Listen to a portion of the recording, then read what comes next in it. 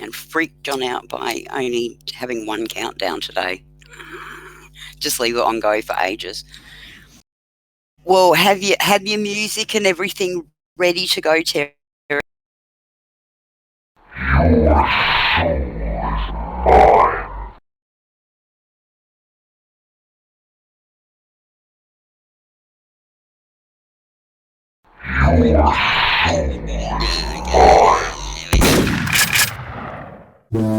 Thank you. I didn't know that they could hear me.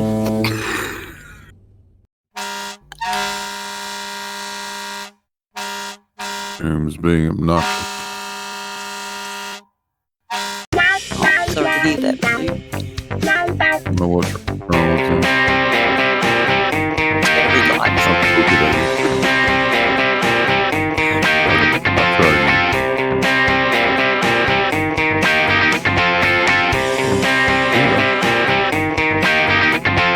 Okay. Terry, it's not Blue's fault. It's Zoom's fault. Zoom's being mean to him. I give you permission to let him off this once. He can run naked through the house.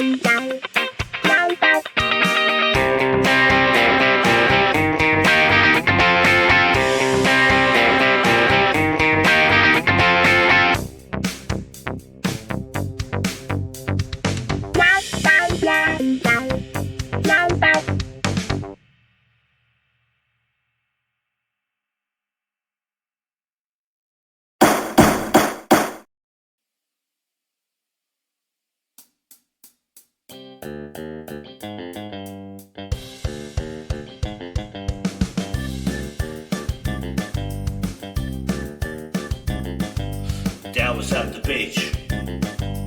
There he saw a wave. It wasn't a wave. It was bendy water.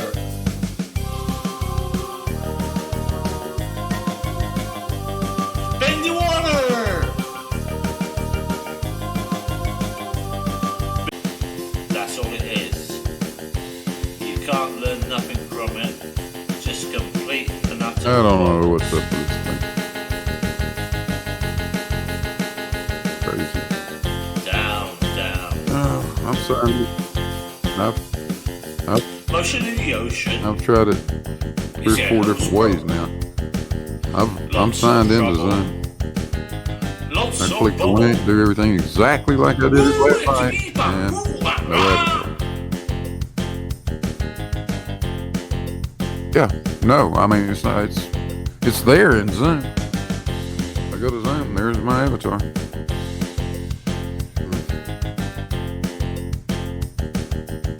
I don't think it likes me. Hello's it, aka Matt. Perfect Zoom. JG Gonzalez. Oh, what? Boom. What about a stingray? Wow. Don't forget about the Sebastian's beer. Couldn't remember the word. Let's see.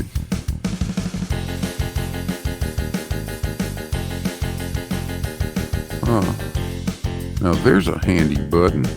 Uninstall. Shouts out Yeah, to Jason from I like the that. dysfunctional family. Underworld Tour Live. Uninstall this We will miss you all. motherfucker. Like, hope you never Until see it next again. time, have a great time. Shit. It's been enjoyable. Okay. And we will see you I very give up. soon. Just letting you know that they can hear everything you're saying. Oh, well, oh, it's not, the stream's not live right now. Terry, they can hear everything Blue says. Good. Oh, good.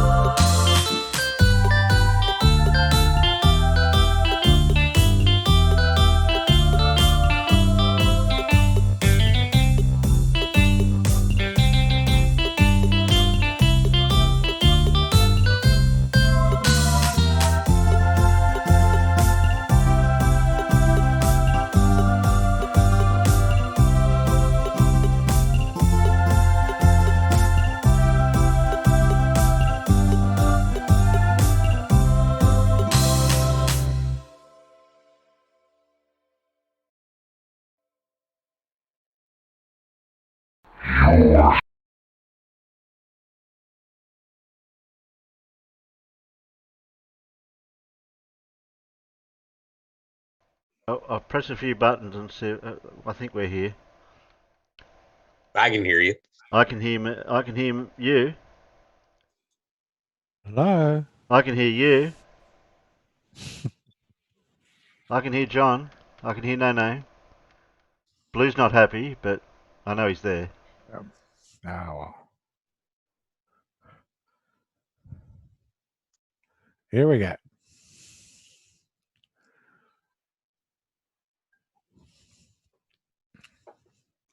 Evening, viewers.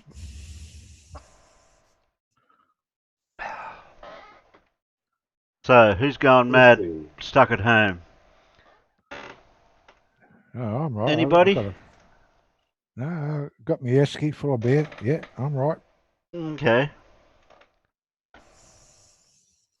And I actually found toilet paper for sale today, so I'm set. Oh, wow. You need to take a photo of it and frame it. Or frame the toilet paper. Yeah, it was a chance discovery, too. It was at a Family Dollar that I really had no intention of going to.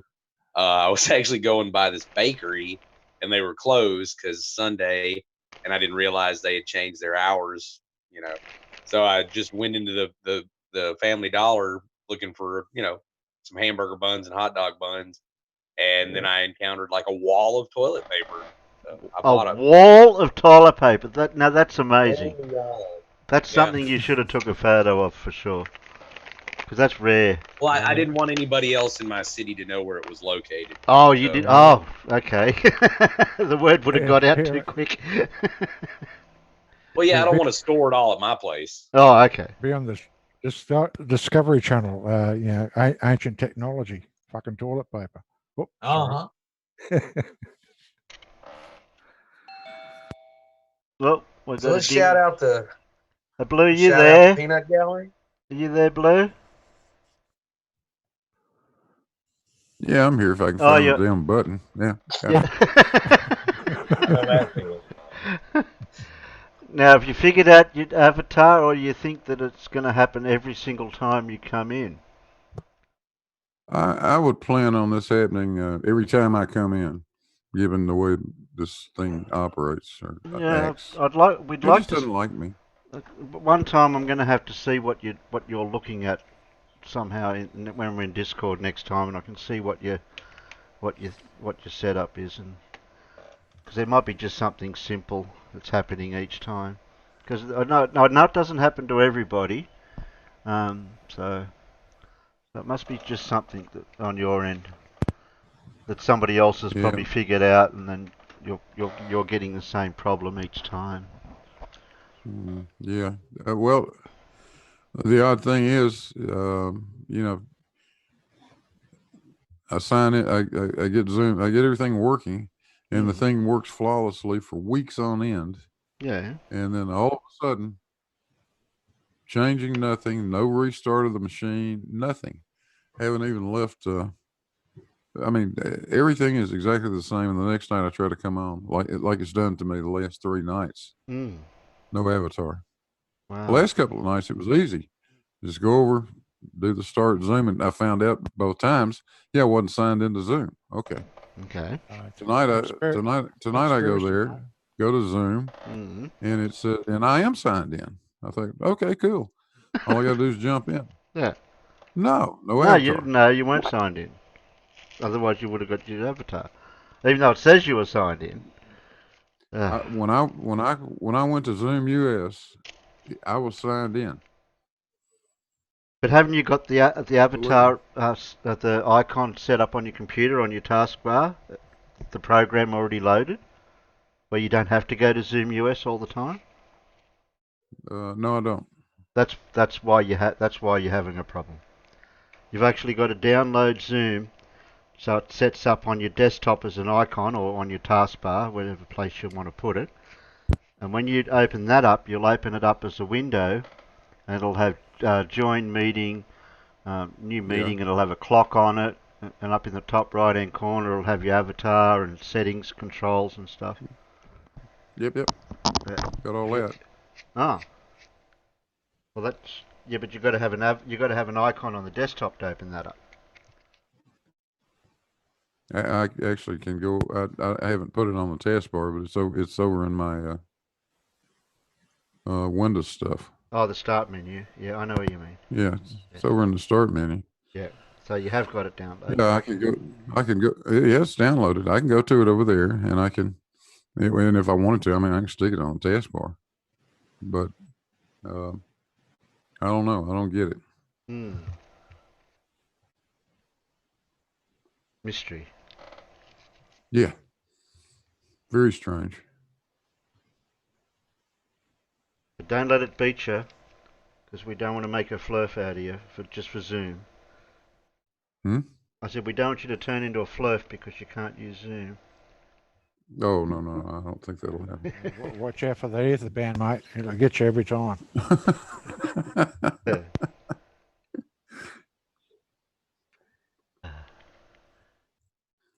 Yeah, Globey, what are you doing out there? Aren't you coming in to say good day?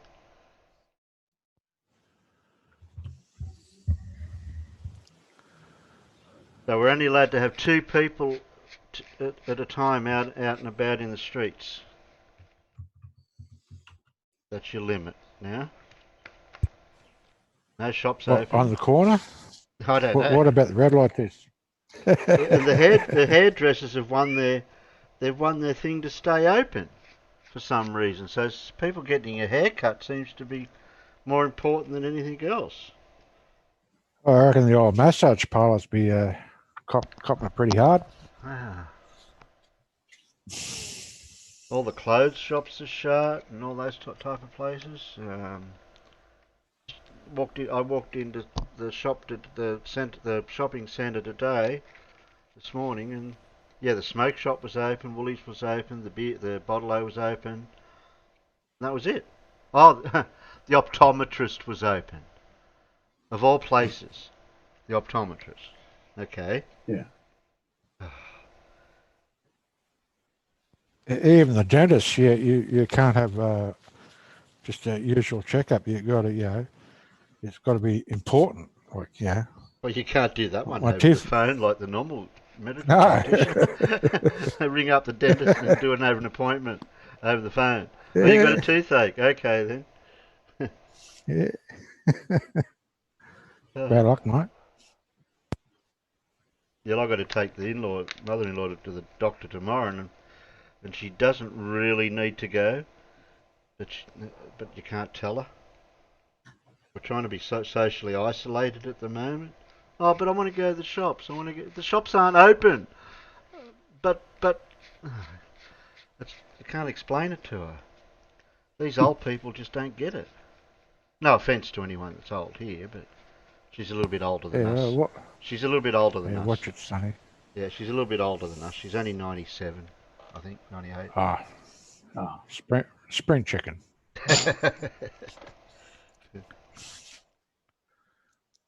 It's amazing that how the persons in that older generation just don't have the same reality as we do, but yet they have memories of things like sicknesses and that we've had in the past. Things like she went through World War II. Yeah, all the rationing. Yeah, and rationing and stuff. Yeah. But it's the new things nowadays where they didn't have it back then, like the social isolation and those type of measures. I think the only socialisation was down the pub. It's just there's no discos, nightclubs. It's more or less go to work, have a few beers after work, have down the pub with the boys, and go home. And the wife's got the tea on the table for you. Oh, back when the women were barefoot and pregnant type days. Yeah. Wait, they're not like that in Australia? Well, I'm not going. That's all I'm. Did you not see the uncalled for this morning? What's that? What's that, Mifford? No, it was about an Australian misogynist. Mm-hmm. An Australian validation boy. Yeah. Not a nice... So, yeah, we have our arseholes here in Australia too. No.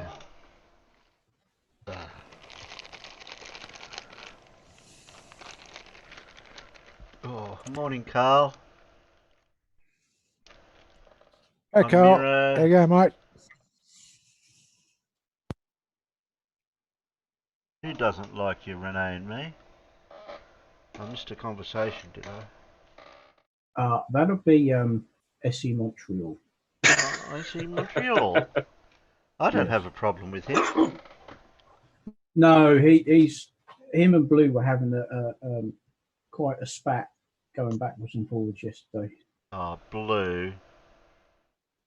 I'm sorry. No, Not really. Montreal is taken being a moron to a new higher level, I'm afraid. Oh, what was he When having? keeps What when was he having a problem with this time? The same old stuff he always yeah. He just Yeah, Yeah, he the problem acts like it's our stance that you can have gas pressure without a container right next to a vacuum, Yeah. and literally nobody but flat earthers say that. And when we just kept repeating that to him in this panel the other day, and he finally just broke. And then when he gave his final thoughts, it was like that conversation had never happened. I beat you with your own science. I used your science against you. And we're all like, yep, that's exactly what you did, Montreal. You just totally beat us. God. There was It's a painful, it really is. conversation that Planar Walk and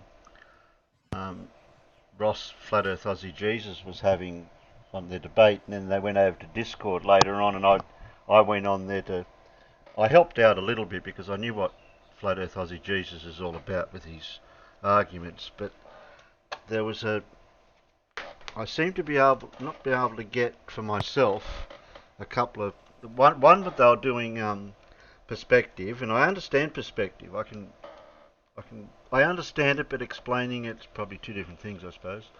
But the other one is the 8 inches per mile squared horizon thing, and that the formula that they bring up is the parabola formula for a curve. Yeah, But exactly. what is the actual formula for a curve? Pi. Pi R well, squared. for you mean for a circle? A pi. Well, they're saying x that, squared. yeah. If you want the formula for a circle, it's x squared plus y squared equals whatever number you want to stick in it. Okay, that gives you an actual that curve, will give you, a curve that all will the way actually around give a you, circle. Okay. yeah, that'll give you that will give you a complete circle. But the problem, and it's really not a problem. That 8 inches per mile squared really is quite accurate for anything we talk about. Even out to 1,000 miles, you're only off by hundreds of feet or less. It's not off enough to really worry about. And It's amazing how close it is. And that's one of the other arguments that they bring up, that we don't state any of that type of stuff, like you were just saying a minute ago. Yeah, their problem is they don't understand what it calculates. It does not calculate. What it calculates is the drop. Mm-hmm. It calculates the distance from a tangent at the tangent line, tangent to the surface of the Earth at the point of observation. It calculates the distance perpendicular to that line out at the target. That's the issue with drop. It doesn't calculate curvature or hidden value or anything like that. They get it confused. They think it's giving them the hidden number in it or hidden value, and it is not. It's the drop distance. Yeah. Blue, don't they use that calculation artillery? Yeah, I think they do. Yeah. It's not that not may be right. I'm not sure Yeah. about that. yeah. I mean, It's not a perfect circle. It's it is. It leading. is. Yeah, it would be a parabola. Yeah. John, what? No, not you, John. The other John. Check out my picture test time. What picture, John? Then check out his picture.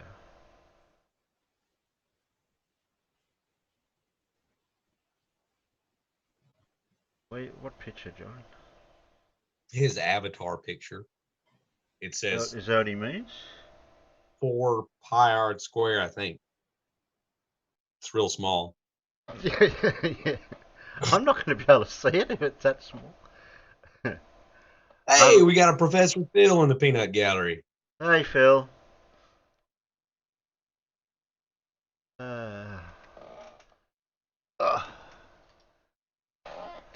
I was going to do random, if I can read it.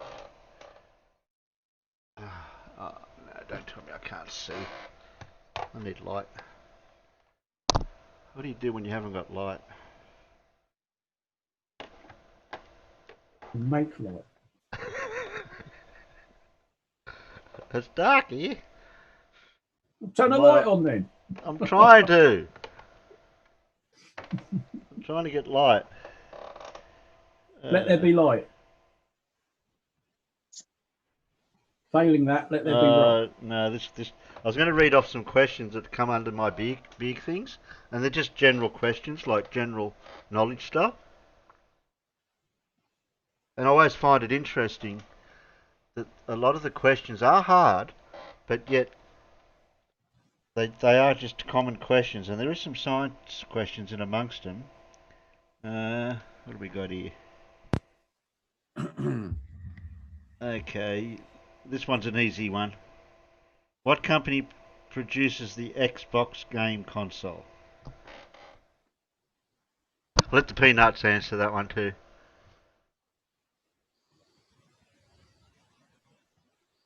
So, what company produces the Xbox gaming console? Nintendo. Nah, wrong. Tricky question, that one.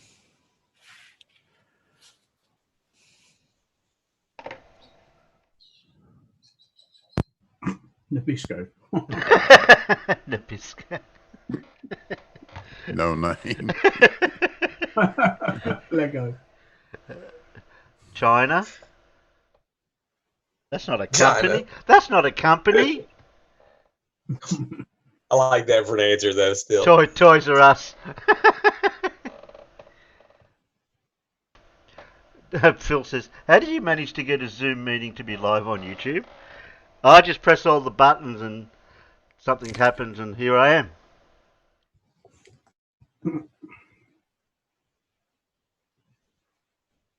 Most technology seems to work somehow. Looks like you're going to lose out. It's so obvious. Magic. Who makes Windows 10? I don't know.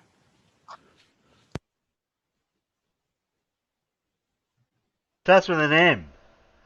There, point and laugh. There you go. Point and laugh got There it. we go. Got there in the end. Point and laugh got that one. Okay. If only I could read the question.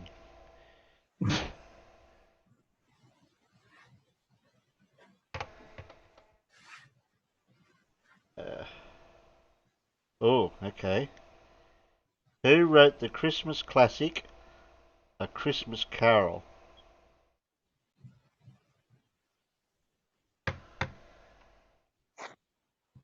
Is that us or the Peanuts? Well, I'll just set the Peanuts. First Death got that one first, Mippet. Okay. We'll see if the Peanuts know it first. See what they guess. So who wrote the Christmas classic, A Christmas Carol? Very famous author. And First Death, Microsoft did not write that one. Okay, you're off track. Way off. Yeah. It definitely wasn't Microsoft. Somebody Dickens. Oh, that makes the cider. If It's that was so supposed good. to be Charles Dickens, you got it right. They've got it Yeah, it right. wasn't. What? Carly Dickens. Yeah, no, he corrected it. Yeah. What? Dickens, Oh, no also- name, not Dickel. Also wrote "You're So Vain." Oh dear. Tell Okay. us, Simon. The panel can guess, I suppose, at the same time, because it wouldn't matter the difference, would it? Because you just don't know you're right until I say so. Okay. What is the only living creature to have just one ear? Oh, that's easy. That's Evander Holyfield. Yeah, that's what I was just thinking. Mike Tyson. No, he has 3.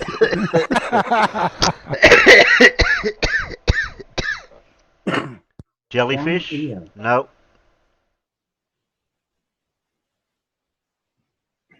Blimey.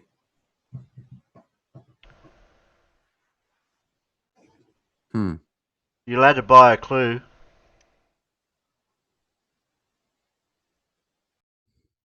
Horn. What is the only living creature to have just one ear?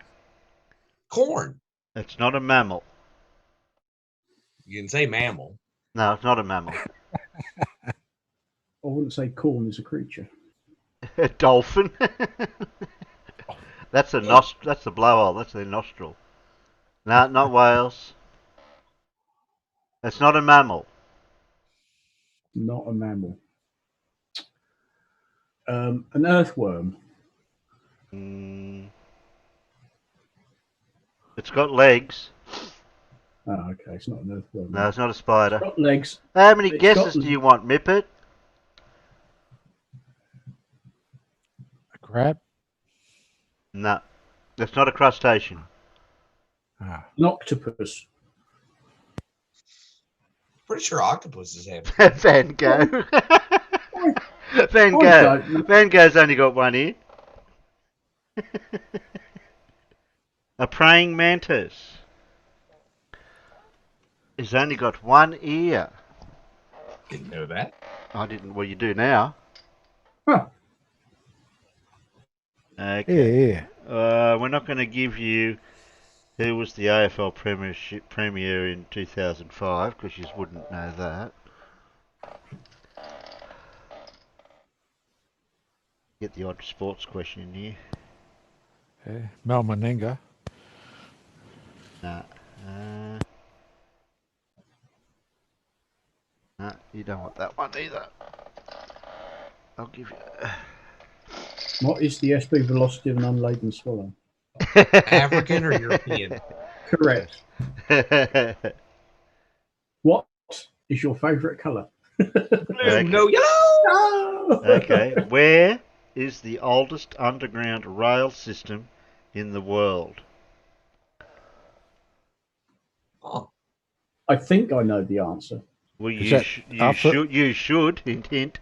Correct. Yes. Is that after mud flood or before mud flood? What mud flood? this would be what post. year have I got Post here? mud flood. No, this would be before the mud flood. I think. What year was the mud flood? Yeah. 1840 or something. No, this was after the mud flood actually. Then, Oh, okay. but that's not the And I place. can- That's the year. It's just And I can tell where you that where is the oldest? it has, shall we say, drainage issues Does it? due Okay. to its age. Okay. Yeah. You're the closest to it, Farmer. Yeah. Thought I was. No, John got it. Yeah, it's the London Underground. And And the they are year still was using- 1863 or 83. One of the. I can't quite read it. And they're still using those original tunnels. And I used to work for a company who had one of their departments had a contract of maintaining and updating the drainage within the London Underground. And they're forever having to put in larger and larger pumps because the I see- tunnels that were dug in 1860 whatever, they all leak like a sieve. When they were digging a new one through in under all that, the lattice work and the preciseness of getting the tunnels to fit through, below, under, over, through, it was amazing. The CD, they showed a CG graphic representation of where all the tunnels are. Yeah. I thought, that's amazing. I think that's the Jubilee line is the newest, and I think in a lot of places the deepest line. But when you bear in mind that not only have you got the London Underground, the post office has got its own smaller underground system, and and how many rivers run through London? A few.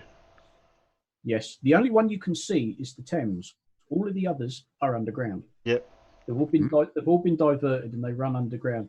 Underneath London is just an absolute maze, and it goes down many, many meters. There's stuff running around all over the place.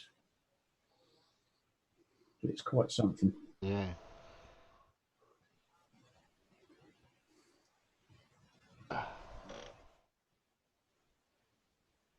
Yeah, I think the newest, the Jubilee line, is also the deepest. I do occasionally use it sometimes, and those escalators go down quite a way.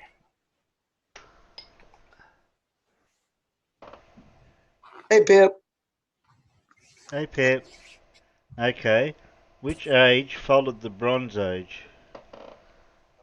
Oh, I know this one. Yeah, that's an easy one. Which age followed the Bronze Age? And it's not silver. Gold? Gold? No, it's not gold either. No. I'm sure you boys can iron it out. Hey, Mippet, you're not classed as a peanut. It was the Brass Age, Terry. Excuse me, I'm the queen now. Sassy bass. Yes, Pip, we're having a little quiz. And how's it going, by the way? Is this a quiz? I don't know. Is this a quiz? Is that a question? I Sounds think like a question. that in itself is a quiz. Yeah. Oh, this one's... I don't know about the Americans with this question, but us Pommies and us should be able to figure this one out. Pub is an abbreviation of what? Oh, I know that one too. You do know that one now. I'll go. Oh, yeah.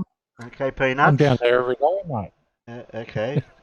Pub, like the pub, local pub where you drink at, is an abbreviation of what? Public Oh, house. that's easy. Mippet. No. Pissed up Brits. Am I Terry Davies? What? What are you going on about, Peter? What? Eh? I don't know. He says, am I? Am I? Am I what? Actor?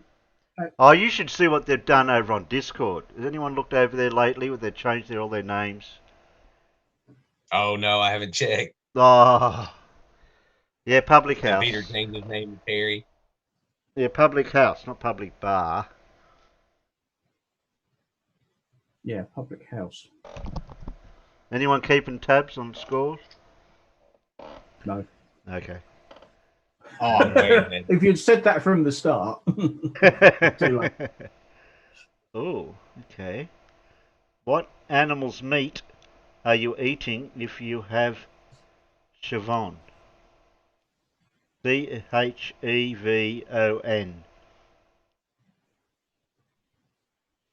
Don't know that one. Ooh. How's it spelled again? Siobhan. S-C-H. Don't you Google. No, I'm not good. No. If we're playing a quiz, I'm not Googling. Okay. That's just cheating. Chevon. Yeah. No cheating out the parrot. Peanut Yeah, gallery. Yeah, I know. I'm waiting for how quick they type the answer because if they take too long to... Yeah, Dave, you had time to Google that. Yeah. Yeah, Dave got Come it. on here. Oh, Come is it on, really? boys. Okay. A goat, yeah. Mine was a guess. Was it? Don't worry about that one. That's a Melbourne VFL, AFL thing. I've got no Oh, idea I can about those honestly ones. say I've never eaten goat. Oh yeah, Oh, it's not bad. you'll like this answer, the question for the answer. What creature appears on the flag of Western Australia? And it's been all over YouTube in the recent few months. Yeah. Now, shush, John. See I if the know. other guys can Yeah, guess I it. know. That's the clue. What creature appears on the Mipper got it right. What creature Rock appears bear. on the flag of Western Australia? No, it's been all over YouTube in the last few months. Certainly. has. Renee and me got it. Yeah. That's What, a coincidence. Texas There you go. We've got our own black swan.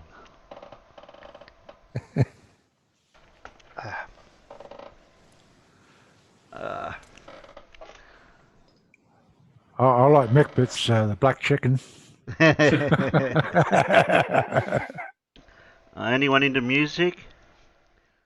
Yeah. depends Oh yeah. Which Queen album had the Oh. hit Bohemian Rhapsody? Oh, that's a good one. It's either Night at the Opera or Day at the Whoa, Opera. whoa. Slow down there, Chief.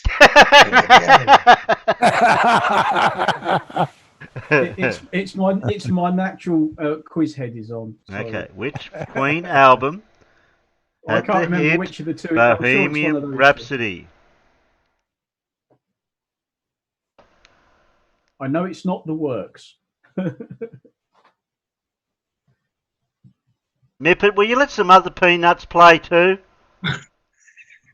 Death got it in. Dave got it in. No, it is. What did it you is say, Night at the Farmer? Opera then. Well, I said it was either Day at the Races or Night at the Opera. Yeah, it was Not at the Opera. That's a great Yeah, album. I could never remember which one. Which it was which? I know which one it's on. It's on Queen's Greatest Hits Volume 1. Oh, I got one for you, Farmer, because this is in your neck of the woods. Oh, bloody hell. Yeah, Tottenham Hotspur FC are based in which city? Oh, that's a football question. Shit. No good, dear. Anyone in the I don't peanut do gallery? football. Know anything about football, don't. FC? Play-Doh. What's FC stand Spurs. for? Football club. I'm pretty certain I know where Spurs is, but that's a football question, and I just don't do football because I'd rather Okay. watch paint dry. I don't think anyone out in the peanut gallery knows it either. No, it was a Night at the Well, Opera, Death. No, it was definitely on Greatest Hits. Greatest hits. It was definitely on Greatest Hits. It's hits. What? Yeah, the first one, not the second one. Lunzag, Tottenham? No. I know Tottenham. it wasn't in innuendo. Definitely not an innuendo yet. Tottenham. If nobody else is going to go for it, I'm fairly certain that Spurs is a London team. Okay. Tottenham wasn't right, so London was the next choice. Yeah. There are, in all honesty, an awful lot of teams are based in and around London. But yeah, Spurs, and that's where Spurs Chemo gets his handle from. Spurs is a London team. Oh. I suppose this one's a general knowledge. Who co-founded both Tesla and PayPal? Oh, that's an easy one. We all know the person. Oh yes, We all do know the person. That's how he made his money was PayPal, wasn't it? Yes. Yeah. Come on, Peanuts. Yeah. Death, did you say London for what? What was the question? Oh, I'll forget it.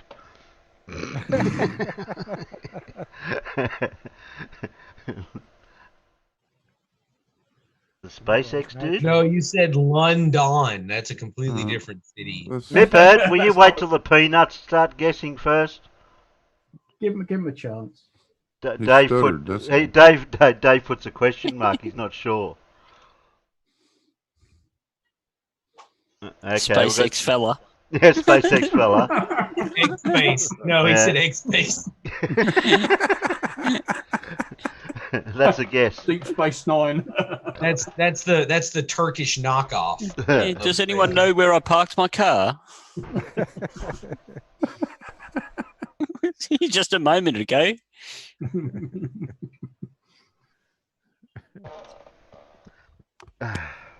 Are we all having fun? Oh yeah. Oh I yeah. like a good quiz. I used to play the rest of my family against at Trivial Pursuit. Well, this will give you an idea how many more I've got. And Cool. and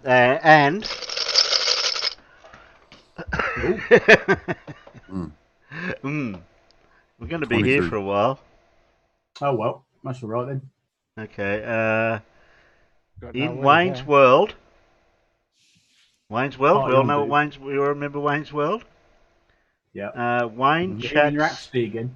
Okay. Wayne chats backstage. To which great rock Do great? you want his real name or Oh, his yeah. stage name? Because who the fuck is... Peter. I think he owns Peter. a chain of restaurants in like Wisconsin now, if I'm not Okay, mistaken. Terry, I owe that one. It doesn't happen very often, so there you go. It's happened now. Any peanut? We've got a Pip. Anyone else? Can Yes. you get an extra point for knowing his real name? Well, yeah, I could, but how do I know it's true? Oh yeah. Dave Well- Cannabis said well, Mick because- Jagger. Have you ever seen No, Wayne's no. World, Dave? No. Mick Jagger was definitely not in Wayne's World. Uh, Yeah. But Okay. Alice Cooper, his stage name or his real name is Vincent Fournier. That sounds right. really? Okay. That's his real name is Vincent Fournier, and he's a very, very avid golfer. Yes, we are not worthy. Yeah, that was We're not worthy. We're We're not worthy. Okay, He just anyone? stands there and holds his hand out to kiss his ring. Kiss the ring. Kiss the ring. Yeah, he's used to it.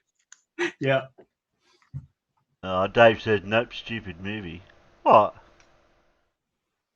Well, it has a link back to a previous question, Bohemian Rhapsody, because that's when they headbang to it in the car, don't they?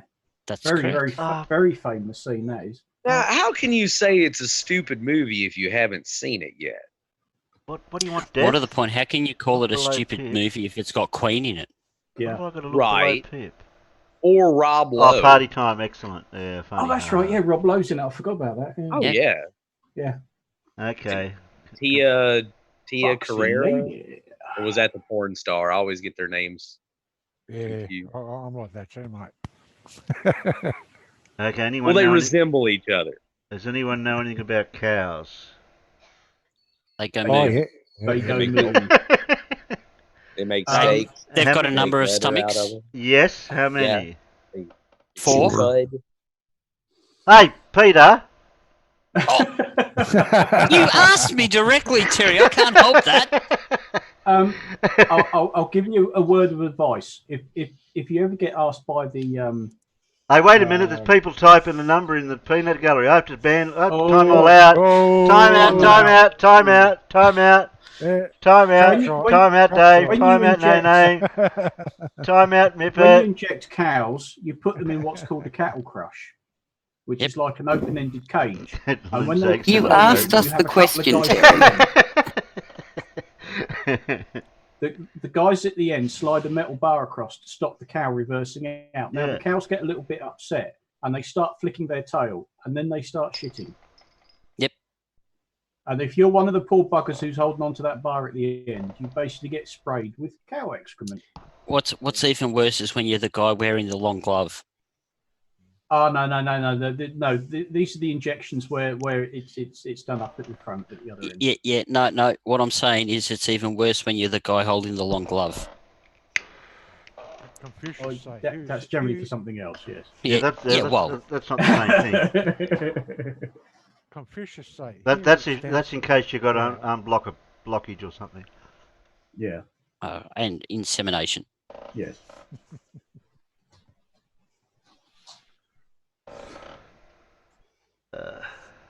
I like cows. They're like horses, but in cow Oh, okay. form. Yeah, I they're like like it. horses, but slower, and you can eat them. I like how they're Yeah, you can eat random out of the horses. barrel here. How many toes does an emu have on each foot? I do. I know that one. Dave, I've got absolutely all the sympathy for you if you've done it with no glove. Oh, Oh, oh, icky. so,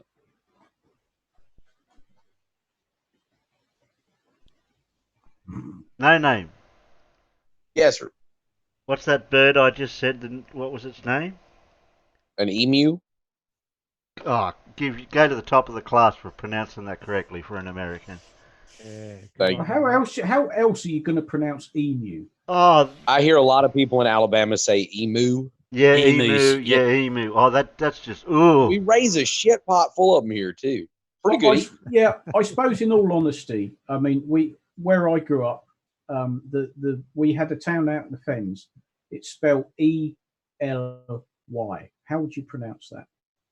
Ely Say is Eli. Eli. Wrong. It's Ely. E? How do you get an E out of a Y?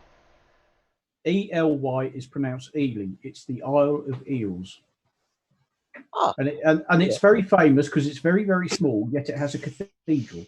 And it's smaller than the village I grew up in, but it's got a cathedral which makes it a town. It's called Ely. John, It's also known seems as like the that ship- word needs more E's in it for it to make Yeah, sense. a Y is definitely not an E because a vowel. E's a John- No, vowel. I mean, no. You put Y on the end of sleep, and you get sleepy, right? I mean, we do that all the time. Yeah, But that's to get true. Ely out of ELY, I'd want like two E's in there somewhere at least, like EELY or ELEY. Anyway, or back to something. the number. John Rapp wants you to put Mippet on a delay, Terry. Yeah, I think I'm going. Oh, yeah. I can fix that. Hey, Mippet, I'm muting you. Right. I'm guessing that an emu has 3 toes on each foot. Exactly. Yes. Because I think most birds do, don't they? Yeah, most Yep. birds do. Yeah. Best substitute to a turkey. What, an emu? Oh, yeah. No, I've never eaten emu. Whoa, here's a computer question. Any computer nerds out in the peanut gallery? Well, Here? Nah. No. we Any don't in do the nerds. panel? Well, it depends how involved it is. Well. Am I allowed to have a go at answering this one? Because you know how computer good I am. I'm definitely going to say that you're going to be not saying anything, Mippet. Is the answer turn it off and turn it on again? It's Apple Control Reset. Okay, here we go. Megabyte, gigabyte, terabyte. What comes next? Petabyte. What Oh. comes next? After petabyte. Yeah. Oh. Come on, No, I don't know Peanuts. that Any one. nerds in the peanut gallery? I think I may have known it, but I've obviously forgotten. No, I upgraded from a black one to a silver one. That's an upgrade. That's a very honest answer. Terabyte. No, I said kilobytes terabyte. come back in a way. Mm. After a petabyte. Hmm. Yeah, after Doris petabyte, says- what comes next? Doris says exabyte. That doesn't sound right. Who said exabyte? Dora. Dora. I like Dora. Oh, Dora. We know who the nerd is in the So it's peanut gallery. exabyte.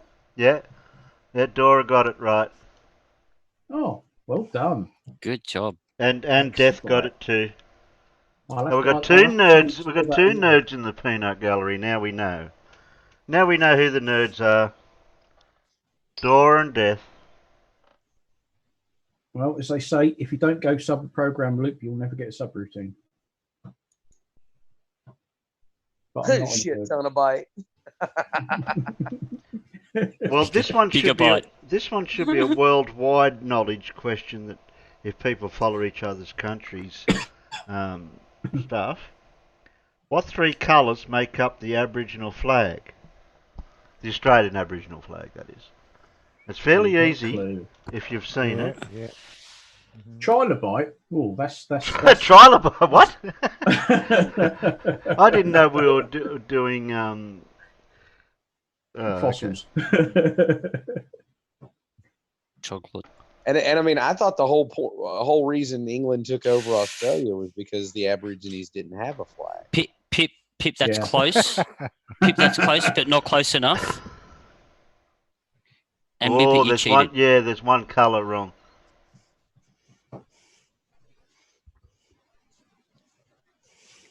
Hmm. Yellow for the sun. Mhm. Yes. No, red for the sun, yellow for the sky, and black for the earth, or something like that. Hey, how'd you get yellow? Well, for the it's the sky? way it's the way it's drawn. Oh, right. It's black for the people. Oh, black for the people, is it? Okay. Yeah, yeah.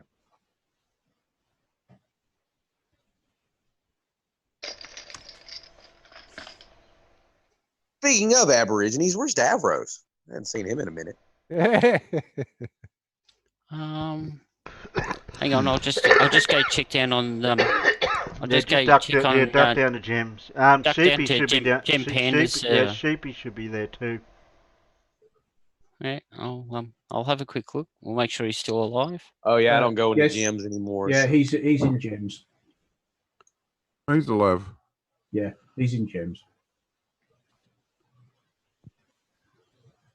Oh yeah, there's Demonic. Yep. Oh, we should have guessed that question. We should have asked that Oh. question. Rocket Scientist is in there. Oh, rocket scientist should be here. Yeah, crikey. Well, Okay, another music question. How many people are in the band The Living End? Who? The Living End. Never heard of I've them. heard of the band. The Living End. Never heard of him. No. I'm not going to answer because I'm going to Google because I want to see who the bloody hell the Living End are. Yeah. Oh, I see. That's why I've never heard of them. Why? They're an Australian punk rock band.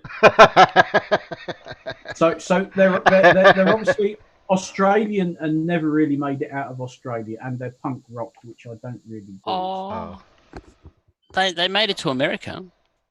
Yeah, that's really useful as I'm not a Yank. Oh, well, that's not my problem. Death's going, three. Yes, Death, we get it. You got it. Jeez. We've got another nagger now in the peanut gallery. Let's have a look at their discography. No, haven't heard of any of those albums. Not really punk. Death's saying they're not really punk. Nah, they're not. It's more of a emo alternative style, but it did become very popular for a long time. Wikipedia lists them as punk rock and psychobilly. Yes. I got another one for you, Farmer. Okay. In what year? 42. 42. What? Good answer. The answer for everything. Yeah, 42. In what year did the first fish and chip shop open in London? Oh, blimey. Crikey. No idea. God bless you, Mary Poppins.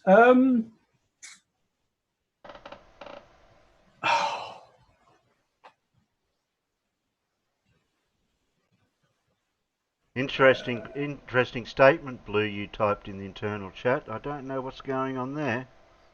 Yeah, did you see what I sent you earlier, Terry? Yes. Yes. Because I was watching the conversation. Obviously going on. somebody's been speaking to him because he hasn't spoken to me. It was Aaron. It was him and Aaron were having a discussion. Fish and chip shop. And it's earlier than what you think. I will take a stab at, and just a nice round number, 1880. 1880, 1801, 1751, 1356. 532 What? BC. What?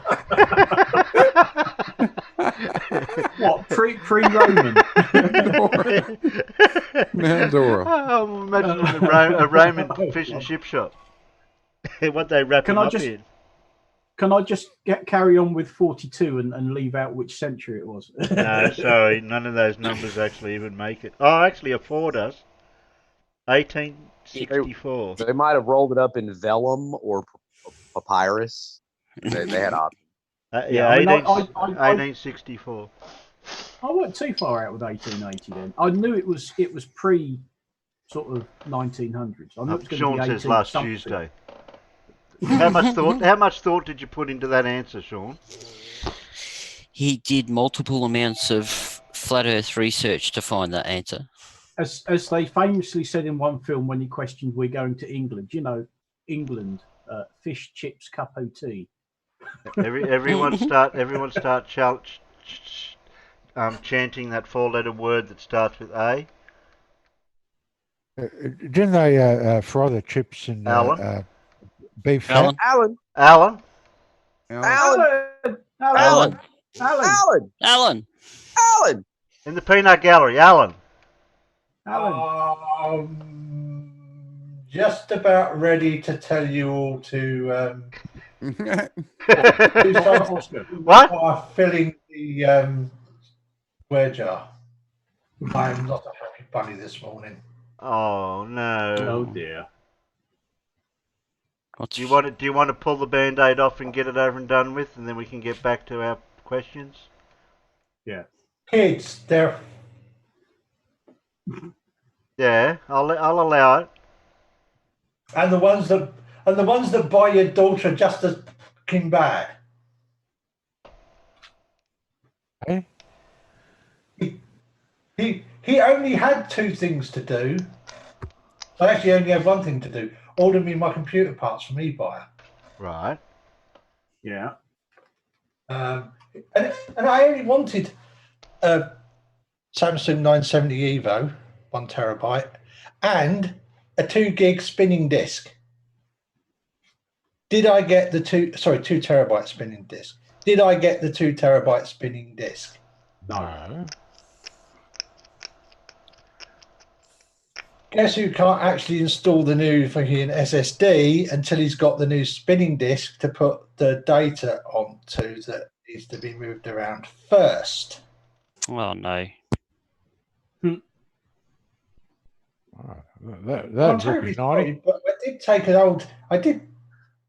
I did take a 2 terabyte drive out of my old computer that's like really old. You can have that instead. End of next week, and I can get away with coming back over here again. Oh Yeah, Alan might be a little cross and shouty at the moment. Yeah, I wouldn't have guessed. No. Mate. No. No, because you seem so happy and gay. Yeah. Yeah. and then I thought, oh, I've got 1 terabyte of storage on Microsoft thingy from Office 365. Oh yeah. I'll upload the data from that 250 gig drive that's got 220 gigabytes on it to there. Then I can wipe that and I can do what I need to, and at least I can get the new SSD installed. Yeah, how long is it going to take to upload 220 gigabytes over a 16 gigabit connection? A minute. Well, a couple of minutes. Yeah. Okay, a whole shitload of minutes. Yeah. Yep. That's better. Yeah. Yeah, about 250 hours. Yeah. Damn maths. How about we take your mind off things for a while, Alan, with this quiz? Yeah, that's why I joined. Yeah. I thought Good I'd on you, come and mate. try and cheer myself up. Okay. So the next question is on computers. Ah, Too soon. Yeah, but everybody laughed. That's the main thing. Yeah. What comes after an exabyte? That's what I want to know. Yeah, that one. Yeah. Divorce a bite? I think it's called a really big old bite. Yeah. Yeah. Bite in your bank account. Alimony bite. Child support bite. Now Yeah. this next question is not for Mippet, because I know she wouldn't like these type of questions, and I definitely know that they're not into this type of thing, so I'm obviously going to not see an answer from this person for this question. What make of car did Marty McFly drive in Back to the Future? Oh, pick that's me. dead Pick simple. me. No.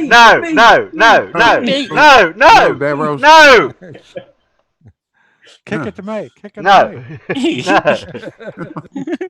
I could But I even tell know you where it this was one, I built know and at this whose one. expense. No, Mippet, you do not have this. This is not your field. Yep, got it. Wasn't it the British taxpayer? The British taxpayer paid for it. And it was built in Northern Ireland, wasn't it? Yeah.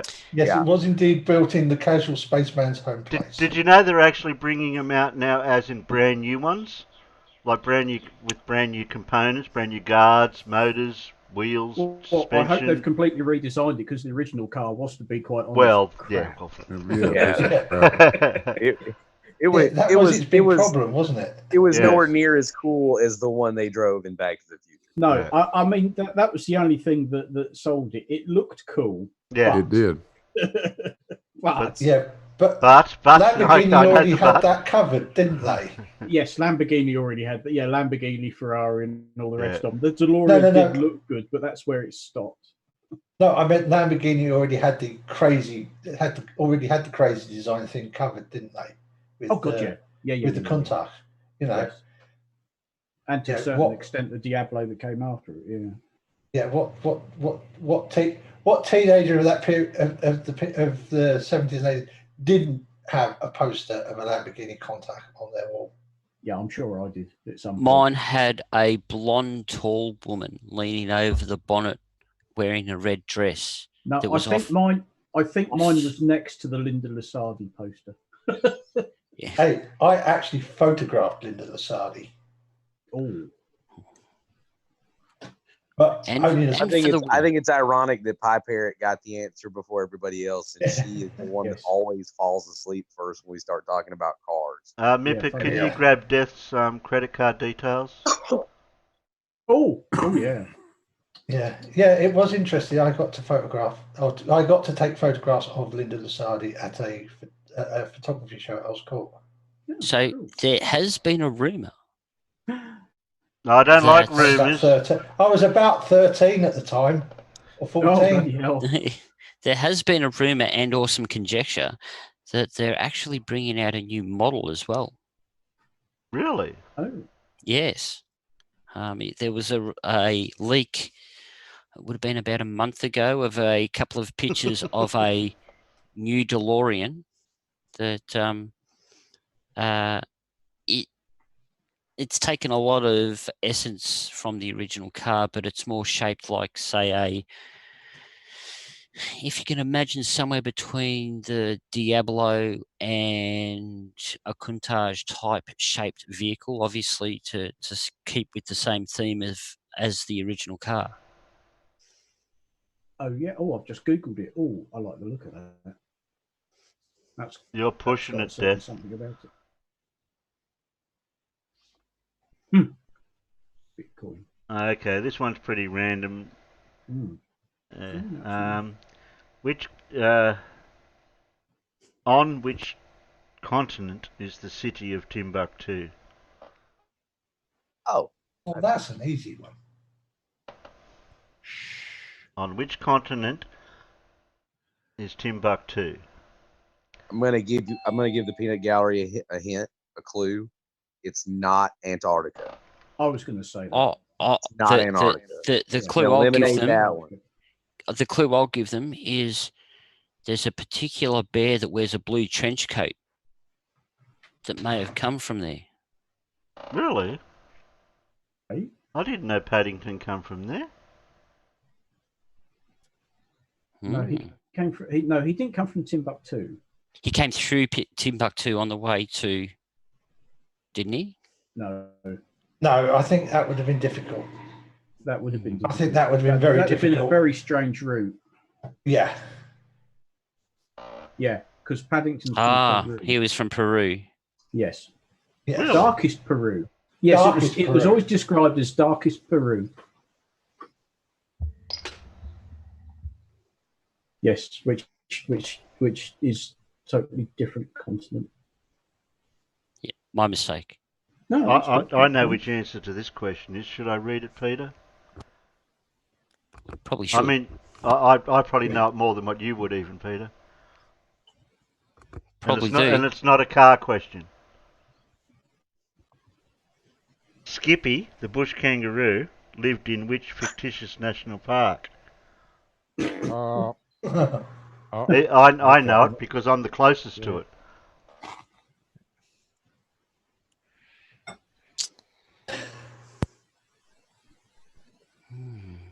I'll give you a clue. It's a name of a plant, flower, tree, shrub, bush thing. That's native to Australia. I know what it is. I know what it is now. There might be a football team named after it in the Sydney area. Gumtree Park. Gumtree Park. Is that correct, Terry? There might be a football team named after it. To start with, what letters does it start with? A W. A W? Yes, correct. Yeah. Death got it. Waratah. How did Death get it? Jeez. Yeah, crikey. Oh, How'd you John get got that, it. Look at Death? that. I expected John to get it though. It's not far from him either. Yeah. It's actually known as the Royal National Park, so the whole area. The whole this is area. the wattle, the emblem of a land. You can stick it in the bottle. You can hold it in your Yeah, I hand. know you're trying to get into Mind Warp to Zoom, but what would stop you from getting in? You're gonna die here for it. What's Hey, mine. what would be Have you got a something picture? why I haven't let him in yet? Have you got a Anyone picture want to up guess Mind that in the Warp? peanut gallery? Why Mind Warp can't get into Zoom yet? Because he's naked. Naked. Naked. Peanuts, you better You tell Mind Warp what he's doing. You got to put your strides on, mate. Peter, just hand him your spare dress, mate. You'll be right. It's the spare dress is in taking the piss in Terry's server. It's waiting there just in case. Okay. Any golfers out there? 4. Putt putt. Huh? No golfers? Okay. Well, I can't give you the question then if there's no golfers. Well, you still might know the answer. Okay. Yeah. In golf, what is the I'll maximum put number it of once. clubs allowed in your bag? 4. No. 6. No, they can carry more than that. I just like voting for. Blue's close. But I'll- Blue's close. What's Well, it do, sir? I got the back half of it. No name. More than 9, more than 4, more than 6. But Blue's the closest.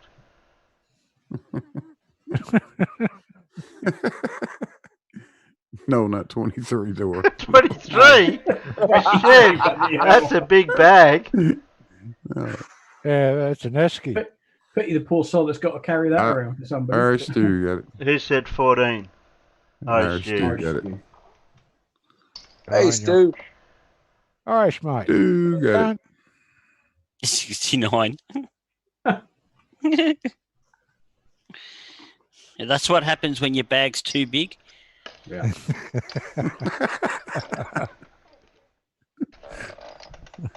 I swear some of the guys I used to play with would have 23 clubs in their damn bag. Jesus Christ.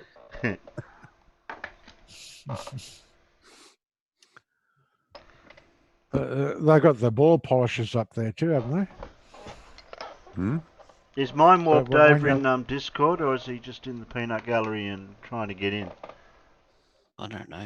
Hang on, let me look for you, Terry. He's in Discord, Well, Terry. when He's in yeah, he is in Discord. Yeah. He's there. When you go golfing, don't you polish your ball before you tee off? No, that's You cricket. can, you can if you want to. But So interesting story I thought about golf. I thought polishing the ball in cricket got you in trouble. No, that's Is that just, or is that that's just only picking bits off of it? no, Picking that's only bits when off you of it. pull the sandpaper out of your pocket as well, Alan. Interesting story about golf. I used to live not far from a golf course, and all of my gutters used to get full of golf balls. I used, we were too far away from the range for them to be dropping, for the golfers to be dropping golf balls on the roof. damn birds. Yeah, it was the crows. They'd fly down and pick up the golf ball thinking it was an egg. Yep. Then they'd try to crack it on the roof of the house, and they'd roll down into the gutter. I've seen the damn things do it. Yeah. Horrible. Fill up the gutters full of golf balls. Well, you could always take them back to the golf club, sell them back to them. They're only giving $1 a ball, Alan. Wasn't worth it. Yeah, there's a bug Or of you it. could, or you could build a golf ball machine gun. Shoot them straight back at the golf course. Yeah. No, sorry, I only said that because I had a friend who built a golf ball, who designed 2 golf ball machine guns for a TV show called Graphic Challenge. I may just be knowledgeable of the fact that 42 mil pipe happens to be the right diameter for a golf ball, and the only other bit I'm going to say after that is potato guns don't always just fire potatoes. No, but you have to be careful with potato guns when you're testing them. For God's sake, don't fire it at your back door.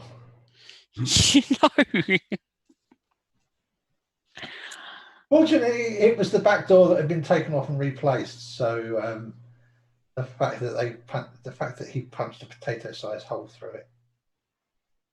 Oh, jeez. That was like a big potato cannon because that was full-size gutter downpipe. Does anyone know who Ned Kelly was? Poor Ned. Poor Ned's better off dead. Do you remember where his last stand was? Yes, I do. In New South Wales, we do. Wasn't it? Yeah, we do. Yes, I do. Anyone else know? No. No. Me mate Glenn lived there. Did he? He wasn't. Yeah. He wasn't trying to row his boat or anything, was he? Maybe. Well, wasn't that the bloke out of Rolling Stones? What, Mick Jagger? Yeah. Yeah, he played Mick Jagger, didn't he? Yes. How's that got to do with the answer? Because Yeah, Mick no. Jagger played Ned Kelly. Ned Kelly. Yeah, but that's not the place that he had his Yeah, last I just- stand. El Dorado. So Eldorado. El Dorado in Australia is actually in Victoria, not in New South Wales. So you're close, but not quite close enough. And guess who had a member of the Ned Kelly's bushranger band held up one of their relatives? Was there lightning involved? Oh, jeez. Was there lightning? Yes, there was. Don't tell me I forgot to mention that there was lightning. You did. Was there lightning? Was it very, very frightening? So Glen Rowan then. No one said Glen Rowan? No. No. Okay. I tried to. I know you tried to. So did I. Oh, blimey. Oh, okay. You What played shape? I Nick knew Cave. that one. I just thought I'm not allowed to answer. Near Warrnambool. No, it's not near Warrnambool at all. Okay, this should be similar to some countries, but I'd be interested to know about the Americans for their yield sign, because I get confused with the yield sign and the bloody give way sign over in America, which is stupid. Yeah, you don't fucking What get shape it. is the give I was way gonna say, sign in with your- Australia? No. I've noticed a particular Australian slant to these questions. Really? What was the So, actual you know, question? I didn't hear it. What is the shape of the give way sign in Australia? We can't answer straight away. We've got to wait for the peanuts to. You got to Oh, count to okay. 20. I'm going to agree with Pip and go with triangular. I like to Yeah. first go at it. Yes, John, you're right. And Um, Winzag, it was Glen Rowan. You're a bit late. Yeah, it wasn't they're Wangaratta. still answering the question from last one. I was actually going to say, like the question you said about what car did Marty McFly drive? I swore it was a black Toyota Hilux, and it wasn't the Yeah, DeLorean. that's true. He never drove it. He never drove that. He truck never in the actually. movies. Yes, he did. He drove it down the road. Yeah, he did. Where the Rolls Royce Yeah. was going to Because back out of the remember, driveway. He did the burnout in it as well after that he'd been to the future and found out that he has a car accident. So he did a burnout backwards. Yeah. Yeah, He tried- he had yeah, a black he didn't- Toyota Hilux, and Yeah. the DeLorean was Oh, actually. okay. I seem to remember him. I seem to remember him opening the garage door Yeah. and being all surprised. But he it was did take there. it for a spin down the road. Yeah, And so that was the Yeah, first. He had to give. There was a Rolls Royce backing out of a driveway or something, and he would have. And it was also in the Oh. third one as well, because remember at the end he goes to who's the big beefy guy that ends up Biff. being like rich and everything, Biff. and then Biff. Biff at the end he goes, just polish my truck, Biff.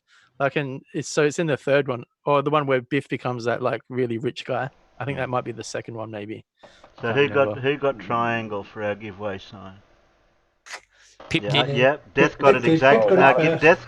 Death got it actually better because they actually said upside down triangle. Mm. Yeah, they're always upside down, aren't they? Flat Yeah, but not our across the top. stop signs. Our stop signs. Yeah, that's a trick question, Terry. Irish Stu said it best. Y'all don't have yield signs. Aussies Yes. don't give way.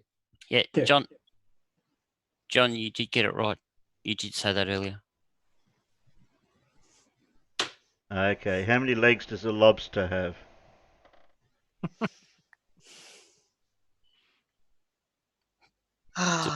Depends. Yeah.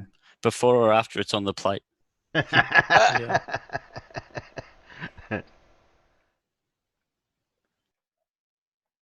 Six. Yeah, I'd go with 6. A lot. Carl says a lot of legs. Yeah, Well, Sorry, seems to I be didn't getting- hear the question. How many Lobster- legs does a lobster have? it depends. If they're far from like the rock Fukushima disaster, lobster, they yeah. have 12. Mm-hmm. Hey, The sorry. closer you get to Fukushima, the more legs they have. Did you know? Did you know eight's wrong too? So Eight's wrong. that's correct. 8 is wrong. I thought they were arachnids, like. No, they're No, crustaceans. they're a No, crustacean. they're a crustacean. Yeah, I thought And they were also- part of. Yeah, in the same really? as. So Sorry, I No. thought they were same as arachnids and had Six. 8. So so notice Terry did say lobster and not crayfish. Mm, Oh, exactly. Ooh. Or yabbies. Yeah, Which well, are a crayfish- I was cray- gonna say crayfish yabbies, is a yeah. shrimp. Well, yabbies are a crayfish. yeah, they're freshwater. Yeah. Yep. You get them in the dams. Well, Yep. Did Death already answer before? I'm just going to scroll back up to make sure Death didn't answer Demon Orb twice. said 5. It's interesting. Like sometimes out in the farms, you actually see the yabbies going from one dam to the other, just walking along. Oh, okay. I thought you answered twice, Death, but you're just clarifying your answer. Okay. Death got it right. Is Blue not here? He's on mute. Blue's always on mute. Oh, okay. He'll be listening. Okay. All He's right, here. I'm listening. He's here. He's here. I'm awake. I'm awake. Huh? What? What? I was just saying good day. I just saw you on mute. So. Good call, John. What did John do? I wasn't looking. So Okay. Anyone know Flat Earth Aussie Jesus? Hmm. Yeah, not personally, no. Okay. he's closest to you, Terry. I couldn't Oh, listen he's to that actually last no, he's debate. closer to No. John. No, Right. yeah. Well, that'd be a toss-up, John, between you and me. Who's closest to where Flat Earth Aussie Jesus is? Well, No, it don't depends on say if the you use answer, the Flat just- Earth map or the round Earth map. Oh, okay. So, Oh, which yeah, is the sure. most eastern point of Australia?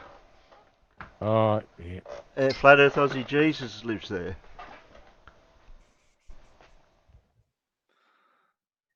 Oh, I know where he lives. Mullumbimby. Well, that's the Because most west, eastern I'd point. say Ledge That's the Point. most eastern point of Australia, then. Western is hero. Ledge Point. I have no idea of the eastern. I'm a WA boy. Oh well, you're living in the wrong state then. We got Ledge Point, mate. Good fishing. Scott Bennett got it right. I know he's a. I tried to listen to that last debate he just did, but his audio was abysmal. I think his microphone was buried in his beard somewhere. So Dora just won. The most eastern point of Australia is Wellington. You're right. Okay. It's our Far East Islands. Yeah, it's our I Far, didn't realise far we East had a Islands. Wellington. Our Far East Island. Tasmania. Well, it can include That's Norfolk. Tasmania's not Australia. Norfolk No, I don't Island, class Tasmania as Australia. Norfolk Oh yeah, or Island. Norfolk Island. Yeah, true. But they're are they Australian or are they Yeah. a breakaway? They're territory. Yeah, technically Yeah. it's a territory. Yeah. Oh, there you go. So there's two answers, maybe. Yeah, I didn't think about So just in case the peanuts weren't clear on that, it was Byron Bay. Ah, Carl, is that why I couldn't hear him? Is that where his microphone was? Didn't we have this question before? Yeah, we did. Sorry, that was the first time we've had a repeat. No. That was a repeat too. We're bound to get 42. repeats. Oh, here we go. Here we go. What kind of that. I got a cool music question. was that? Was it No, somebody all good. you're trying to answer the question before I even ask it? That's game. Okay, what I kind love of music were brothers Jake and Elmwood into? I know that. The good kind. Yeah. The only kind.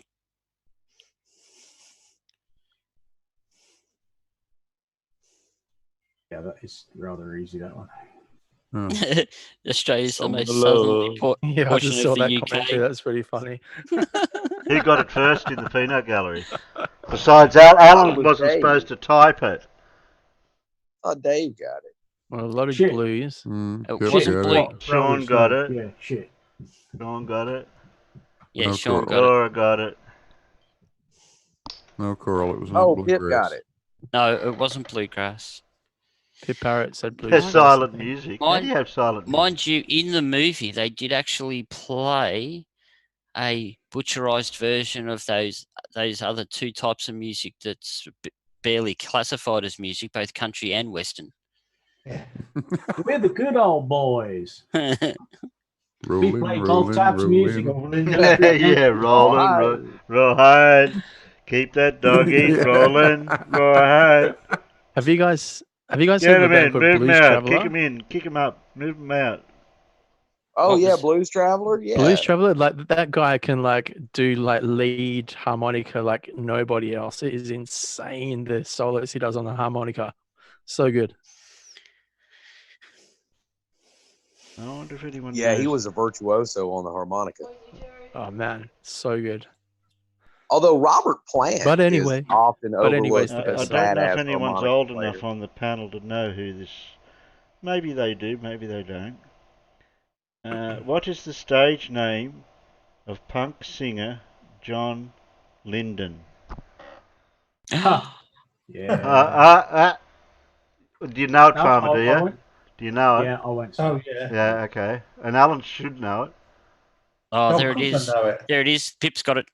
Bog's got it too. Yeah, Pip Oh, was Johnny first. Rotten. Yeah. Oh, good, these peanuts. They're getting most of these right. Yeah. Google, That mate. is one Google's- genre of Google. music that I can sing. Is Okay. punk. I'll allow this question only because there's a Victorian in the panel. In Victoria, how many? I think it's how many mils in a pot. Oh, Yes, that would be correct. you're going from metric to. Oh, that's a good question. We've got 500 from Pip. No.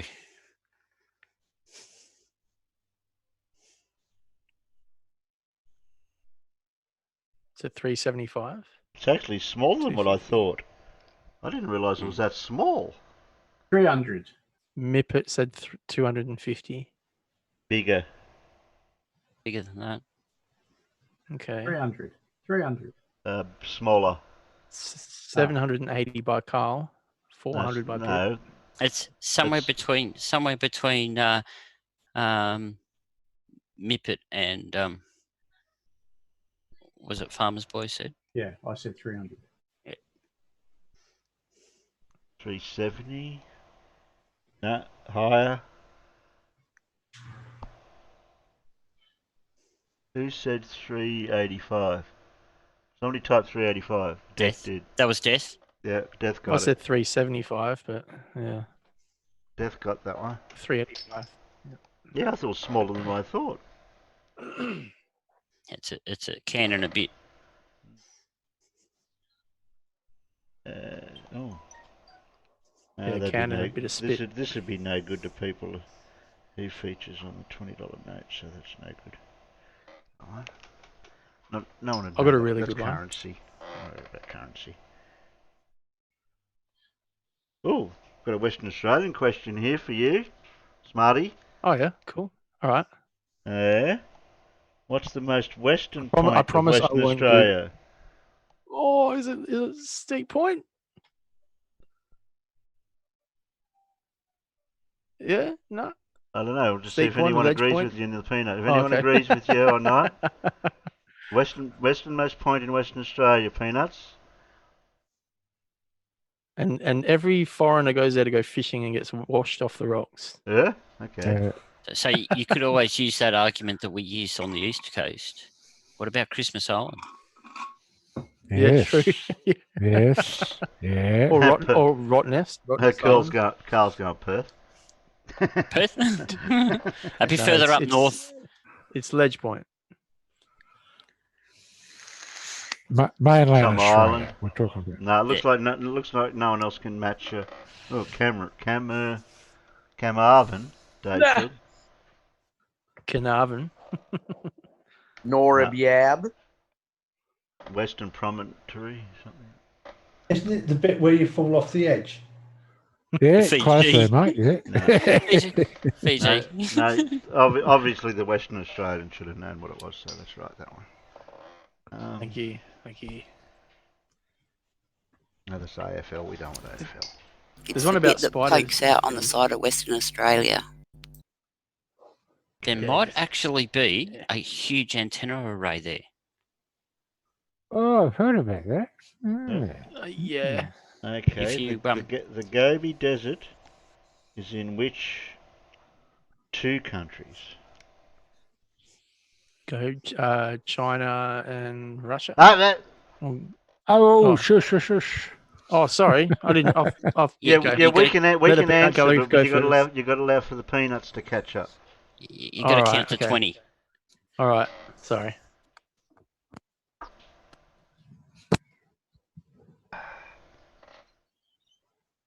I'll repeat the question just so it makes the time delay. Alien Point. The Gobi Desert is in which two countries? Doris. Can I just quickly answer? Yeah, that's a good answer. Who Dora? That's what I was going to say, but yeah. Can I answer Irish Stew's questions? Yes, the And I Cox did- did go forward here. They certainly did. Yeah, I would have said either China or Russia or Mongolia and China. Are we getting a consensus with China and Mongolia? No, China or method. Mongolia. We've got two, Russia and Oh, China. Lunzag. Yeah, the Gobi Desert thinking is in it's which Mongolia. two countries? Mongolia. Could it be India and China or Mongolia and China? Yeah, it'd be Mongolia South and China. Don't have to shout, Yeah. Lunzag. I can hear you. Crikeys. Turn your caps lock off. Yeah, I think Mongolia and China sounds like a good answer. Africa and Tom's Egypt. death. Africa is not a country. Ha! It's It's a somewhere continent. between Europe and Antarctica. So Somewhere Chi- in that area. So China and It's somewhere in Asia. yeah, China. and Somewhere in Mongolia. Asia. China and Mongolia. Yep. China, Mongolia.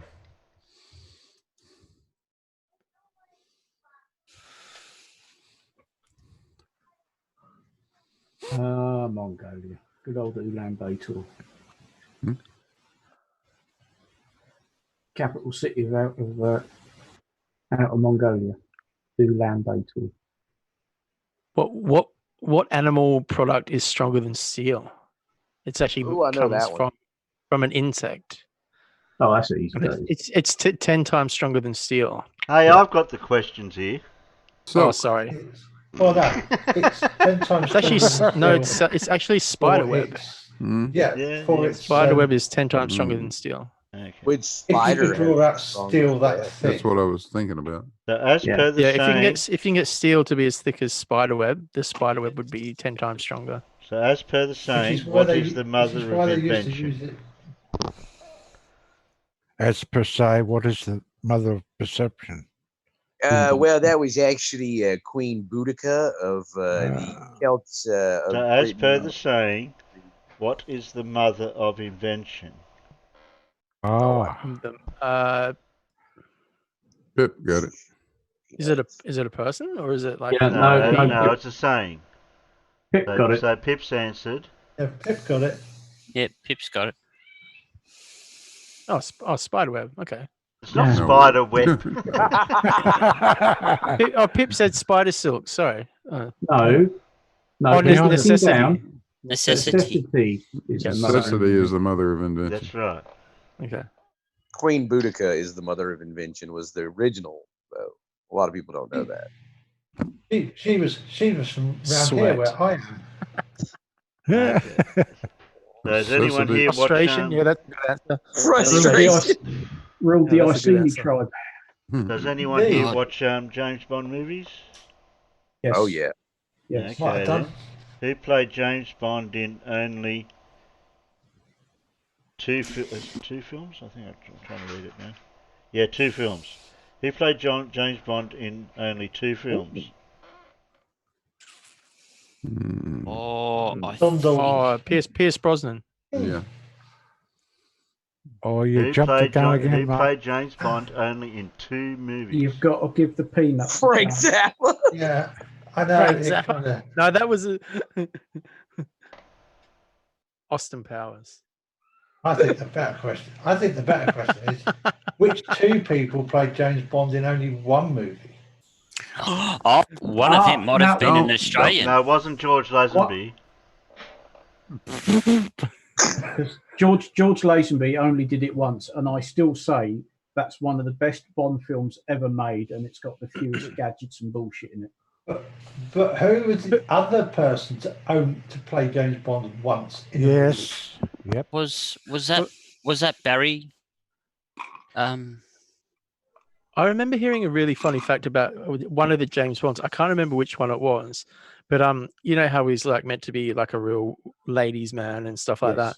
But one of the James Bonds, they reckon that one of them had just such severe halitosis that the Bond girls like actually like had to put like stuff in their noses like when they went to kiss him because his breath smelt so bad. And but I can't remember which one it was. Yeah. I'd love to know who it was. So who guessed I never Timothy forgot Dalton? that fact. I don't know why. Who guessed Timothy Dalton?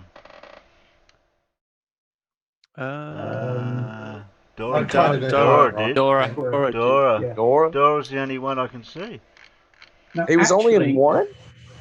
No, No. Timothy Dalton did 2, Yeah. and he actually, if you watch the 2 Hang Timothy on. Dalton Bond films, they're the closest to the novels. Indeed. Well, actually, David Niven was the first James Bond. With Technically, Casino yes. Rock. He was, he's- and he was only in one. He was only in Yes. the one Yeah.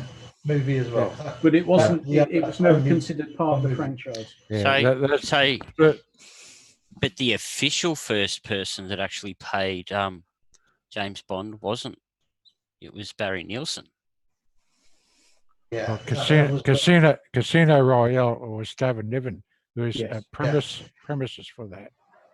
But Yes, I but- believe that the person you're referring to played him on. It was on TV, wasn't it? Not on. No, movie. it was film. No, not David Niven. The one that Peter said. Oh, That's correct. He was. That was He's. because I did say movie. I didn't say. Yeah. Barry Nielsen was the first American actor that was The first actor to play him on TV. that played the agent James Bond. Yeah. Okay. Is Dora getting an extra point for naming the name of the movie? Yeah. Wow. What? The one that Timothy Dalton was in, the two. Or was Oh, Dora talking about other movies? I don't know which movies. 9 O'Clock Hero. Johnny Rotten was a long time ago. I think you need to refresh. Yeah. Johnny Rotten, 9 O'Clock Hero. How far back's that?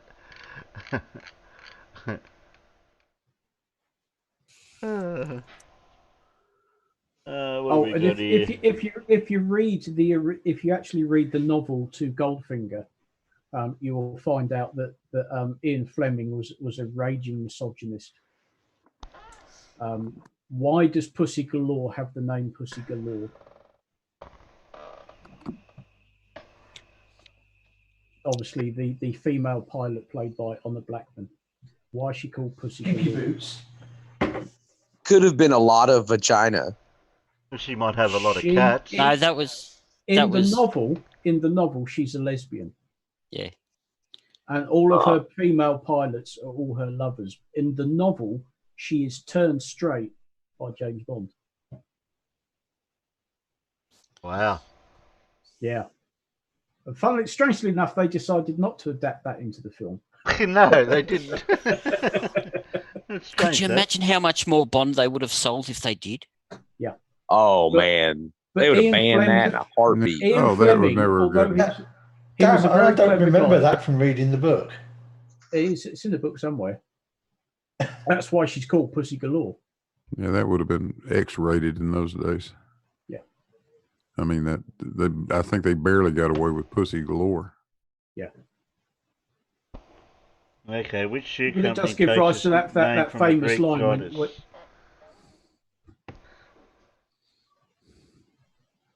Sorry, Terry?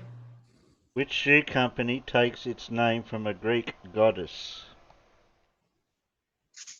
Oh, I know that one. Yeah. Well, Pip got it. Pip's straight off the mark. Had it even been 20 seconds? Yeah, no, it was bang straight away. I don't think there was a time delay for that one. Unless she's over in... Are you over in Discord, Pip? That's cheating. Oh, she cheating. Yeah, she's over in Discord. Oh, yeah, that's cheating. Oh, you're cheating. That's cheating. Who else is over in Discord? Farmer's deafened. That's okay. Boggs is not. Yeah, no, I'm Pip's not not cheating. deafened. Mippet's not deafened. Okay. That's why they're getting the steal on everybody. Yeah, they quick off the mark. Jeez, gotta be quicker. Yeah, you gotta be quicker around here. I'll give you one guess who. Everybody's got to be in Discord, clearly. No one would have any idea of this answer. Which animal is on the logo of Twitter? Oh, that's real tough. Oh, gee, well, I wouldn't have a clue what that is. Praying mantis. Blue. Peter, what are you doing?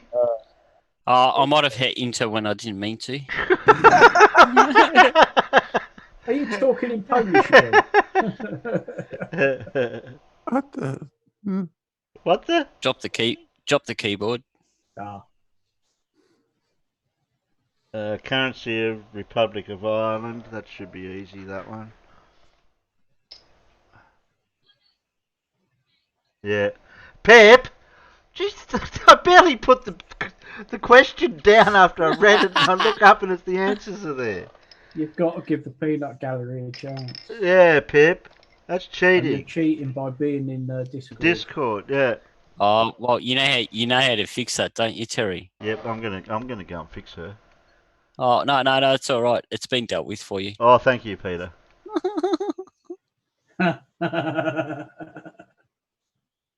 Yeah, you can count to 10 all you want, Pip, but it's a 20-second delay. How dare you?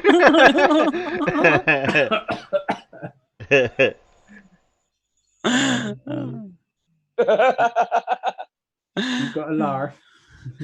Oh, I'm deaf now. Love you, Pip. Some people may know this, but I'll still read it anyway. What's the answer? I'm allowed to read the answer. No, you wouldn't know it. Even I don't know it, so that way you just wouldn't know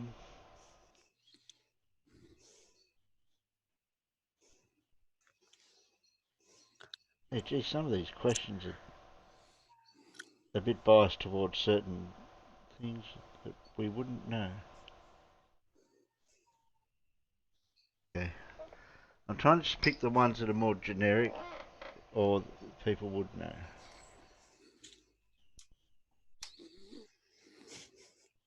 Like the Royal Military College, Duntroon, is in which city? See, who'd know that? I do. Oh, do you? Oh, there you go. Yep. That's why I read it out. That's why I thought you would know. But it's not really fair on everyone else. No, it's not, is it? Even though I'm closer. Depends. It depends on how quickly Pip can Google. Well, Pip can't hear you, so. Oh, I might have unmute. Oh, did you? I might have.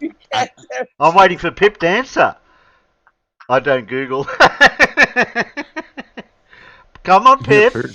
Yeah, you were quick on the trigger the other times. I'm just clever. Anyone know what our nation's capital No. is?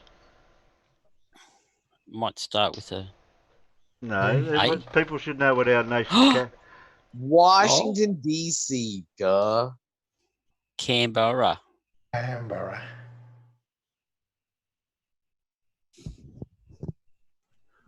I thought it was an A. Or it's in the Australian Capital Territory. Pip still got it.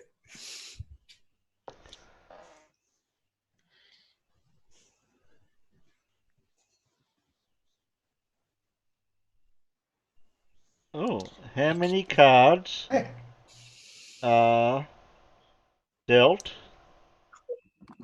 on the river in Texas Hold'em?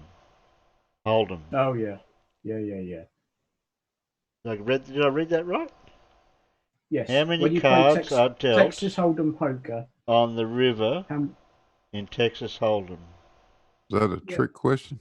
No, I'm Well, I was reading. gonna I'm say, reading it out from what it's written. because they don't do them all out at once. There's more than one version. Yeah. Is there? Okay.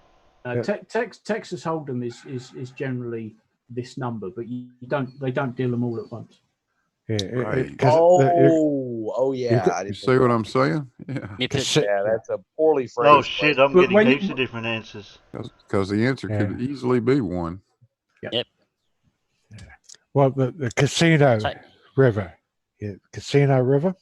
So yeah, but no, it's because you can play, and what Blue's alluding to is you can play 5-card stud. Yeah, but the actual Hold'em is a casino rule.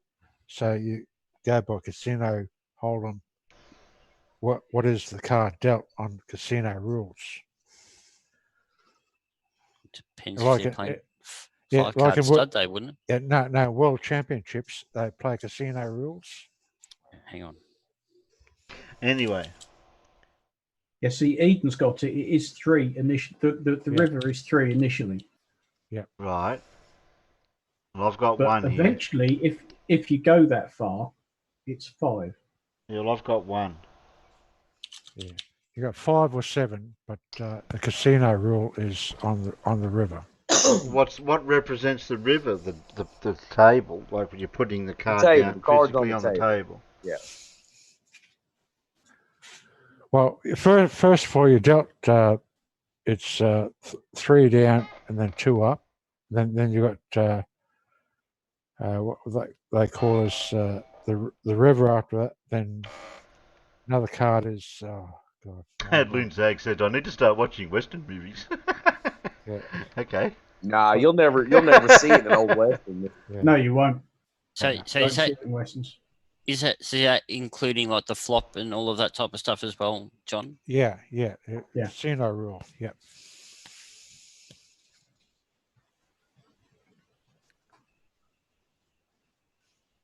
Yeah, because the players have 2 cards. Yeah. Look. Players have 2, and then then the river is like the common pool of cards that everybody. Yeah. gets to use. Did you That's know it. you just Spot on, emptied mate. one pot of questions? This is the second pot. So we just went through one pot.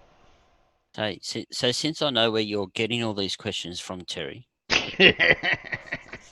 Yeah. how big's your pots? Is that a pot The of size of a size of the cooler thing that your beer sits in. Oh yeah, so it's a stubby holder full of beer bottle tops. Yeah. Good day, everybody. Mic check. Can you all hear me? Morning. Yes, Morning, we can. Hi, Huey. Hey, Huey. Can you hear me at the back? Nope. No, I don't know. Yeah, we can hear you at the back. Yeah, we can hear you. I'll just dear. I'll just stand up. I'll just You stand may up. wanna- It's all right. You may want to try turning it off and turning it back on. They're not receiving me at the rear. That's not good. Hey. I don't think anyone wants to be received in the rear. 185 mils. Yeah, that was earlier, Death. That's not what she said. Oh, okay. Martin Sheen. Anyone know who Martin Sheen is? Yes. Yes. Plays a US president in what TV show? Ooh, my favorite. Oh God, yeah, I ain't seen that in a while. I pretty much like anything written by Aaron Sorkin, though. Something about. Yeah. It's the walk and talks.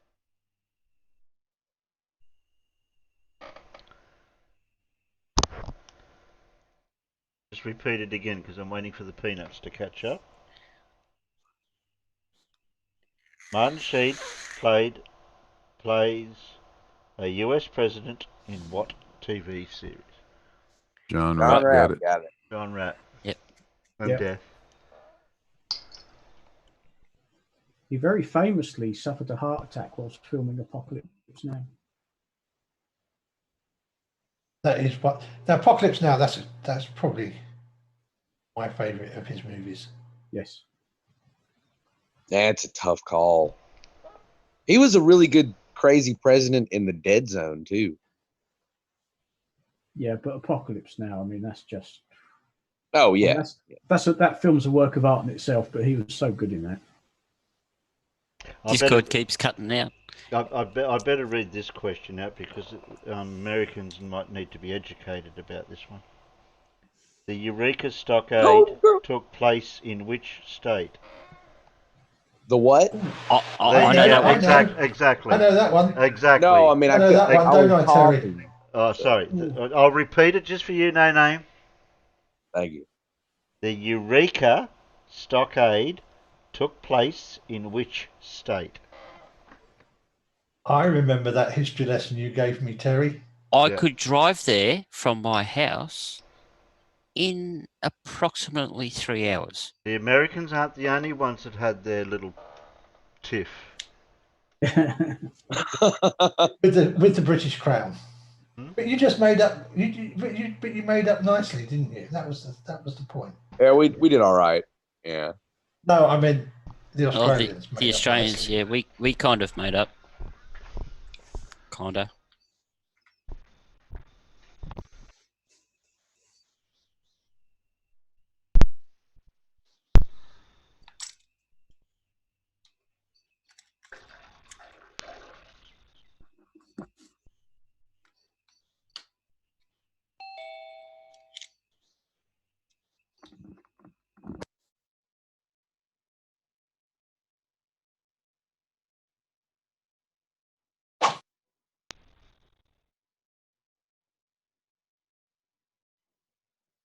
Who's at the door? That would be Pip because you couldn't hear in Discord anymore. Okay. So the Americans are educating themselves about our little tiff?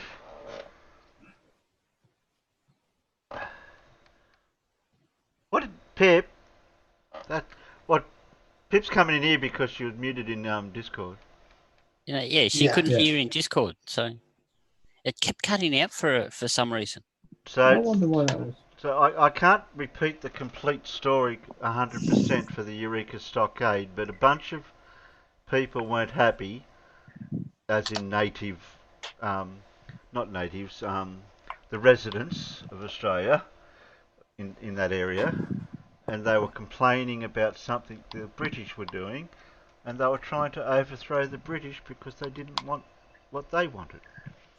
And if we'd have won, we would have been better off. Terry, I can remember because you actually gave this to me as a history lesson. It was over exactly the same thing that the Americans chucked the Americans made river tea for taxes. Yeah, because they were taxing the miners. Yeah, taxes and gold. Taxing the miners over the gold. Yeah. And then fixing the gold price as well. Good morning, officially. But yeah, officially, yes. Hello. But the the only reason it came to a standstill is because we weren't armed enough. This goes back to this American arms thing to do with their constitution, to do with the bearing arms. Like, if in our case, yes, we were bearing arms to overthrow the British, but we were using pitchforks, baseball bats, sticks, stones, and that type of stuff to try to overthrow. Yes, we were bearing arms to try to overthrow or defend ourselves, and to me that's sort of a great thing to be a similar thing to the Americans, to say, well, you got this amendment that says, oh, we can bear arms to go against our government. Yeah, but we didn't have that amendment when we were fighting the British. Neither did we. Yeah, we made up that rule later. Yeah, that came later. Yeah. After we got rid of them. Yeah. Now you've got preppers. You got preppers too. Don't act like you don't have preppers. Oh, okay. Everybody's got preppers. Yeah, what happened to all the toilet paper, John? Oh, sorry, mate. Which reminds me, Terry, do you need a roll yet?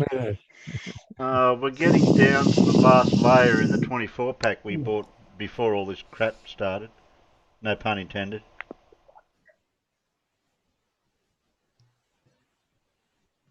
I might have picked up an emergency 8-pack today. Game of Thrones. Anyone watch that show? Oh yeah. Yes. What, really? Don't tell me people watch that show. Yep. Oh, they read all the books. Well, what's the question? Something to do about trying to read it. Looks like it's something of how many seasons. I'm going to have to bite my tongue because I love quizzes. Yeah, consisted of how many seasons? So do I. So how many seasons were Game of Thrones? I know.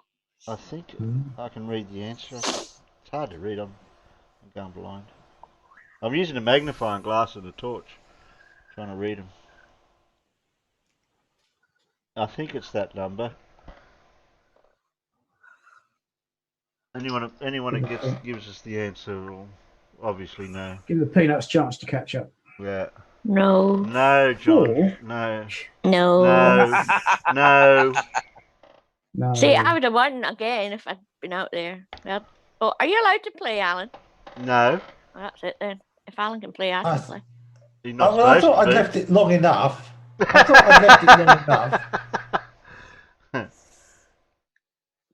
I think we're getting a lot of those 8 numbers. Yeah. Okay. And I've never ever watched a whole episode of Game of Thrones all the way through. Why ever I have not? to say, I haven't watched the last one. I didn't watch the last season either. Well, because I I've don't only have seen 2 Sky episodes. for a start. The last season's good. Not enough dragons. And I don't know why the one episode in that Dave. everybody slacked off, I thought was superb. Dave missed out again. Where were you, Dave? What was the question? Yeah, but Farmers, I enjoyed Discovery. Is it Discovery. Not Discovery. The Star Trek series that everybody really slated. I like Discovery as well. Yeah. Star Trek Discovery is good, but that one particular episode in the last series, when everybody says, "Oh, it's all so dark, you can't see what's going on." Yes, because it was a battle held at night. Yeah. Dark. But you can see it perfectly well if you watch it at night and you turn all the lights off in the room.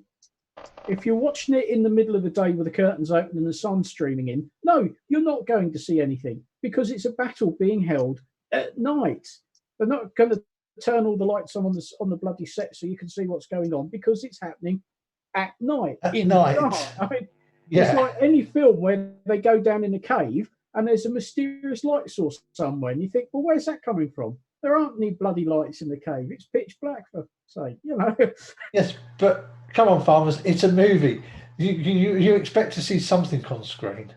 Well, yeah, but that was one of the things that I think that Game of Thrones, they always tried to. I know it's all fantasy, but they tried to make it look real. So if there's a huge pitched battle going on at night, it's going to be dark. Yeah.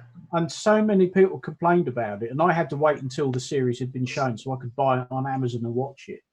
Yeah, well, you might disagree with me, Mippy, but I think that was an absolutely... that's not the best battle scene they ever filmed, because Battle of the Bastards was the best one, I think. But I thought that was so well done. But you do have to watch it in the dark room, because otherwise you will miss stuff. Dave, don't forget there's everyone else here. You've cooked the missus, and now what about us? Oh, blimey, Pip. He said he's cooking dinner for the missus. Now he's cooking his. What about everyone else? That's selfish. It's okay. I don't need to eat this late anyway. Oh, and it Renee and me, we were talking about how many seasons, or the question was how many seasons of Game of Thrones was there? Yes. 8. Okay. The answer was Kiefer, not 4. Kiefer Sutherland or Kiefer Sutherland? Kiefer. Son of Kiefer Donald. Kiefer? Woof woof. What? Where? Yes. Sorry. Played Somebody Jack mentioned Donald. Played Jack Bauer in which TV show? Oh, what One, a two, complete... 3, 4.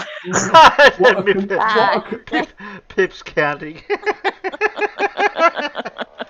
Yeah, and do you know what? They misnamed that series completely. All those series. Why? Well, the whole point of it was that each episode was an hour long. Right. It followed 24 hours in a day. Right. Yeah, it's supposed to be real time, wasn't it? It's supposed to be real time, but unfortunately, each episode, when you took the advert breaks out, was only 45 minutes long. Well, that was when he was taking a dump. They didn't show that. So when you watched it over here in the UK, when it was on any channel that didn't have an advert break, that's why you keep seeing the time coming up on the screen, because you've just had an advert break. So when you take all the adverts out, it's not 24 hours, it's 18. Yeah, and Americans have so many adverts. It's ridiculous. Yes. That's why over here, every Doctor Who episode is 3/4 of an hour long, because that gives you the 1/4 of an hour of adverts that everybody goes and adds back in. Yeah, but Farmers, Doctor Who episodes are supposed to be 20 minutes. I'm sorry, but that's how it's supposed to be. That's how it always was. They were 20-minute episodes. At least when Doctor Who was proper Doctor Who. What, Tom Baker days? John Pertwee days and Tom Baker days. Tom Baker was okay, but John Pertwee was the best. I can just remember John Pertwee becoming Tom Baker. Just. Oh, I can really remember it from when John Pertwee. I don't really remember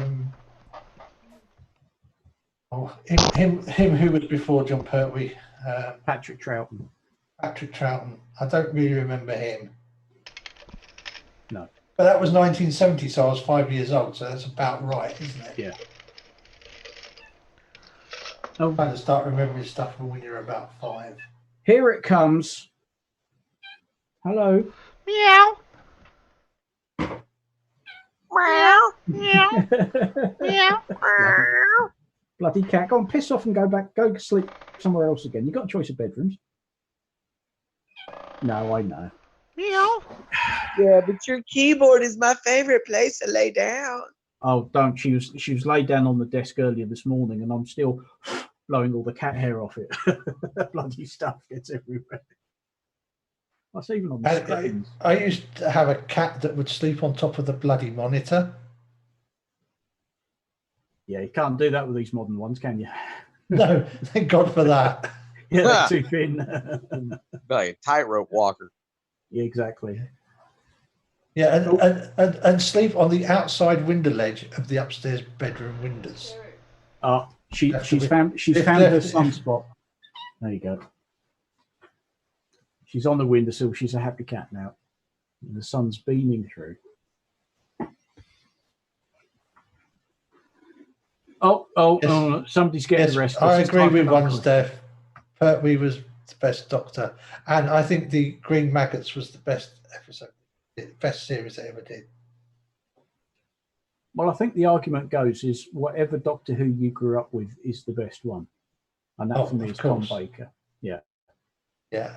I mean, Tom Baker did have. I mean, Tom Baker also had Sarah Jane Smith, and he had Stephanie Beecham as well, didn't he? Yes. Yeah. In a loincloth. Yeah. Oh, steady. I might just have to have a moment of contemplation. Yeah. Leela of the Although Cemetery. really, Karen Gillan just does it for me. Yeah, next question, Terry. I'm here. We sidetracked ourselves. No, I didn't. How do we do that? I don't know, but we're good at it. Oh, this is going to be a tricky one. Oh. What was Oxford Dictionary's word of 2013? 2013. Oh, I think I remember this one. So in 2013, Oxford Dictionary had a word.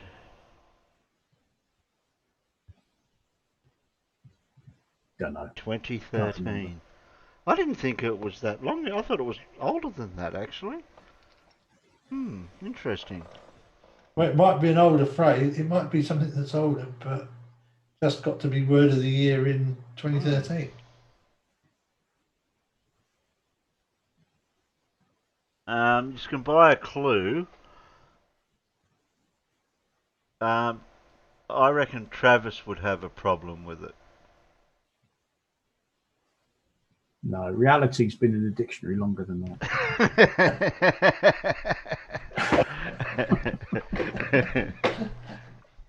Bloody sure it has. I reckon. Band.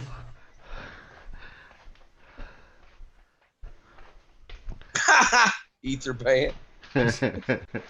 Now it has to be a single word, obviously. So, yeah. Well, not a single word, but yeah, it is a single word. Okay. No, it's not when it was introduced. It was just when it was made. It was the word of the year. The word of the year. Yeah, it was in popular. that year. Yeah. For the dictionary. Another clue. I'm thinking Is Travis. Dave Cannabis correct? I went down Travis Road because he's. I wasn't in the room. I have to scroll back up, do I? Oh, Dave. You Googled that, didn't you? No. Dave got it. Death got it. Dave and Death got it. Because of the clue. I reckon it was the clue that gave it away.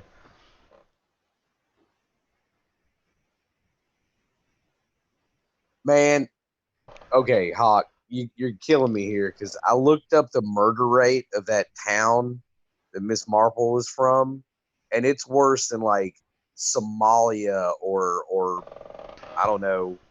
Think of some lawless ass country where people just get murdered on the reg. The murder. Yeah. She lived in like the murder capital of the world. Actually, though, Miss Marple mostly didn't solve murders in her home village. She solved murders all over the bloody country because she was constantly being invited to different places by different people. Yeah. Now, if you want the place with a really, really bad murder rate, you need the fictitious area where Midsummer Murders is set. Midsummer, Oh, yeah. Midsummer was the that was the worst one. That's Midsummer, that's worse than inner city Chicago for sure. Yeah, that town has like what 300 people in it, and somebody gets murdered every other week. It seems. Well, actually, if you look at an average episode of Midsummer, there's 3 murders. Oh wow! Yeah, there's 3 my murders mom per was episode that on show. average. Every day. Some of them have more. 3 or more murders a day in that place. Yeah.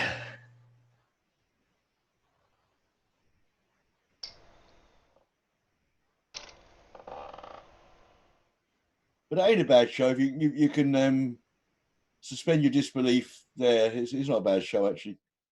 No, I know. I mean, a lot of those shows. If you sit down in front of most TV shows with willing to just forget Suspend about your shit disbelief, and yeah. take and just enjoy yourself, then yeah, you know. Stingrays out in the peanut gallery. Oh, that was days ago. We were just talking about it earlier, where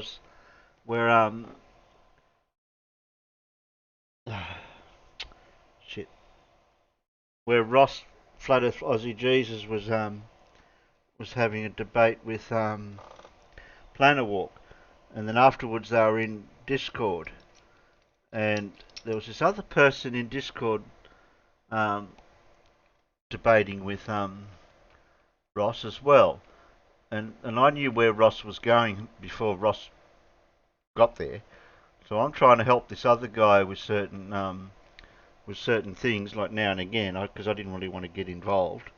But there were certain things that I was wanting to sort out at the time, and I just needed that bit of extra help. That would have been handy to if you had been around. I could have just got a couple of pointers off you. But me and Blue, we talked about this just at the start of the stream about it. So we were talking about the 8 inches per mile squared and perspective. So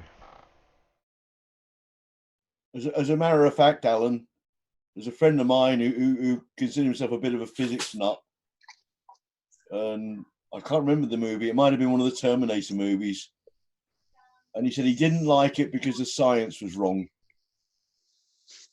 Yeah. Okay, does anyone know what the logo on the Lamborghini is? Yeah. Yeah. Yeah. Why am I?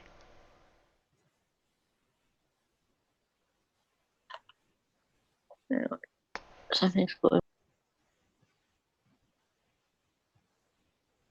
And I think an even better question is why they have that logo. Oh, that's extra points, though.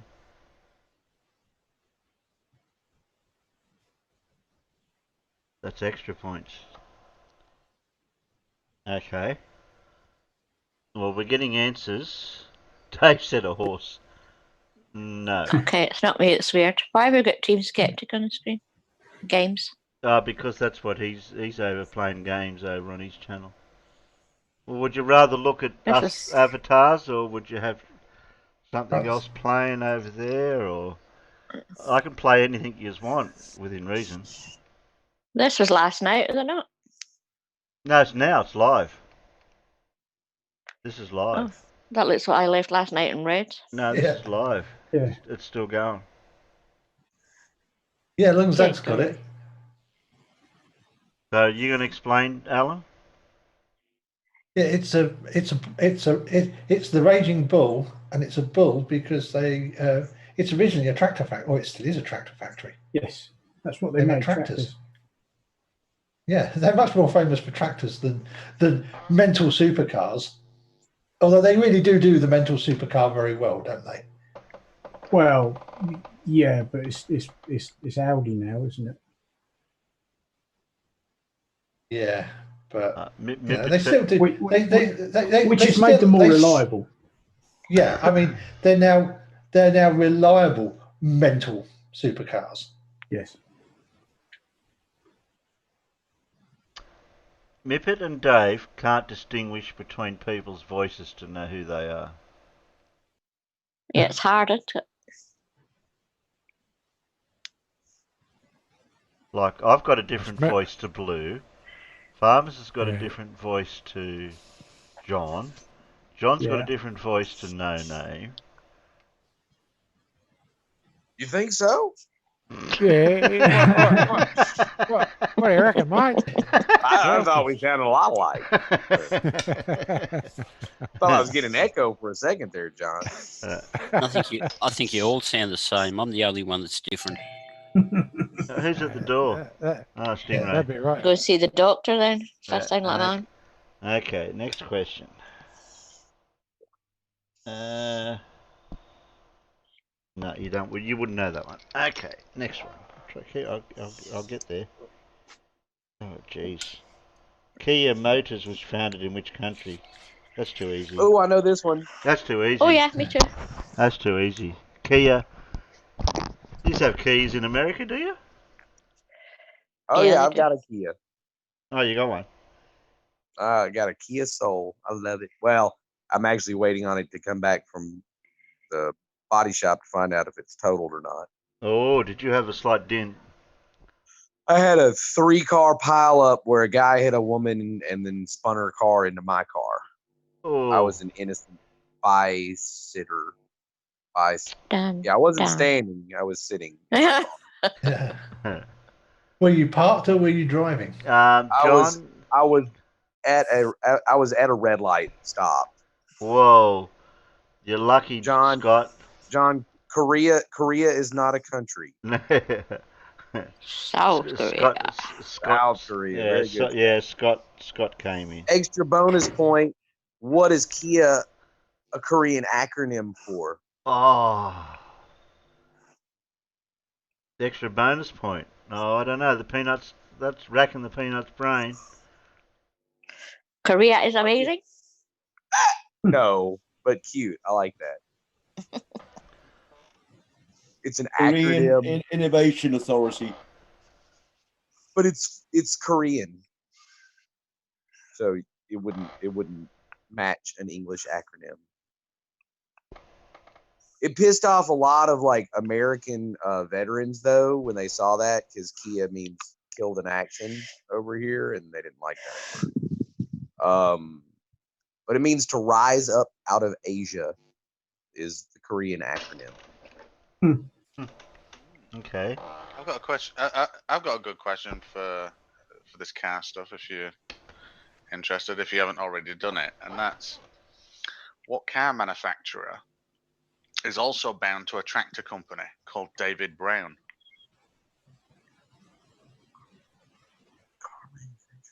Well, Maserati started as a tractor manufacturer, but that's not David Brown, I'm guessing. David Brown manufacture very decent engines for a certain manufacturer, but they are a tractor company. Well, they started that way. Was that Ferguson?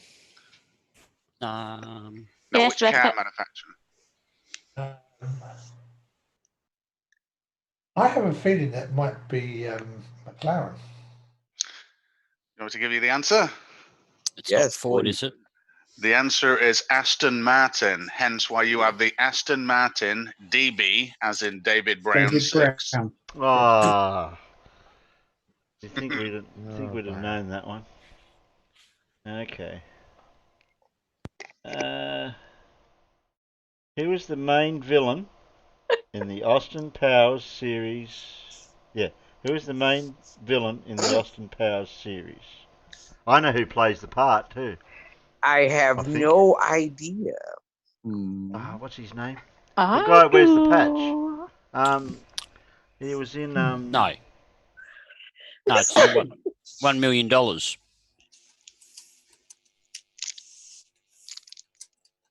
Remember what That's Lexus Dr. means, Evil, isn't it? Terry. John, what do you mean? What Lexus means? Lexus. I didn't think Lexus meant anything. It means Oh, no. I'm an expensive Toyota. Yeah, doesn't it? Yeah. That's what it means. Yeah. What it means. It's a Toyota with more finishings. Lexus stands for Luxury Imports US. Sorry, Luxury Exports US. There was a lot of baddies in. Yeah, but the main baddie, Terry said. Dr. Evil, isn't it? I think that depends entirely on your point of view, because just from some points of view, it's Austin Powers that's the evil bastard. Yes. Played by the same actor, though. I'm sorry, Fat Bastard's the biggest evil person there. Thank you. That's what I put. Careful, I resemble that remark. I put that. Oh, I want a baby. In my belly. Oh, Oh thank dear. you for that. Nutty. What was that gold flake, gold finger, the other character? Gold member. Oh, gold member. Oh. I have blocked that one out mostly. Oh, okay. This is managed to But you haven't blocked out the bra gun though. I've got a musical question for you. Which musical film is set at Rydell High School? Oh! I heard it all. Even Alan knows that one. Pip. That's Sorry. really cheating now. I know. I can't help myself. What? Did Pip get the answer out there before he finished the question? I keep forgetting there's a delay. Yeah, but you're in here. I know, I keep forgetting there's a delay. Yeah, but we can't put the the answer word, out is the straight word. away. Give the peanuts. I'm listening to Zoom and I'm watching the YouTube Yeah, well, channel. give the peanuts a chance. No. They'll think No. they won't. No. So I could almost get the question as quickly as Pip without being in Zoom or Discord. I'll just sit out there on YouTube and wait for Pip to answer the question and type the same. Peter, I've got even a better one. I'll turn the camera on and I'll have the question for you so you can see it live, and then you can see me reading it. Not my fault. I'm clever and a fast typer. What is a brown hatter? What? I don't know. First Death keeps calling people brown hatters. I've never heard that insult before. Scientologist? I don't know.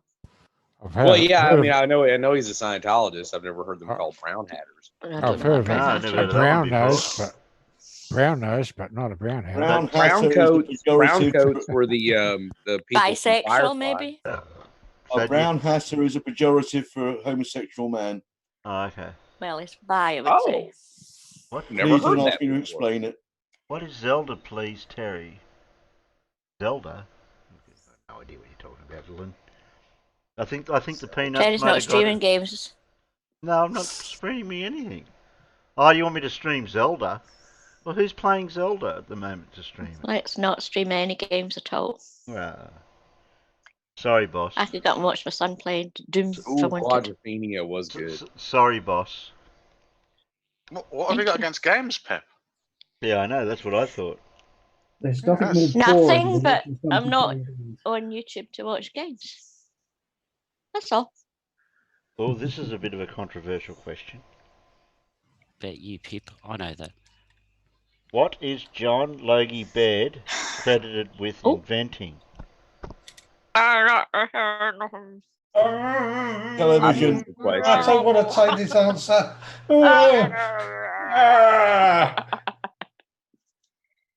I missed the question completely. Yeah, but Cal, that's in Discord. That's Television. Yeah.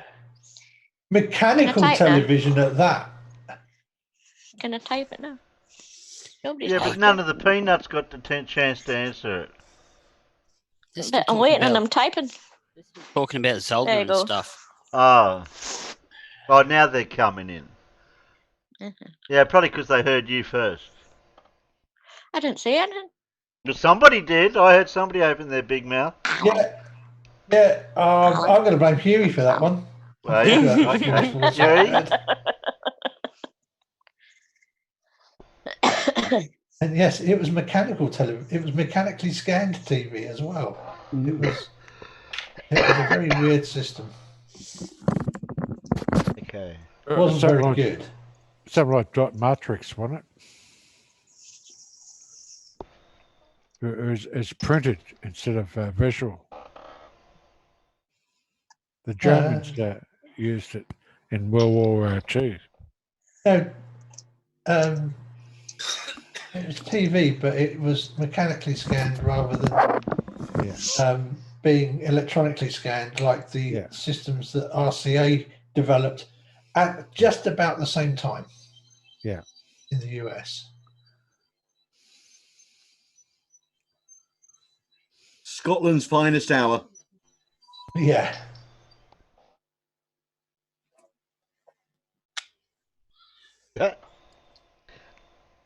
I think Lunzag said, check the time, Terry.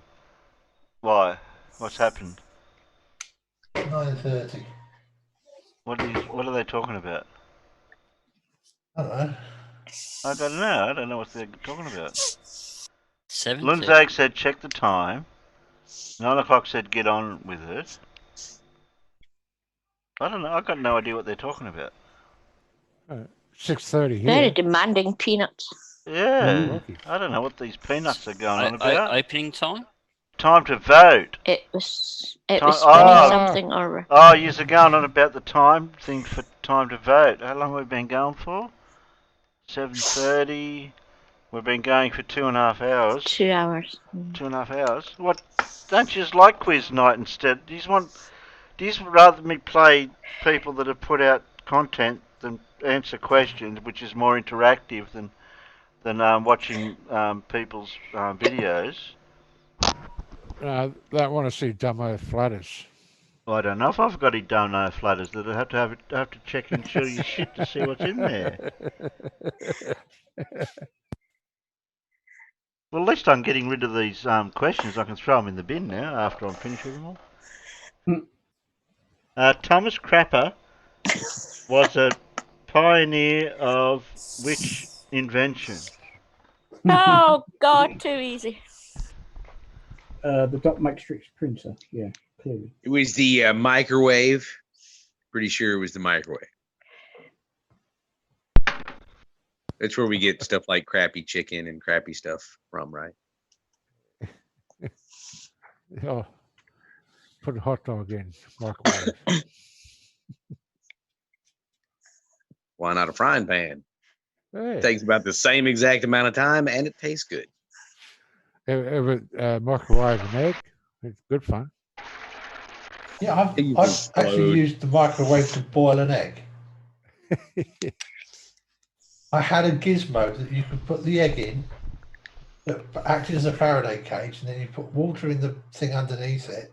Oh, you're and getting hold it technical. in the microwave, and it steamed the egg. Only It was Alan would have a brilliant. Faraday cage for his microwave. Only Alan. Yeah, usually it's just like a glass or a plastic bowl for me. I mean, out. Come Yeah, on. well, yeah, I admit you don't want to go chucking an egg in a microwave and tell me that it will end badly for you. Is your no fun, Alan? Okay, how many people said You won't be eating the egg. No, but it keeps Mum busy for at least 15 minutes. Was the toilet the answer, Terry? yes? Obviously. I was first, so I go.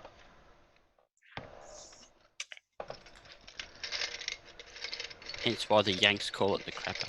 The crapper. Crap on, crap off, crap on, crap off. Or the crapper. or the dunny. Oh, I had one too. Oh, this is a year one again. This is going to be hard. I've never called it a dunny. Okay. What year was the first canned beer invented?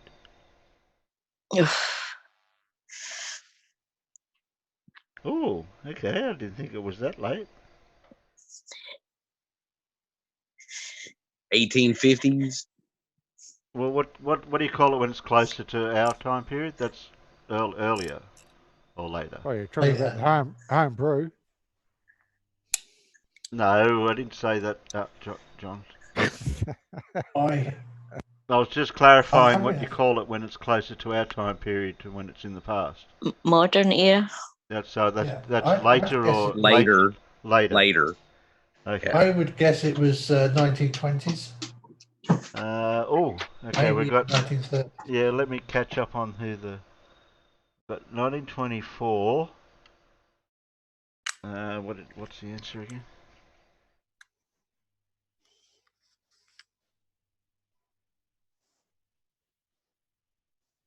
I could read.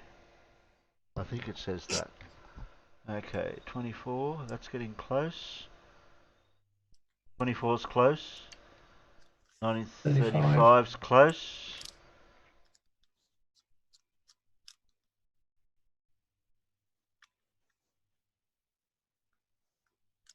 Well, actually, 1935 is the answer. Death got it. What was the answer? Oh, that's Death- why he's Death saying got it. talking about Death- check the time. What? Terry, he says it shows the timestamp of when somebody answered in order to claim the right answer. And then John said, I'm going to spank Pip. I saw her answer before the question. Hang on, I'll bend over. Hey? Oh yeah. Oops. I gotta change my batteries. Back in a sec. Frothing slosh. The pale stale ale with the foam on the bottom. That's cute.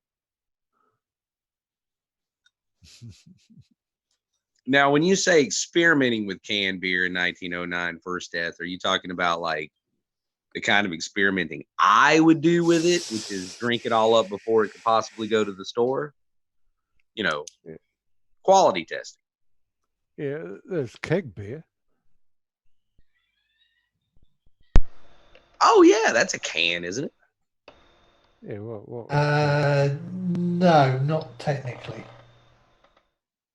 A keg is not a can. No, I wouldn't. No, a keg is just a steel barrel. Fair. A can is just a small aluminum barrel, though. Aluminium.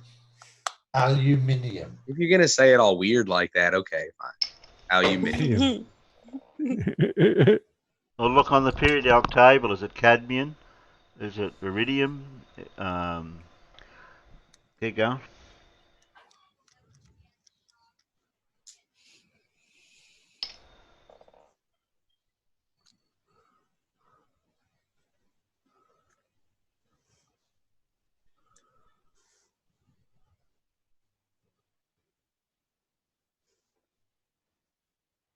Oh, I don't think anyone's going to know this one.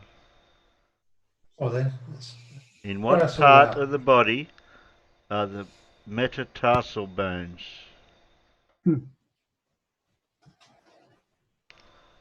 No cheating now. No Google. Very easy. I'm going to give the peanuts a chance first. Yeah, metatarsal. Mippet, you must be cheating. Oh, we've got the fingers. Actually, they're Mippet, in- don't give me the finger. They're in. I'm pretty sure they're in two different parts of the body. Because yeah, I'm going to say hands and feet. 'cause Sean, the bones are named as both your both expertise in except- general knowledge it astounds me.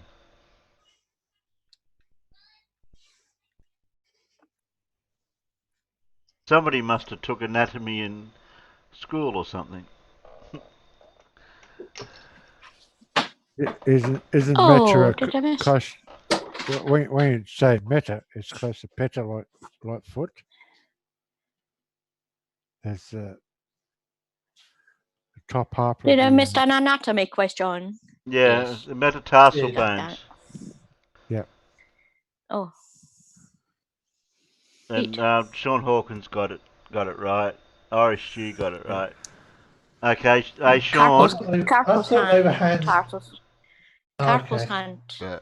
I'm not going to As go in back carpal looking for the tunnel. question. It's in the pile, so I can't find it again. Sean, I've got another one for you, just because it came up random. If you think you're good at anatomy. Okay, how many ribs does the average human have? Come on, Sean. Male or female? Yeah, Actually, it I'd doesn't go say. for It just says average human. Well, in the Bible, women have one lip. So just check. No, men have one less. Because that's true. Whatever, men, women, somebody has one less. That's all I know. Didn't Adam give up one so that God could make? Yes, that's it. That's right. It's exactly right. Wait, not count. 1, 2. As if I can feel my ribs. Pip's there trying to count the ribs. as if I could feel my ribs.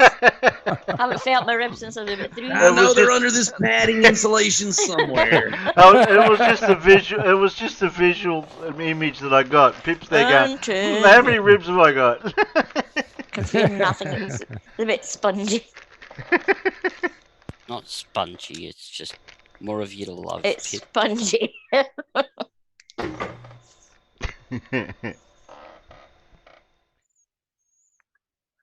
Oh, interesting. Are we getting some answers? Yeah, depends on what they had for dinner. John Rapp might be the closest by the look of it. Dave. Carl. Oh, death. Lunzag. There you go. Who else? Yep, there you go. Tess. 4. Yeah, Tess has 4. A bit floppy if you had 4 ribs.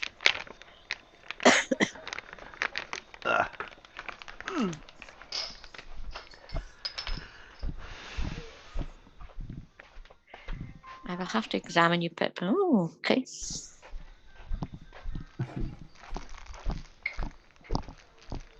Just leaving that alone.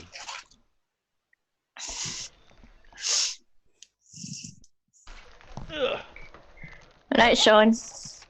Night, Sean. Where's Sean going? Sean. Is your brain tired, Yeah, Sean? From all this, is your brain tired from all this thinking, Sean? We wore you out. Good night, mate. See you Daniel later. Pratt might have put something up. You never know. Yeah, Sean will release something soon. No, Carl, they already gave the answer. Was it Red says someone was wrong on the internet?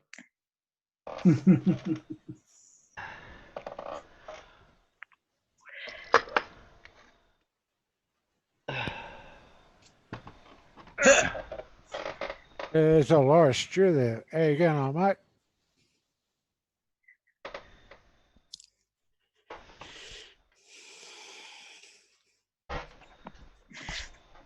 How'd you go with your mod, Pip? What, who? Your vape mod. Did you end up getting it working again? Yeah, it's working. I've got new batteries. The other one still hasn't came alive. I don't know what's wrong with it. It's in the bin.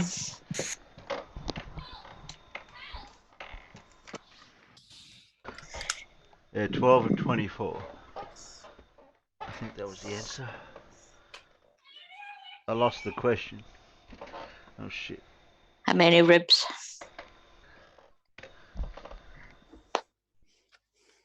No, I lost the answer.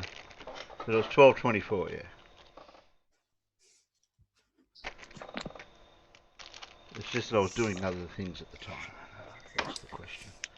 Okay. Emu.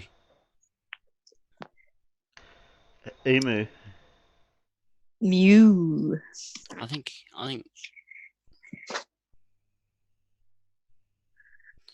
Wish Tess I'd has light. come in and he's watching the start of the stream. Is that what he's doing? What's he Think doing? he is. He is. Yeah, he's watching the start of the stream. He hasn't gone to live. He's watching the start of the stream. Okay.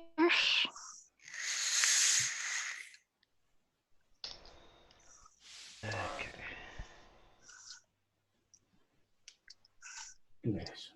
But surely he must notice that his guys aren't showing up in the chat in the stream. No, because he'll still see the stream. He'll still see the live chat.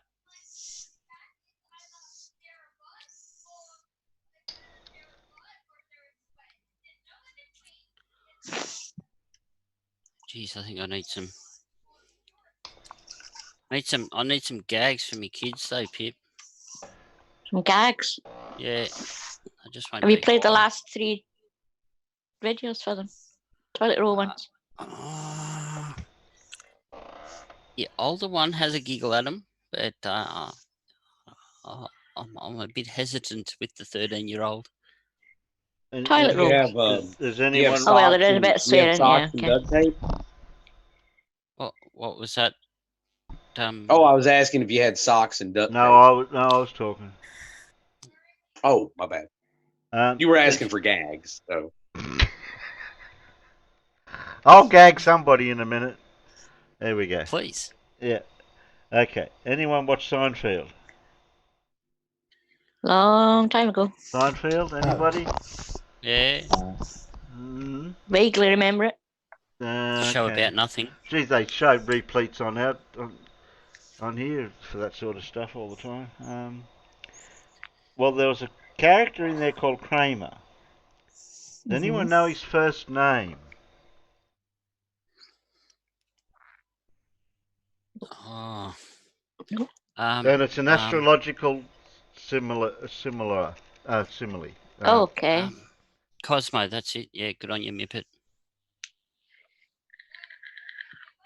I was going to say Leo. Leo. Cosmo Kramer. Leo Kramer. Now that wouldn't have been very exciting. That wouldn't have been very exciting having a name like Leo.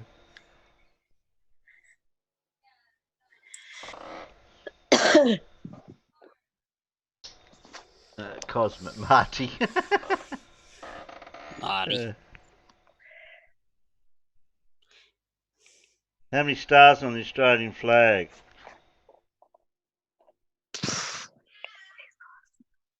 I'll just count Terry's there. How many stars on the Australian flag? Are you looking at the monitor? Look at the monitor. So I said, just counting Terry's avatar. Ted, look at the monitor. Look at the Zoom how many meeting. points are on the big? How many points are on the big star and why? 7 for the states, I would imagine.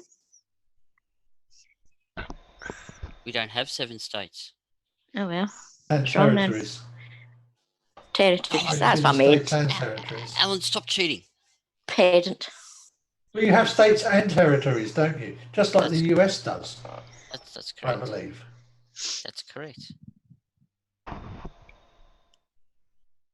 Bloody hell, Mippet, you finished answering before Terry finished the question. Oh dear. We're going to have to do something about Mippet, Peter. All right. No, I thought we were the 51st state, allegedly. Oh.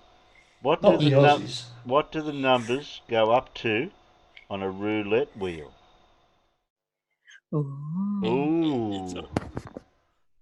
It's So all there's right. a roulette wheel has so many numbers. Does it start with a 0? A no? She might have missed that one, Terry.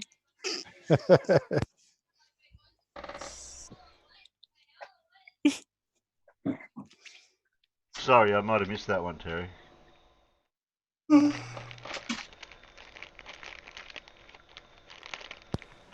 Was it 2 O's? Was it zeros? Oh, it was 00. It goes all the way up to 00. No, we're getting proper numbers in now. No, I've never played roulette in my life. Who voted for...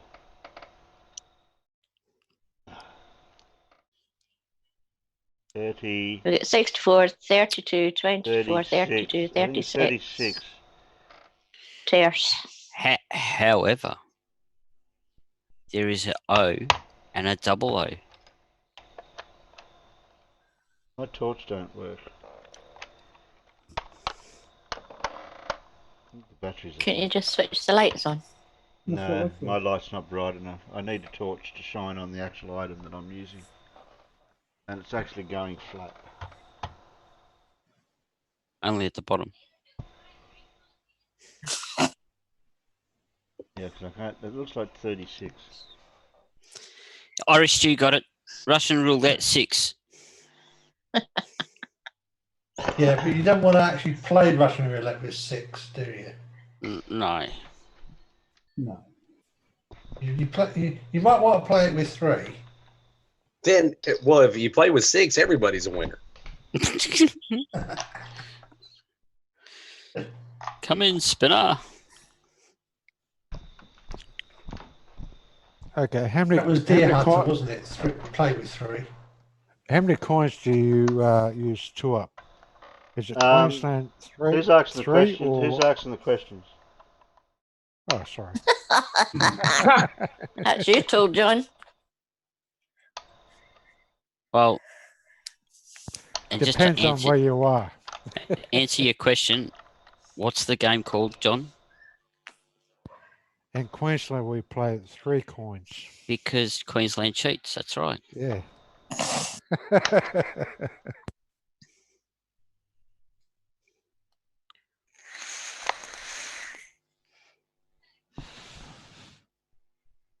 Oh, I don't know what I've done, but I made it work brighter. How do I do that? Yay! Oh, now I can read it. 36. So I just pulled the back cover off the back where the battery goes and moved the batteries around and then put the cover back on, and now it's as bright as anything. Oh, there you go. That's amazing. You call yourself a technician now?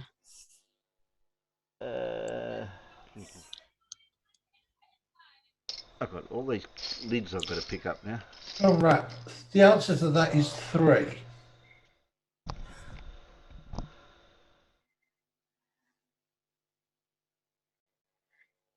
Oh, okay. Largest living reptile. I know. Donald Trump.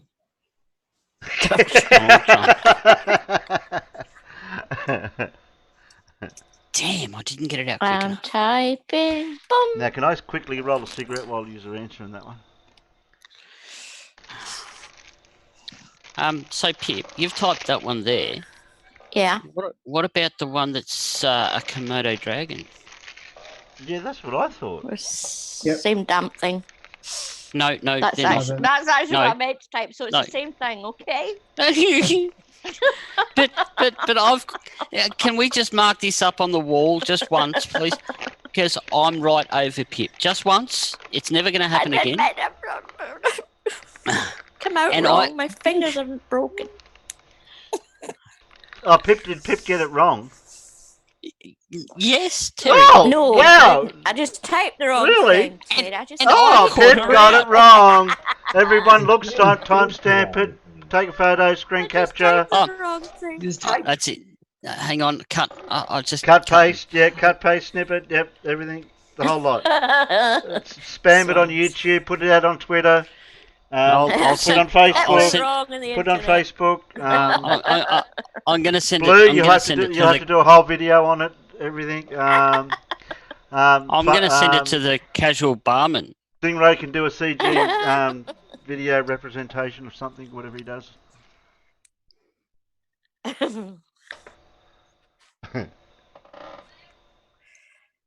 Well, inside copied me. Well, that's all right, Pip. I've got that now. Okay, whatever makes you happy. Aren't crocodiles? I can see it in my head as well. Why the Oh, hell I well, typed monitor lizard? I don't know. Would you like to know the real Sorry, answer, Alan. and not the made Yeah, up so answer? The monitor lizard. I thought crocodiles were They're not reptiles as well. reptiles. Okay. Yeah. Yes, they are. Are they? Yes, Oh, yeah, they are. Yeah. Saltwater crocodiles, aren't they bigger than? You Google. You've had time to Google that, Alan. You know. And so, Alan, just never.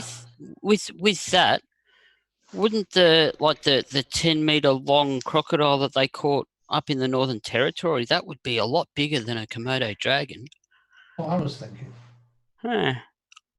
Wait, was the question lizards or The reptiles? largest. Reptile. Reptile. Oh. Oh, an anaconda. Well, I think the crocodile would still be bigger by weight. Yeah, it also depends on how you define big, doesn't it?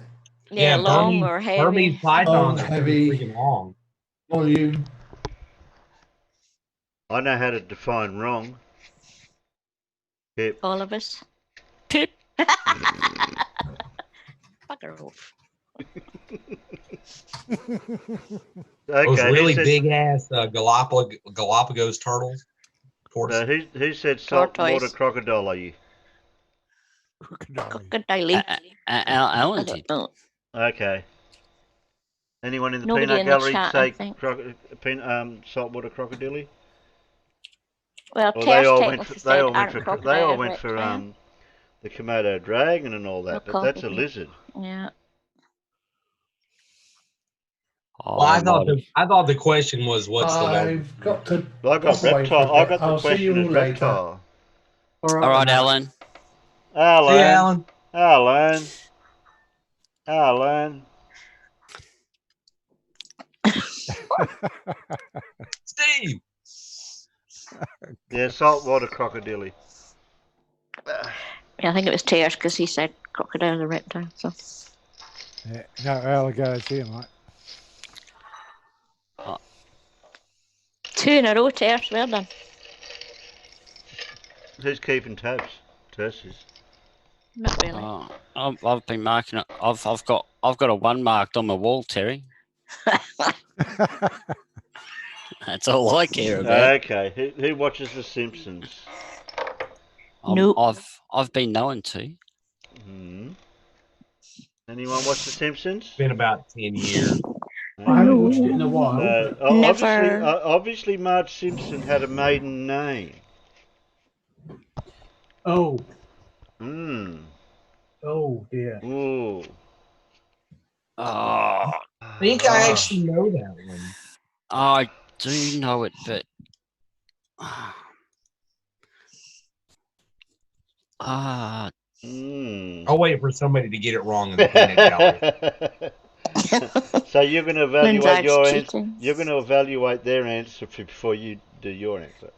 No, I'm just going to give them the opportunity to get it wrong first. Oh, okay. But how do you know they're wrong? Well, I don't yet. I'm giving them the opportunity to be wrong.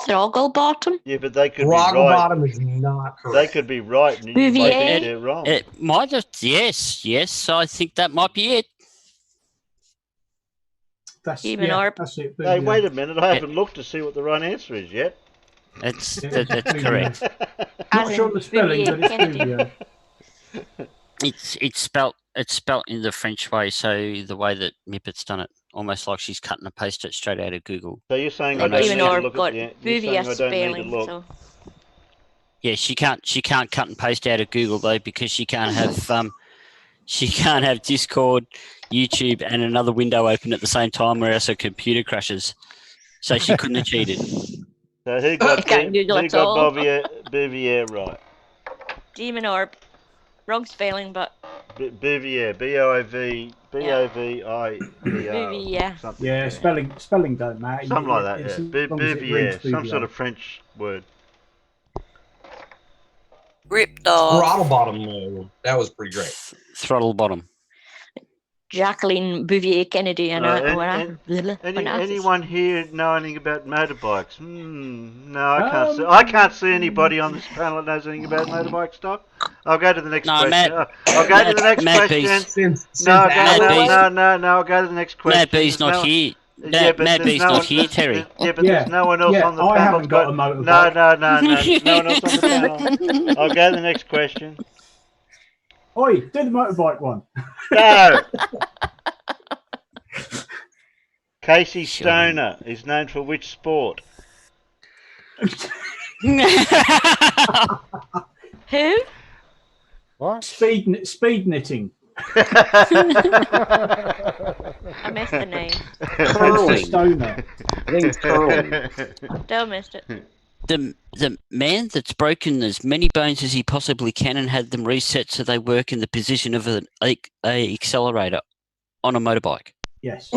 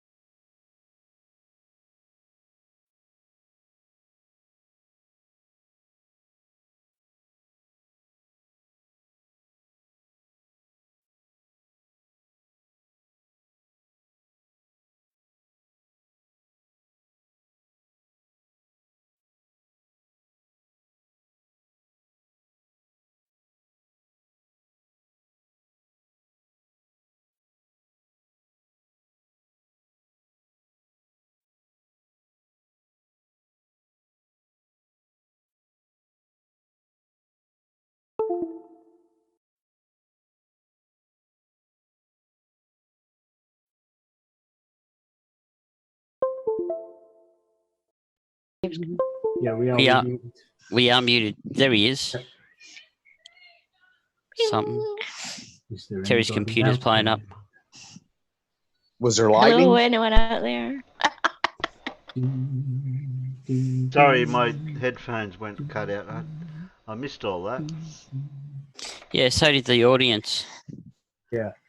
It was comedy gold too. I mean, you guys really missed out on a lot. Oh no! He's neutered everyone. How did I? That's turning my headphones off. Newts everyone. Mutes us. Yeah. So anyway, no name. That's how I found out that cats and gaffer tape don't mix. What? Sorry about that, Peanuts, but my headphones cut out. Do they cut out when I change the batteries too? Yep. Wow. So no one on the panel knew about Casey Stone, who was in push bike BMX riding. Only the two-time MotoGP world champion. So nobody on the panel knows. Okay. Next question. Okay.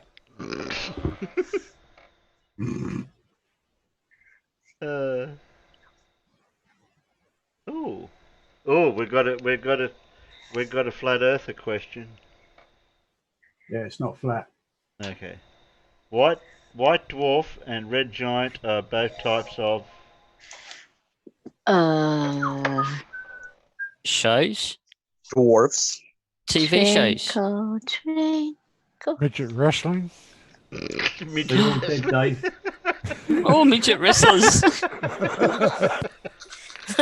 I remember them back in the Mario Milano and all those wrestling days. Is that mud or jelly? No, they were just KY, actually. Very appropriate as we have Red Dwarf's computer here on the phone. Ari said MotoGP. I said that a while ago.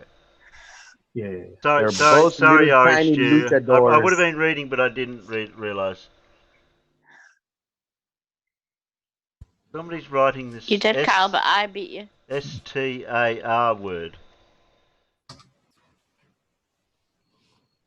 Aristarchus. Aristarchus. Drink. Luminaries. True standalone says luminaries. Oh, the luminaries. Luminaries, true standalone. Oh. Good call. That must be a flat earther, that true standalone then. Only a flat earther would answer it that way. He's just been listening to people down on Sean G's too much, I think. Yep, exactly.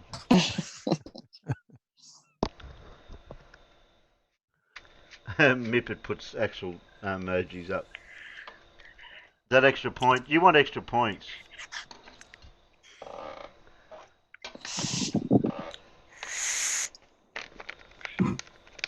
Luke, Are you on your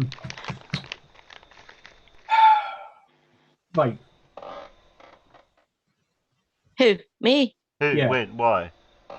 No, I'm That just was struggling me. to get breath here. Ah, is that what it's Mine just doesn't make such a big noise like Peter's does. So mine makes a huge noise.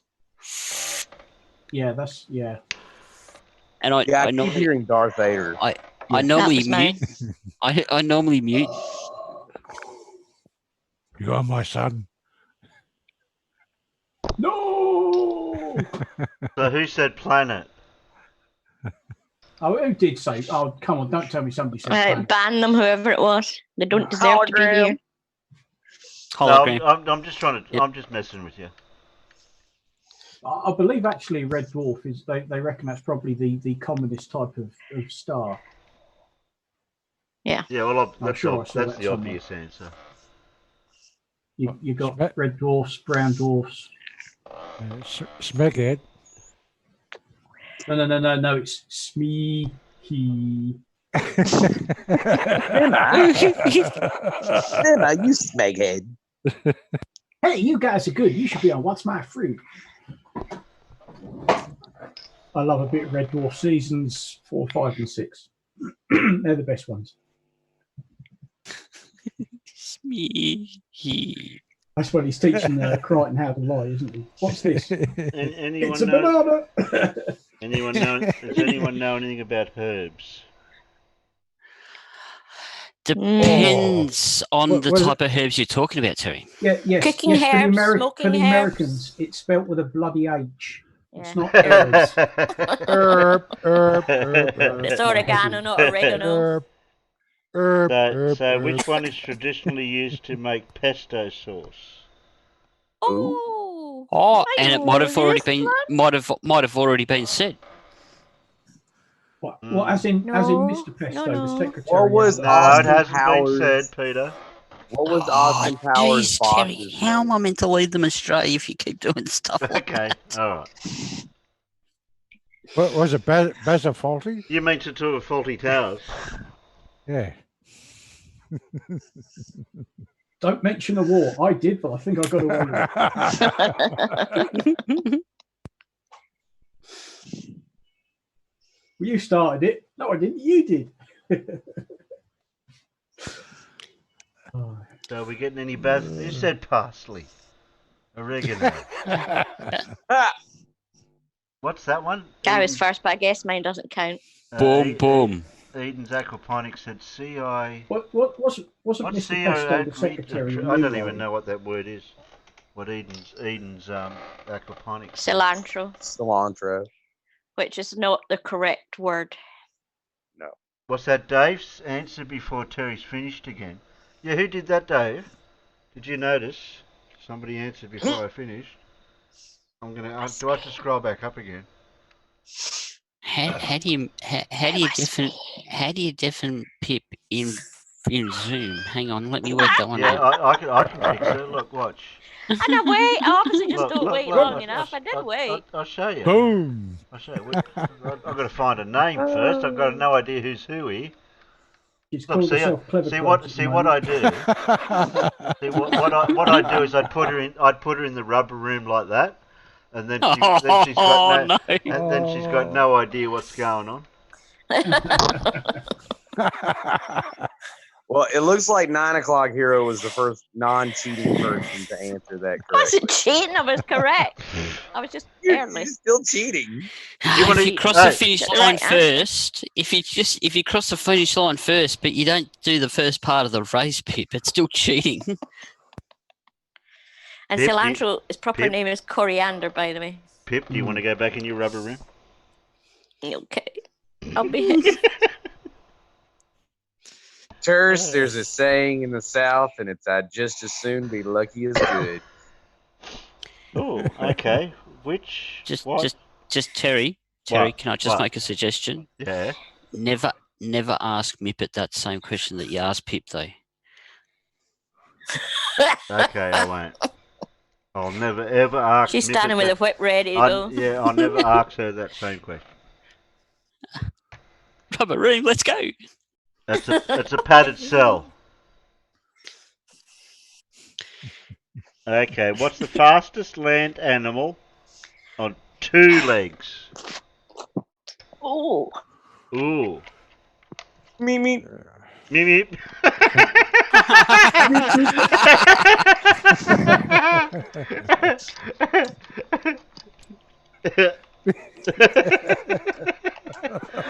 I have to pay that one. You win. That's it. That's the answer. That's it. Show's over. Cheetah standing upright. It depends on how fast the truck that hits it is.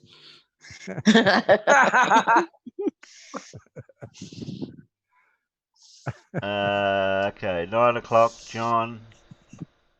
Lindsay says, man, no. You must be joking. A cheetah standing up. Nobody puts Pip in the rubber room. Thank you, Truth Stands Alone. I thought it was a nice comfy room with those like pillow walls where you wear the Huggy Jack. It's even got crayons and paper. Oh yay! Non-toxic. I'm just asking. I eat crayons. Yeah, you can chew on them. It's all right. They're mellow out there, Mom. They're bubblegum flavoured. Jamaica, Mom. Oh, is it that lizard that can run she wet across herself. water on 2 legs? That's pretty fast. Is that not called the Jesus lizard or something? The Australian film neck lizard will actually do it. So what was the answer, Terry? Ostrich. Yeah. Yep. Faster than a roadrunner? Well, why wasn't it 9 o'clock Hero? I still reckon it depends on how fast the truck is that hits it. Yeah, me too. I thought it was a cheetah. That's 4 legs, John. Oh, yeah. Well, I did say that two. time of night, mate. That time of night, mate. I did say 2 legs. Yeah, I'm gone. I'm gone. Don't worry, I'm over half a dozen beers already in and I'm going good. Except me batteries are run out. Again? Ooh, Carl, I'm not the only person that plays Dungeons and Dragons I see. God, I haven't played that since the early 80s. I've never played it. Can't get a dungeon master in my town. I prefer playing, and I've still got lead figures. Well, they're not lead anymore. But I don't do D&D. I do Warhammer. Pip. Someone was going to do an online one, but they never got around to it. Yeah, Yes, Peter. I couldn't get anybody else to play. Chesh was talking about it as well. And the problem isn't finding a dungeon master. The problem is finding one that wants to play D&D with you. Yeah, that's true. Oh yeah, that's true. My daughter's in one in Edinburgh. But that's Sometimes I show up for a game and the guy pulls out some whips and chains. Exactly. I'm gonna go. Yeah, not quite the dungeon master I was looking for, but since you're here, Spank, spank.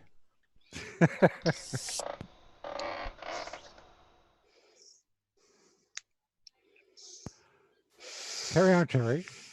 Yeah, I'm here. I'm just trying to get a question. Some of these questions are a bit iffy.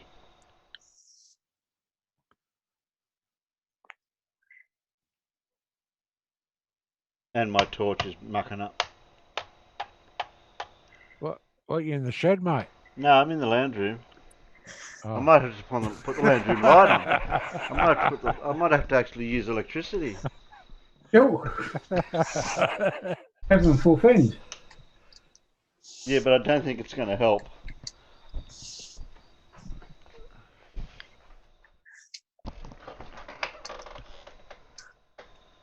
No, it doesn't help.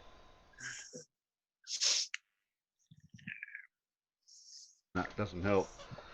Oh dear. I need a torch.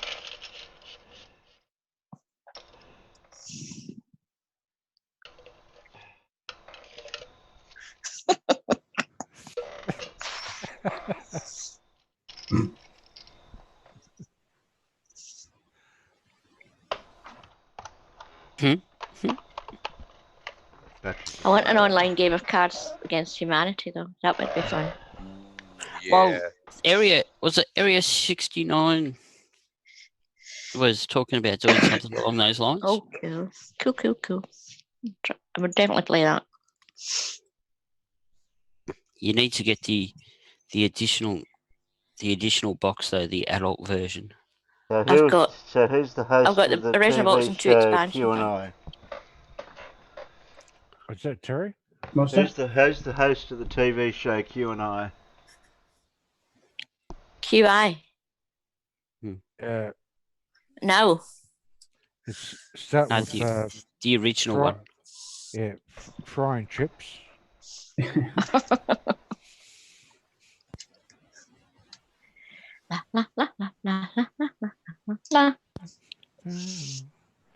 Hint. Hey. I'm down to the last few and I can barely read them.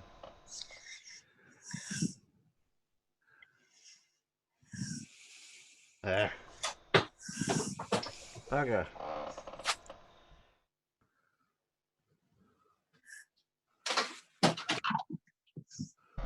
That's it.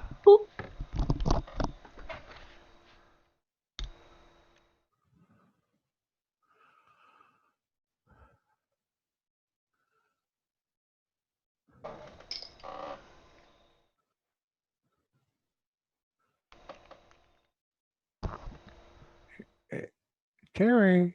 Yeah, I'm here. I'm just trying to read the question. Oh, sorry. Oh, sorry.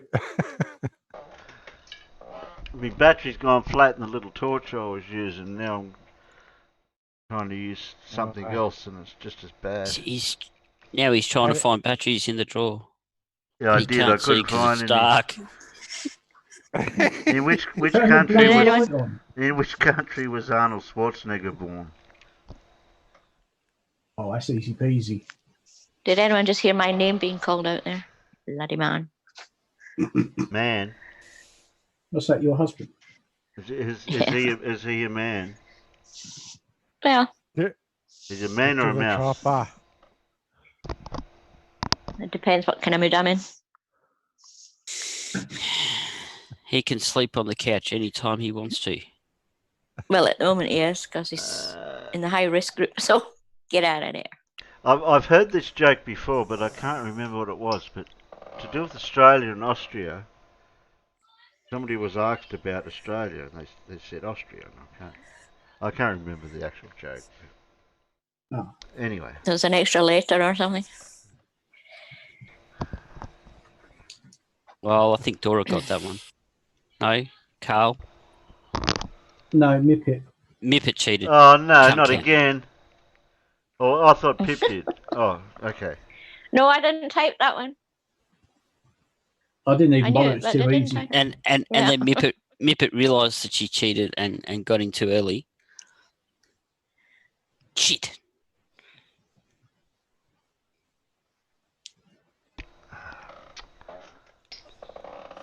look, we're down to the last 2 or 3, so this is going to be potluck. Which one I can get to read?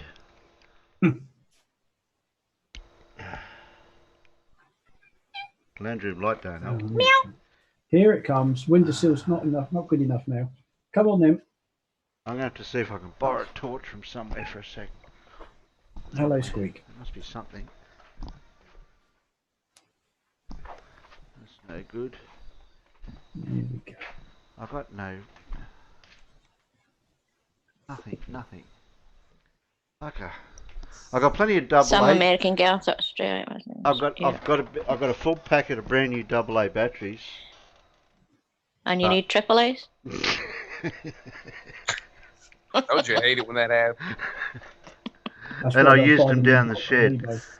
I've got the brand new ones are in the torch down the shed, but I'm not going to go all the way down the shed. What's the highest point of Australia? Oh, goodness. Based on the way he talks, I'm going to say wherever Flat Earth Aussie Jesus lives. No, nowhere That's near. pretty high. Nowhere near. That's him. pretty high. No, I mean high as in chemically altered. Well, funny you say that. I was going to say it depends on how many bongs he's had. Yeah. That demon I'll give you just 2 points whittle- for that, mate. Whittle down an whittle AA. down. Okay, I'll do that demon orb. I'll grab a AA and I'll whittle it down to a AAA. Get you some sandpaper. That'll smooth her off the rough edges. Or put a double A sideways in it. Just kind of stick it in the drill, Terry, and use the drill like a lathe. Oh yeah, that works. Yeah.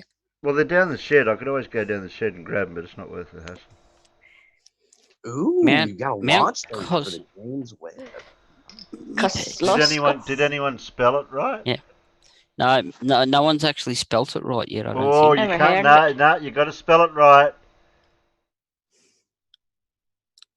I smelled it. they got to spell it right. That's what You get an extra point if you spell it right. Hey Google, how do I spell Mount Kosciuszko? Yeah, I know. I'm waiting for him to do it. Somebody's going to get it right. Oh, Mipad. Oh. You still got it You wrong, tell though. me She still got it wrong, though. Oh, Casual said he's got some triple. Yeah, I got some down the shed. Casual. I could always run down there and get them, but I'm only down to the last couple of questions anyway. It's Mount Kosciuszko. It's not that hard. Yeah, I know. They can't. Oh dear. Hey, Professor. There you go, mate. You Still know the going. best thing about it, Terry? What? If you say Mount Kosciuszko to Google, it actually spells it wrong. It does it really.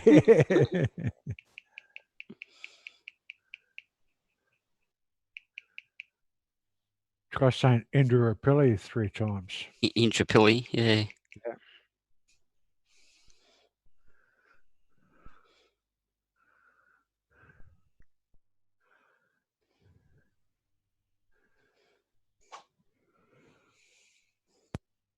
Okay. That's the last question. I found the very, very last question. Ooh. So who spelt Kosciuszko right yet? Nobody. I'm waiting for someone to spell it right. No one has actually spelt it right yet. That's weird. Come on. Mount Costco. I'm not reading the next question until somebody actually types it right. COSSI. No, still wrong. COS. No, yeah, hang on. COS. No, that's got a K in the wrong place. COSCIUS. No, John. Still not right. ZKA. Still not wrong. Linzig. This is gonna be terrible. Terry, Lunzig. I did it finally. What? What did you Lunzig. do? Lunzig Terry. Spelt it right. Did he? I'll have to scroll Well, back it's up. Lunzag. That's probably why Terry's having a Lunzag. hard time finding. That's Koskiosko. Yes, it should be Koskiuszko. Yeah, he's got it right. Where did the name originated from? It's from a explorer. It's a bloke's name. Yeah, what is actual? That's his surname, and I think he came from Germany. Ah. Or it could have been Dutch. It's one or the other. I can't remember. That looks very Eastern European, not German. Spacehead thinks he's being clever. Carl, I always zig when I should have zagged, and it always gets me in trouble. Peter, Spacehead thinks he's trying to be clever. How crazy, Cosy, mate. In it.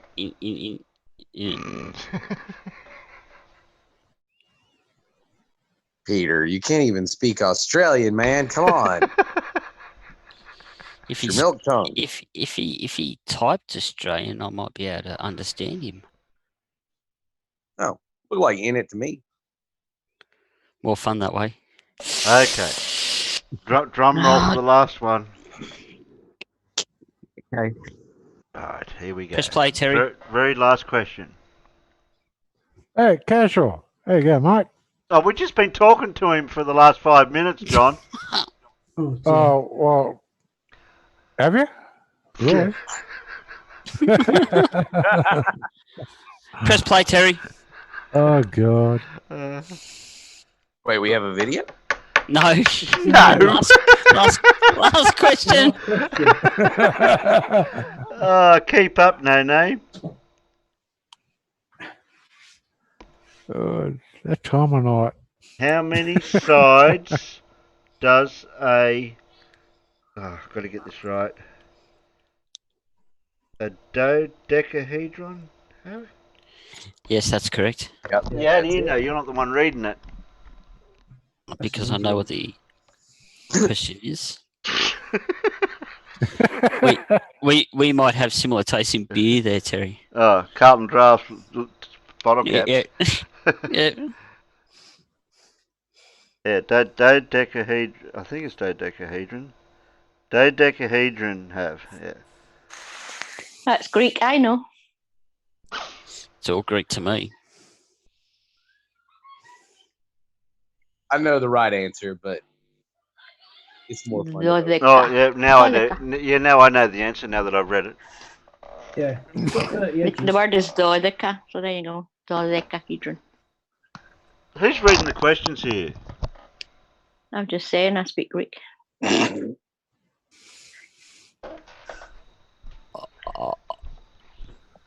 I'll behave myself and just sit here quietly.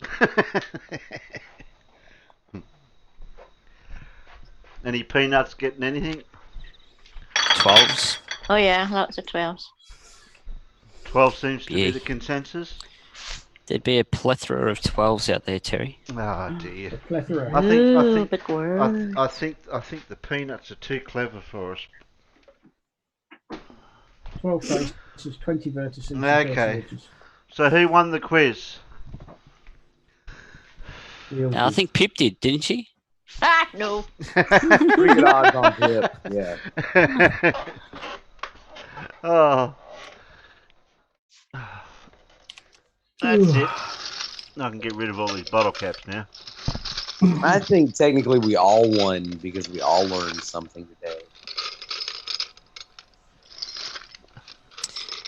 It's always nice, and it's better than sitting at home alone. I'm sitting at home alone. You're alone, but not really alone. No, even the cat's just buggered off. We are not alone. There we go. Ah, that was a brain strain, that was. It was good. It was Yeah, different. right. You had a brain strain, crikey. I used to love playing Trivial Pursuit. Yeah, me too. And I'd have 3 people sat opposite me going, how the bloody hell did you know that? Because my head is full of useless information. Well, Exactly. Talk amongst Like- talk amongst yourselves while I sort out the you know what we do next. They even So- at one if point we were sat at the table playing trivs, and it was me against the then wife and the 2 stepsons, and I had to get up and nip to the loo. And when I came back, I found out afterwards that they'd gone through sort of like the next 5 cards and worked out what the most difficult question was for me on each of them. Oh, did you still answer? And to their utter shock and horror, I got them all right. And they sat there and said, "We can't even bloody cheat, and you still win." Yeah, sorry. I'm going to share this. I thought this was hilarious. Except the sport questions, because as most people who are good at trivs are crap at the sports questions. But Stingray's still sending me DMs. I already answered your questions. 7:15. Oh, that was an hour ago. I should have checked my message. Yeah. This is my next project. Ah, yes, that sort of scarf. Mm-hmm. Got a sort of a noosey theme to it. Yeah, I've seen that. I've got the wool and As they everything say on ready. Red Dwarf. But yeah, it's got a noosey theme to it. With a sort of a crossbar motif. I didn't notice Stingray dropped out. Did he drop out halfway through the quiz? I guess he must have done. I hate it Up when and people run do away, that. Terry. They knock at the door. I have to answer the door for them to let them in. But they leave without even saying goodbye. He's not even in Discord. He's just disappeared. He's vanished like an old How October. rude. Oh, you see, his Apple Mac must have crashed. Yep, that'd be what it is. Yep, his Apple crashed. Who's out in the peanut gallery that usually come in? Phil and Casual Spacehead usually come in. Casual. Yeah, but Professor Phil hasn't got a very good mic. Yeah, but at least Professor Phil has his avatar, so he's clever that way. Come on, Casual. Come on in. Where am I? Oh, dear me. Over and show you shit. Maybe staying up late. Are you going to waste the whole day, Farmer? What? Well, it's 10:30. You've got nothing to do today. Nope. Okay. I was in Sean G's panel until 4 o'clock this morning, I think. Dear God, man. Wow. I was trying to go completely without bothering to go to bed because I wasn't tired, but I got to 5 o'clock and I thought maybe I could do with an hour or two. I was going to try and go through complete until this stream started, but of course you streamed on time as usual. Carl, what do you mean? Why do I wave at Terry? So I got a bit of a nap in. Okay. It turns out I've now at some point got to go outside and fix a fence panel. Fix the fence, okay.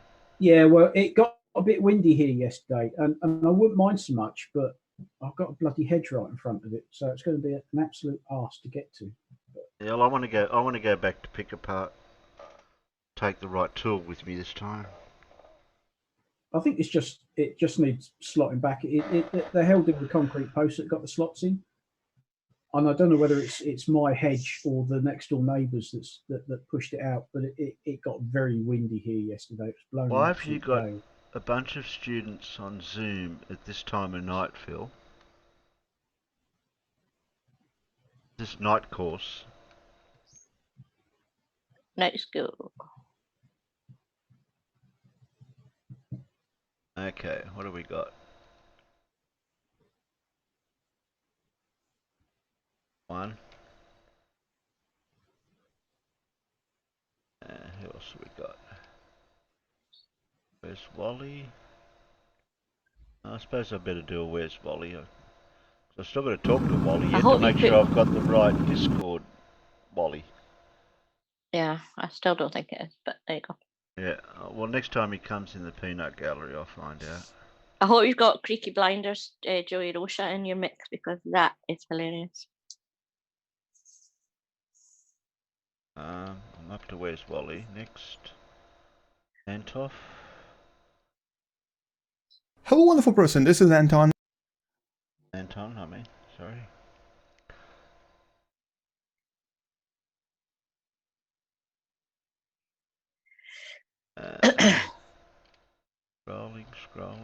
Scrolling. So Mr. Grimm is posting in the wrong place. Oh no. I read it. Creaky Blinders probably goes for too long. Yeah, it goes for an hour. Oh no, it's a. Oh, I'll find it. No, Creaky's too long. That's too long. That's too long. Creaky. Not the Sunday Night Lock-In, the one before that. There's one in any other vids, Terry. Yeah. Yeah, I'll go through Shield Your Shit first. Flat Earth Expert Skills PhD. Oh yeah, that only goes for 15. Didn't we? I thought we already watched that guy. Who was doing that guy the other day? Conspiracy Cats or Simon Dan or somebody? Oh, lots of people have been doing that guy, but I thought that guy disappeared months ago. Yeah, but that's not that guy.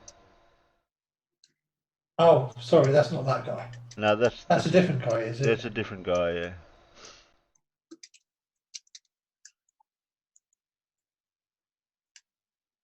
Wade's Underworld. Yeah, I'll give Wade a go. He's okay. I don't see him in the peanut gallery though. Wade? 1 minute debunk? No, I'm not doing you 1 minute debunk. I'm gonna have to do a... What's this one? Ozzie Butterfield, yeah, do that. She went on to call for Mike. I don't think we've done an Isaac. What was that, 28? We didn't do an Isaac, did we, Peter, lately? This virus is anti-trans? No, you didn't, Terry. No, you haven't done that one. Because I think it only came out yesterday. Oh, I have to go straight. Oh, shoot. That one. My upload speeds are much better than I thought. Hello, wonderful person. This is Anton, and in this.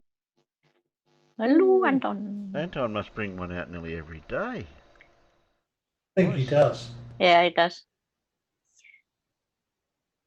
You should put some out about 11 o'clock at night, our time. Not sure if I've done.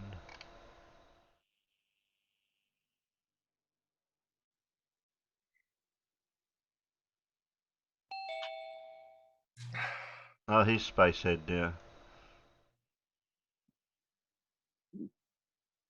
Quick, stop talking about him. Yeah, don't talk about him. Shh.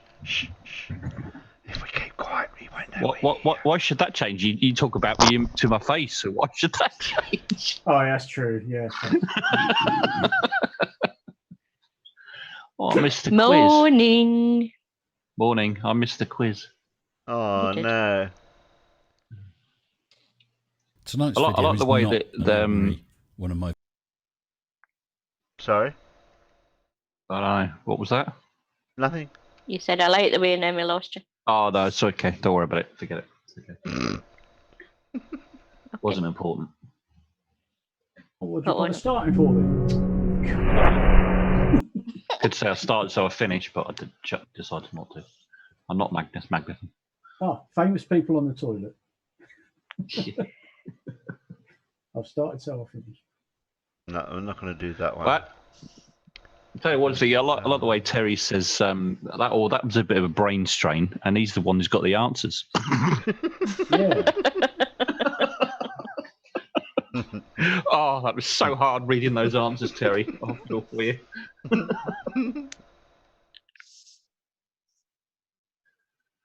Oh dear. Well, it hurt my eyes, and I was getting eye strain. Oh dear. Oh, poor. Ahoy, mateys. What's on the chopping block today? Well, since they're... Oh, he was playing poker with us Ahoy, last mateys. night. Yes, was playing poker with us last night. I think it was a bit of a cult. Hith. Who? Here. Who? Hith. Who? Who? Hith, the other planner walk. Oh. The other planner walk, yeah. I think it was a culture shock to him, especially when we got to the jokes. Oh yeah, the dad jokes at the end. Yeah. Okay. Not with dad jokes. I fell asleep during that part when the coconut was on because barman actually sent me a Barman had link. sent you a But link, yeah. I know he did. Yeah, no, I was fast asleep during that point. I fell asleep on the sofa. Nothing better to do. And I woke up about 11:15. Yes, it was very quiet after. Right, It was everyone's been. Ooh. By 9 o'clock, hero. I wish Terry would sort it out so he didn't keep putting the audio through to us by Yeah.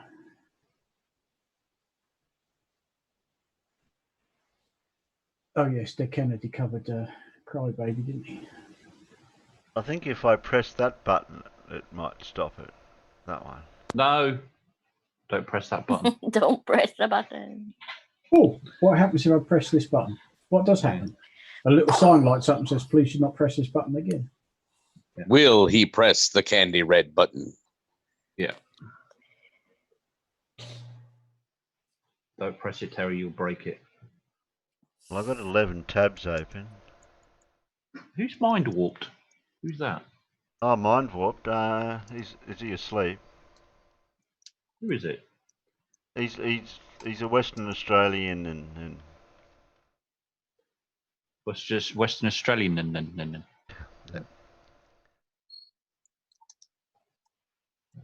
Then he was here earlier. Well, we'll not hold that against him then. No. Well, Chemo's learning to post in the right spot. Isn't he clever? What, in the bin? Yeah. Yeah, he's got a lot of middle fingers and poos. Yeah, I'm guessing it's Chemo that's leaving the thumbs down on your videos. Yeah, but today. I've got somebody else in the peanut gallery I might have to do something about because they're getting a bit... where are they? Scroll up. Truth stands alone.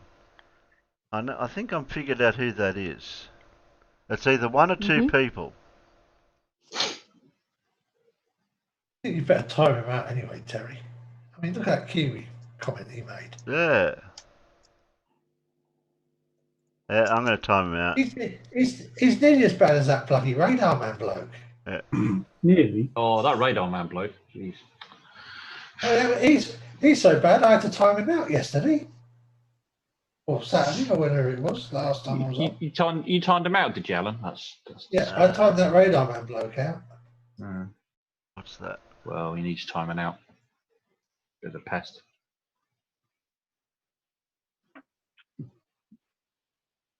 Who's this? DeadKennedyInSpace. Did I recognise that tune. 13-minute one. Okay. I'll throw that in the mix. There we go. I know exactly which one that is. Now I've got to count how many tabs I've got open.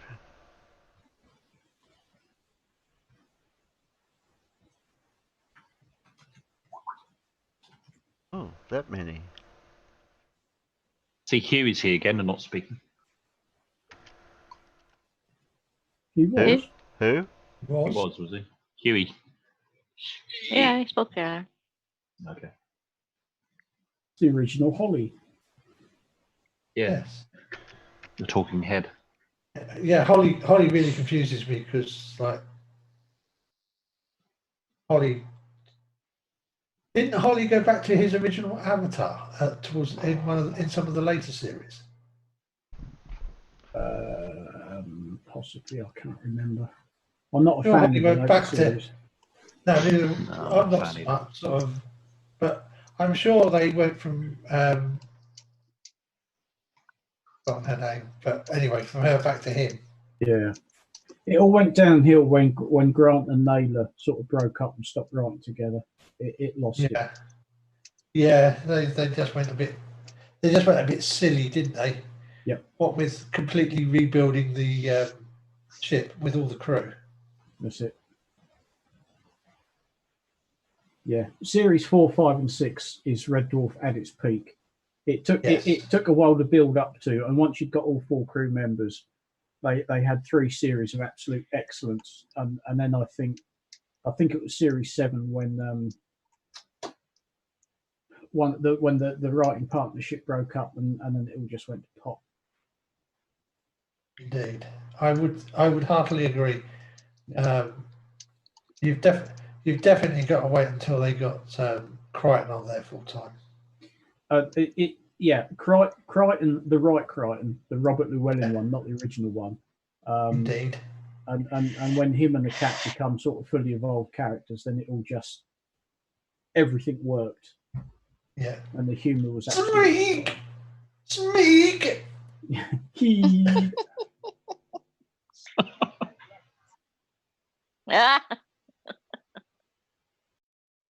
Yeah. You all lied to me. Morning. What do you mean we all lied to you? You're always lying to me. He's in Discord. Hello there and there.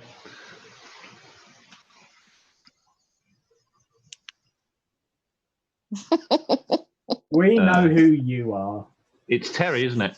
With a disguised voice. No. Definitely not.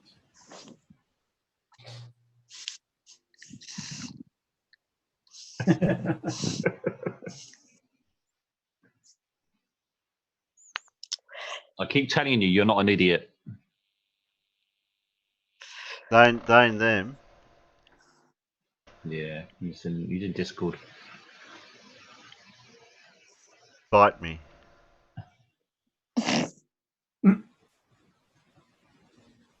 No, Terry, keep telling you don't taste nice.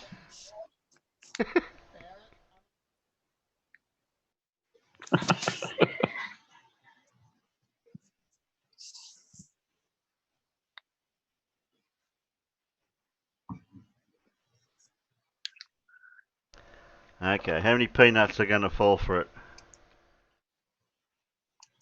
For what? 1 to 12. I don't think any of them will. I don't think any of them will. Keep up with the times, will you? Oh. Yeah. I haven't had my tea and toast yet. I allow a couple of comments to go through. Who's got the cake? I just poured myself a glass of cola. No, it was actually Pepsi because that's what they delivered with the pizza. I have to drink it. Farmer's boy, I've not been awake very long. My sleep pattern's all over the place. What's the point? 11:15. I know. I was only awake about an hour ago. 4. Are we voting for 4 first, are we? Okay. 4 wins.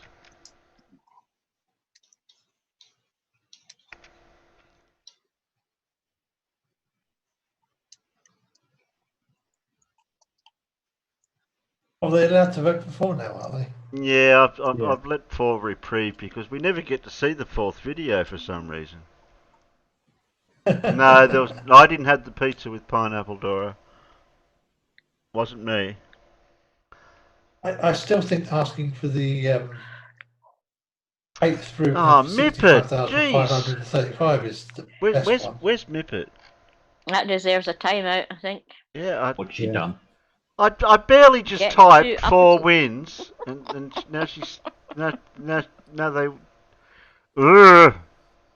Look, that's it. And breathe. Don't forget, there can be a bit of a delay. Yeah. Don't forget. Yeah, but the delay is I typed it, and then about Not from me. 1, 2, 3, 4th message down after I've just typed it is to play. Mippets in Discord, Cash, it doesn't get a delay. Yeah. No, from the No, excuse- actual chat. No, there is a delay. Seriously. What, from Discord to chat? Sometimes. If you're in Discord and you go to chat, in the chat. No, what you type in the chat in Comes up relation straight to away. what you've already said, it can there can be a delay. I've noticed that with quizzes and things like that. But Terry had only just typed 4 wins, stop voting.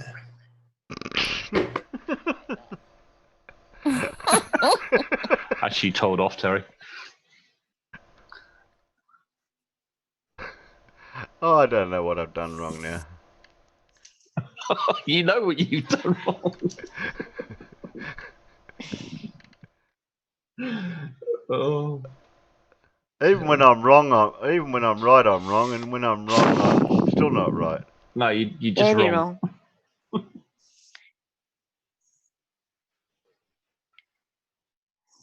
Ooh. Fight talk. Them's fighting words. Yeah.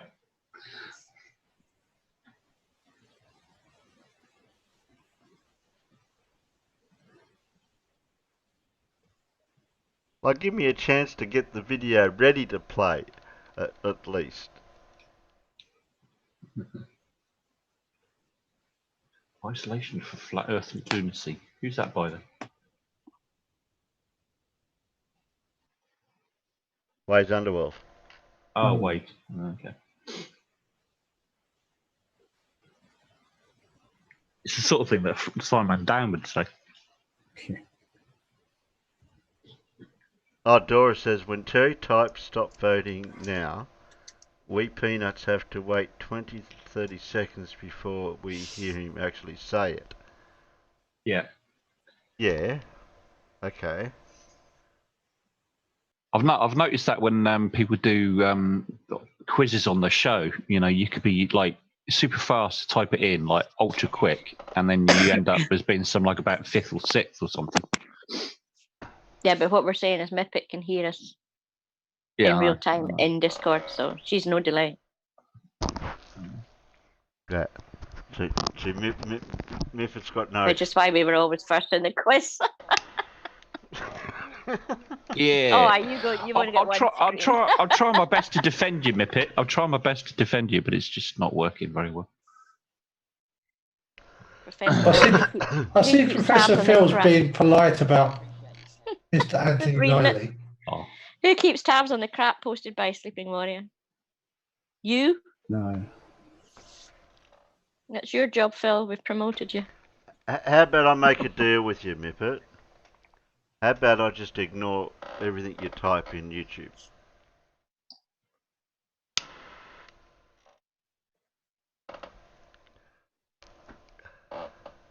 No. No. No, don't. Okay. Can't ignore anybody. No, I can't ignore. You can't ignore you can't ignore Mippet. No. Can I press play? Yes, yeah, please. press play. I'm at home. Those of you still at work, keeping the world turning, I salute you. At the moment, I find arguing or debunking a certain flat conspiracy completely pointless. I've got no problem at all if anyone else wants to keep doing it, but for me, right now, I really couldn't give a damn what flat earthers have to say. I'll eventually get back to them. I had a few good flat earth debunking videos planned, but for now, I'll just make videos on topics I find interesting or something cool out in the world that I've filmed. I thought I'd show you this beautiful spot just down the hill from where I live. This area is called Dutchman's Beach Reserve. I tried to find its traditional indigenous name, but I had no luck. It's a beautiful spot, one that I've taken many photos from and footage. And one thing I've clearly noticed during this great lockdown is the earth, the environment, it's definitely enjoying the break. This water is usually teeming with boats and jet skis, and the water does get fairly churned up. But look at it. It's beautiful and peaceful. The earth doesn't need us. I've been a little quiet lately on YouTube and Twitter. I'm angry and annoyed at the whole situation. The idiots that won't take it seriously, but also the selfish assholes that stockpiled everything for themselves with no regard for the communities they think they're a part of. But I don't really want to get into that right now. I just want to let you all know we're still here, we're okay, just a bit frustrated, but considering the circumstances, we're doing great. Even had a bit of extra time to play some video games, which is always fun. I really hope you're all doing okay, staying safe, being responsible and respectful of yourselves and each other. Until next time, see ya. Well, he's keeping himself preoccupied then. Yeah. Yeah. He's I disrespect myself on the reg. It's a pretty common occurrence for me. Yeah. Well, as long as you respected other people, disrespect all you like, yourself all you like.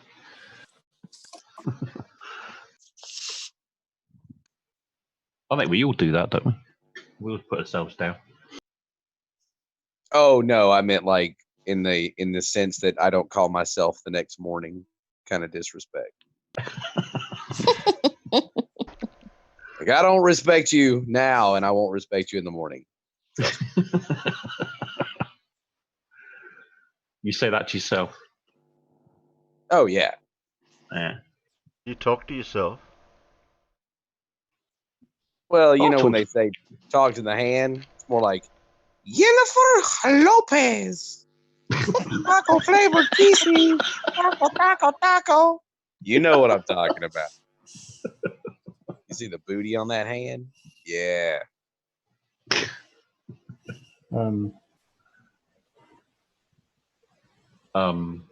What? Just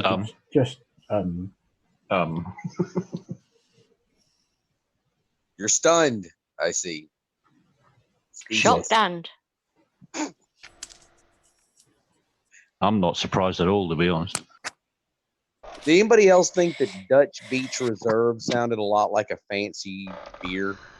It does a bit, doesn't it? It sounds actually like an aged port or something. Sure, that'll work. Yeah, sherry. Yeah, or sherry or something like that. Yeah. Beechwood aged. Reserve. It's the word reserve. Yeah. Got a bouquet like an Aborigines armpit.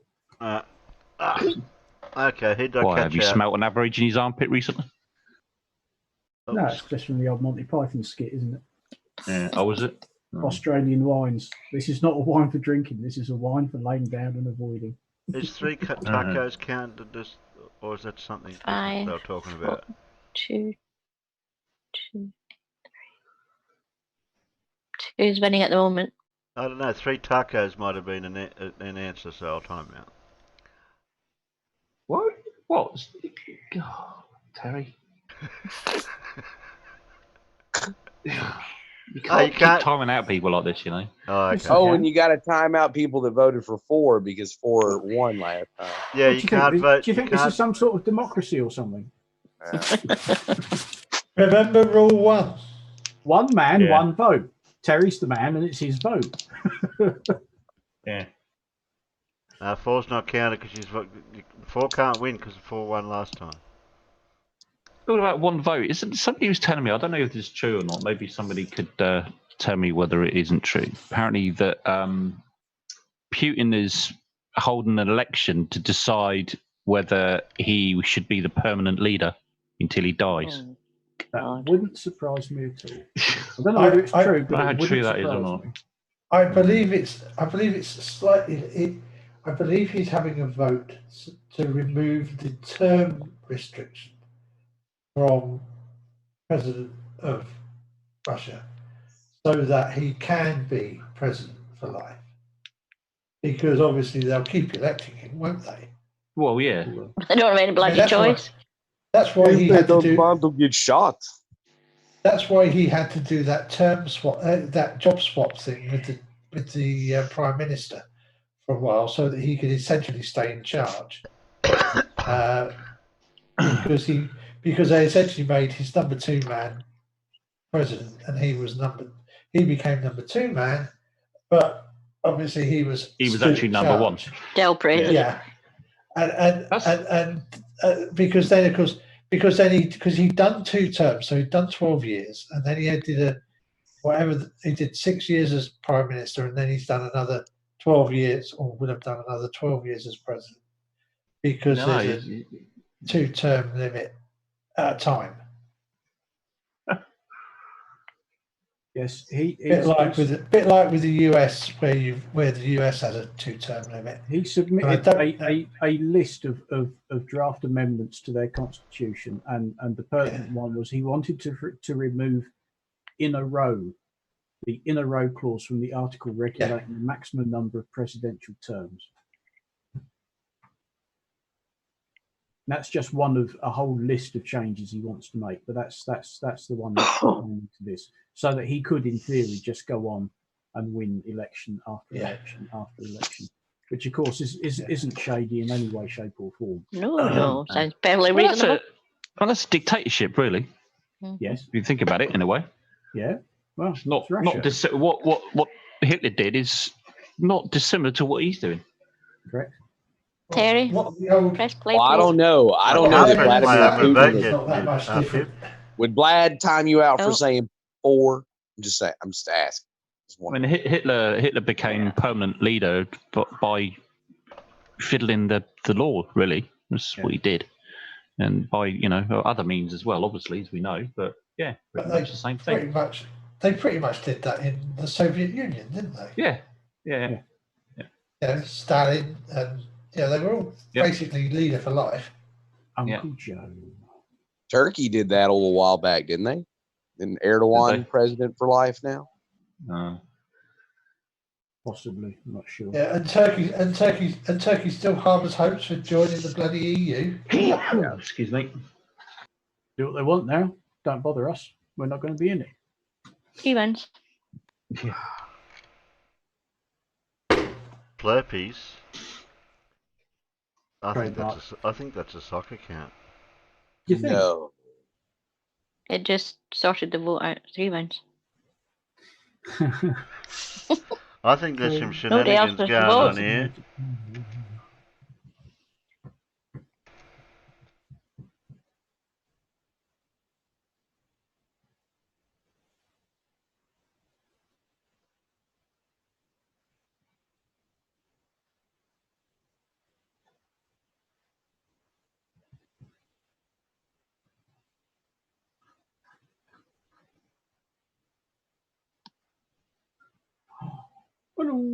Hello wonderful person, this is Anton, and in the last few years we've been able to discover life in some of the more remote and more hostile places on the planet.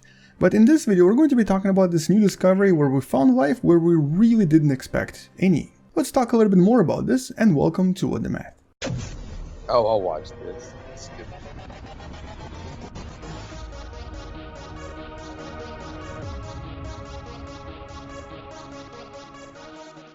In the last 3 or 4 years, scientists discovered some of the more extreme life in some of the most extreme conditions on the planet. And some of these discoveries were quite mind-blowing. For example, approximately a year and a half ago, the scientists were able to discover quite a lot of life inside the Earth itself, essentially in the depths of the ground underneath our feet. And some of this life was thriving there.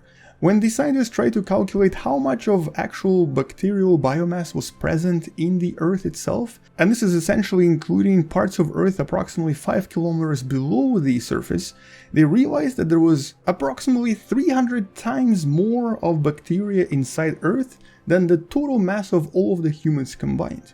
So basically, a lot of new biomass was discovered in locations where we really didn't think anything could survive. As a matter of fact, of all of the investigations we've taken so far, it seems that only one place on Earth has not really yielded any life. And I've actually mentioned this in one of the previous videos as well, but the most hostile environment on the planet seems to be this unusual volcano in Ethiopia, which I've covered in a lot of detail in the video you can find popping up above my head near the end of this video. Here, the conditions were just too acidic, too hot, and too extreme for even the most resilient life to survive, but only one of these volcanic lakes was uninhabited. Everything else, however, did have at least some life. But the scientists, whose paper you can find in the description below, got really lucky and they got to use this incredible research ship known as JOIDES Resolution, which is essentially a science platform. It's a science drilling platform that has been used since 1978 for various types of underwater research. Just like every other drilling platform, which usually are responsible for discovering all kinds of oil and gas deposits underneath the ocean, this drill is also capable of going under the ocean into the ocean floor and drilling a few kilometers into it. And for this study, the scientists were able to get approximately 750 meters below the ocean floor, into the location where some of the actual crust was already partially molten and basically was pretty inhospitable to anything you could imagine. But as you can probably tell from the title of the video, once again we were able to discover life there as well. Now this is a really interesting discovery because in this particular location really no one expected to find anything. Because not only is the environment completely inhospitable, but there's not much to basically eat there. None of the bacteria would actually have any sources of energy and would most likely just perish over time.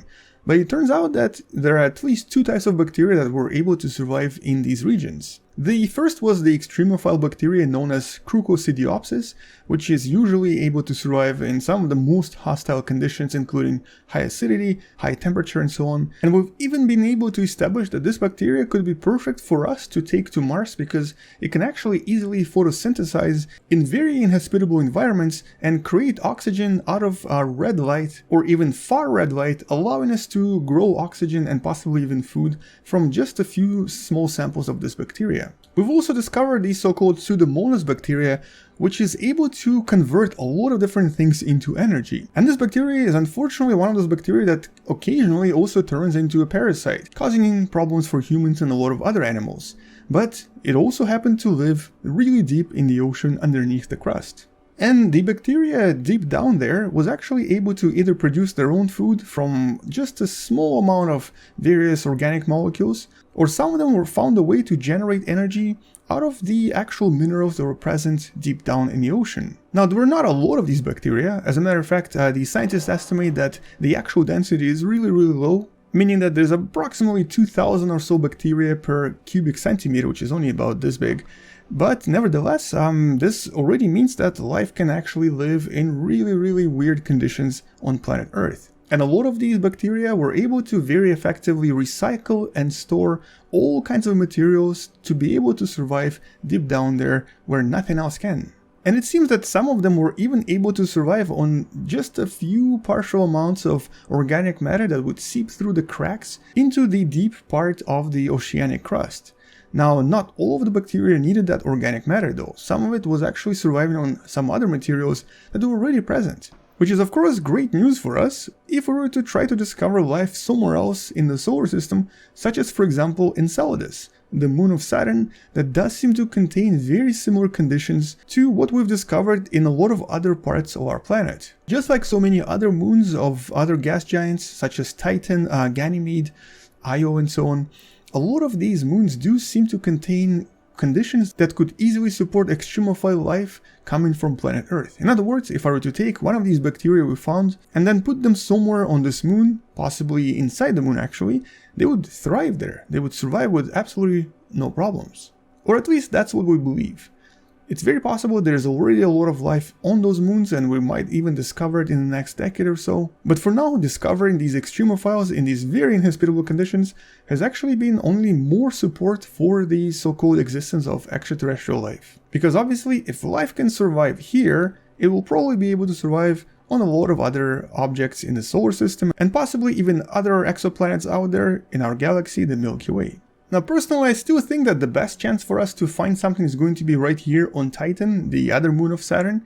But until we actually launch the mission called Dragonfly in the next few years, we're not going to be able to know anything about this beautiful moon. Although in about 5 years or so, I might be talking about the discovery of life here after all, because this right now is the best source of unusual methane variation and a lot of other signs that suggest that something is causing the atmosphere of this object to change. And that something is probably bacterial life. But for now, that's all I wanted to mention in this video, and you can check out more about the study in the description below. Once we find life in some other inhospitable conditions, or discover something else unusual on our planet or outside of our planet, I'll make sure to follow this up with another video. Until then, thank you for watching, subscribe if you still haven't, share this with someone who loves learning about space and sciences, maybe consider supporting this channel on Patreon, it does help me quite a lot, and maybe support this channel by buying the Wonderful Person t-shirt available in the description below. I'll see you tomorrow, space out, and as always, bye bye. Bye.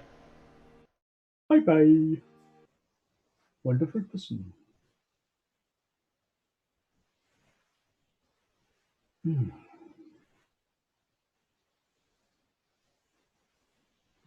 There's got to be life out there somewhere. We can't be the only ones. Well, we're in the Goldilocks planet. I think there's life only on planets that are in the Goldilocks zone. Oh yeah, but if there are other solar systems, and there must be planets in an equivalent zone, not necessarily life as we know it, but there must be life. There must be other life forms out there. Yeah.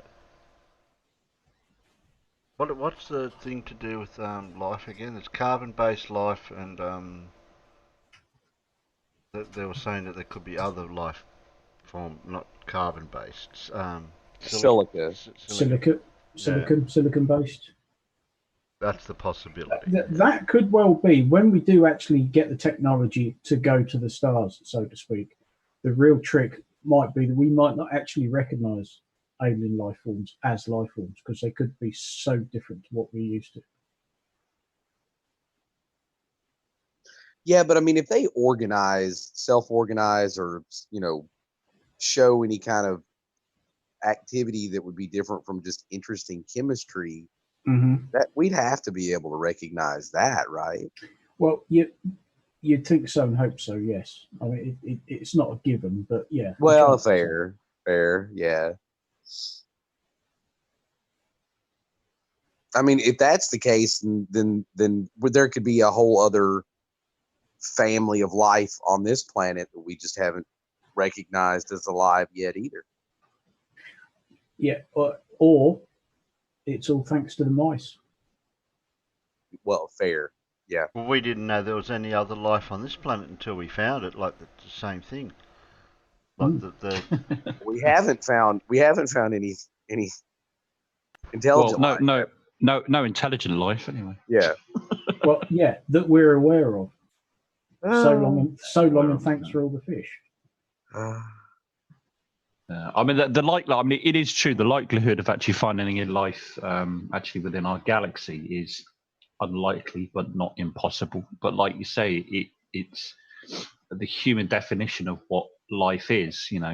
People got different definitions of it. If it's got a conscious thought, then it's human. Then when you think about certain viruses, they haven't got conscious thought. Bacteria doesn't have conscious thought, but it's a living organism. Yep. So I don't know that anybody's ever required thought out of life. I didn't think viruses were classed as life, though. I thought they were. They're not. They kind of sit. I was been reading quite a lot about it recently. They kind of sit on the cusp between life and not life. If you could catch my drift. Yes. Nobody can really give it a virus a definition whether it's a living organism or not. Something it is, and something it isn't. Does it feed off something to live? I mean, in that theory, it would be a life. Yeah, exactly. It needs a host. It needs a host to replicate, and it needs a host to live. It needs a host body to go, whether that be animal or human. It's extremely basic, like 1-2 cell organisms. Yeah, but they're kind of just like the building blocks to life.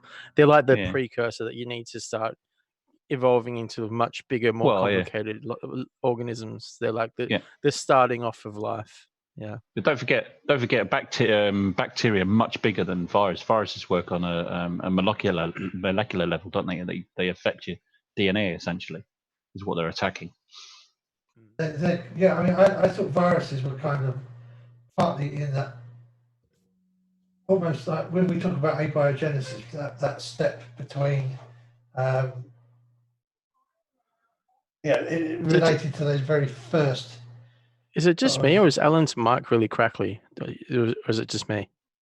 It sounds clear to me. Oh, it's you as well. I might just hang up and come back. Okay.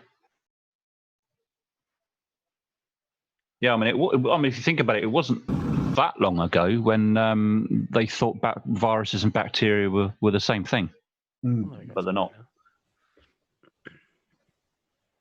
It wasn't. Sorry, I was gone for a while and just came back, and my PC was playing up, but now it seems fine. Yeah, they found it amazing until they were able to go down to the ocean next to the thermal vents and see what type of life was actually thriving right next to that type of environment. So yeah, it's the different types I kind of of came environment. literally.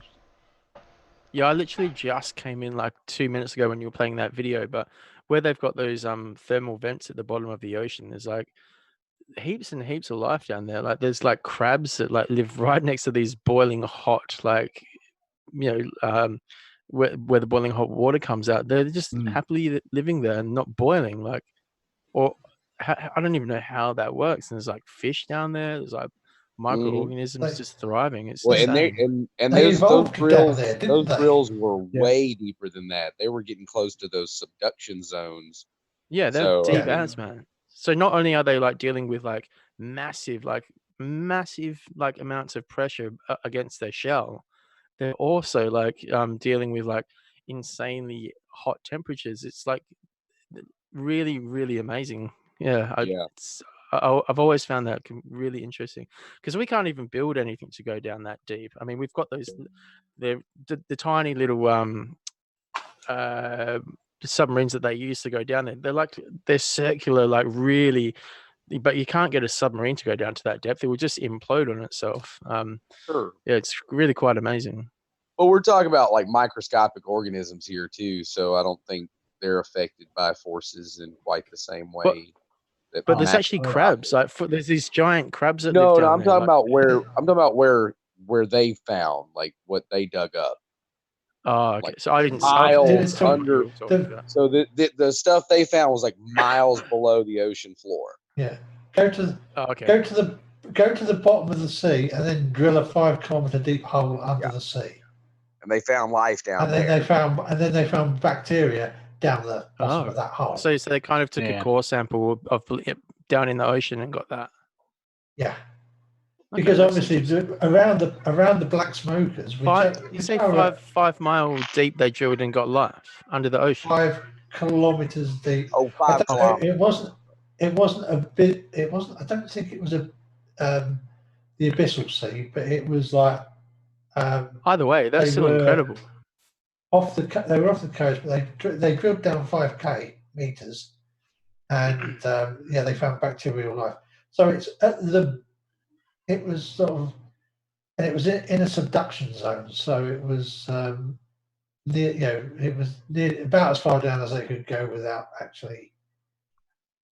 Being a West Australian, like it's only just been found. Like I don't know how we didn't find this earlier, but excuse me, I don't have coronavirus.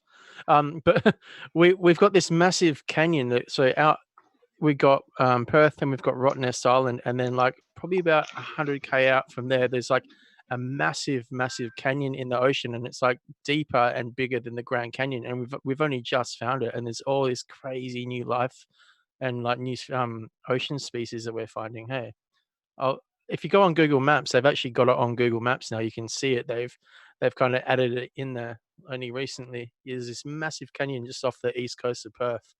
It's huge at the bottom of the ocean. Yeah, it's really cool.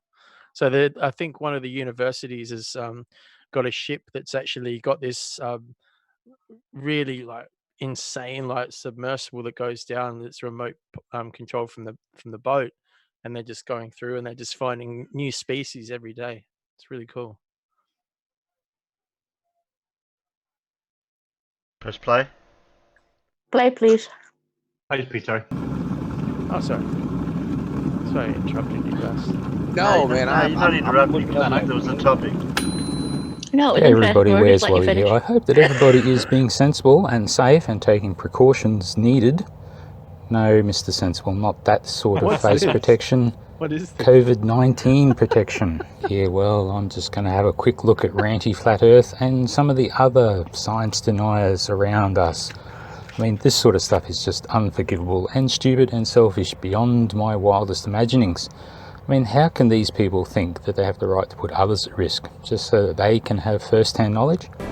Some of you may die, but it's a sacrifice I am willing to make. So what does Ranty want his somebody to do? Go and be a citizen journalist. Well, isn't that just a little bit harsh, Ranty? I mean, all your FE mates will be able to do is when they walk into a hospital, apart from spreading the virus or contracting it, they'll just take a look around and go, yeah, they look sick to me.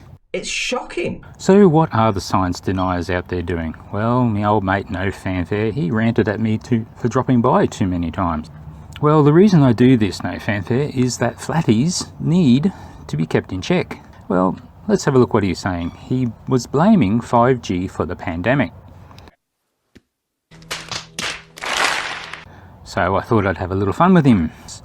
Well, what about the Spanish-American flu in 1918? There was no 5G there, mate. Well, he came straight back with, but radio. So then I said, okay, mate, then what about the Black Death in 1345? He came straight back with ad homs, but he did not address the proof.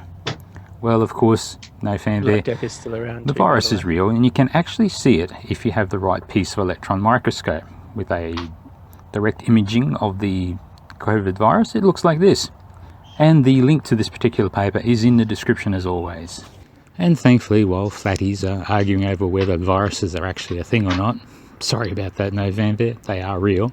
There are some really smart people out there who are tracking this thing by using genomic data. Now this will just go way over the head of flat earthers, but basically they're able to look at the subtle variations in the genome and they can trace the lineage of exactly where this thing has been, where it's come from, and I guess from that they're able to give some smart answers about where it's likely to go. So just as well as some actual scientists working on this and not flatties. And it seems that the numbskullery from Level Earth Observer the other day, where he was looking at the UK all-causes mortality data, has really permeated through the whole flat Earth community, and none of them are actually understanding it at all. Because this thing is still just before everything's about to take off. It's kind of like Thelma and Louise. We're about at this point here when you look at these all-cause mortality data. Everything's all fine and hunky-dory. Nothing to be worried about yet.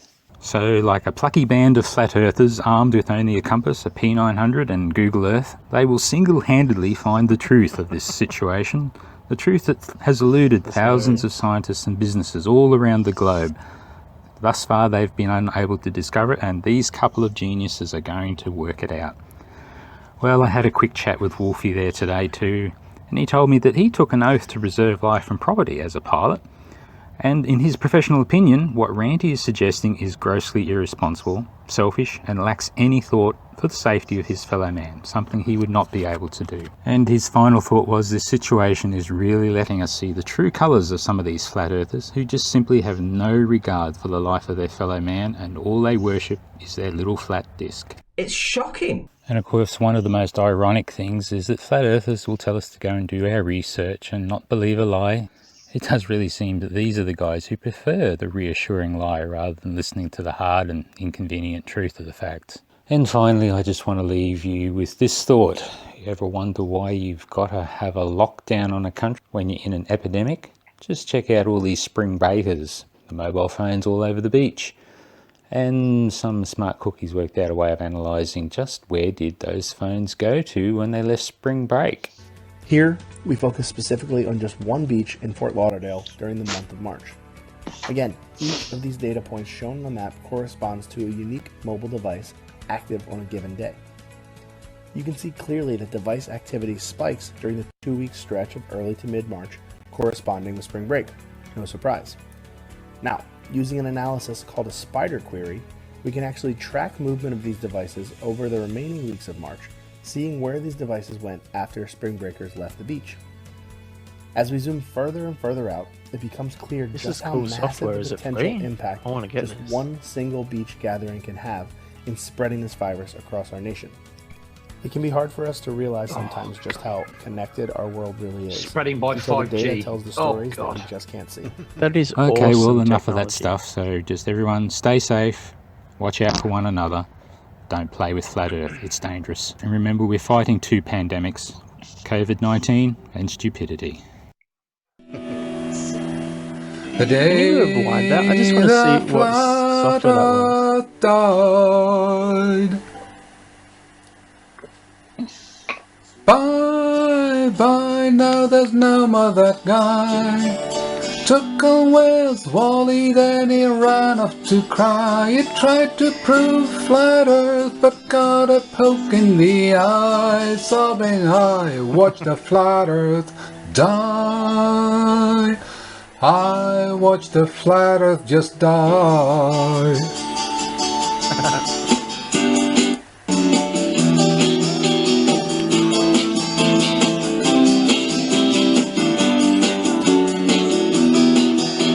The day the flat Earth died.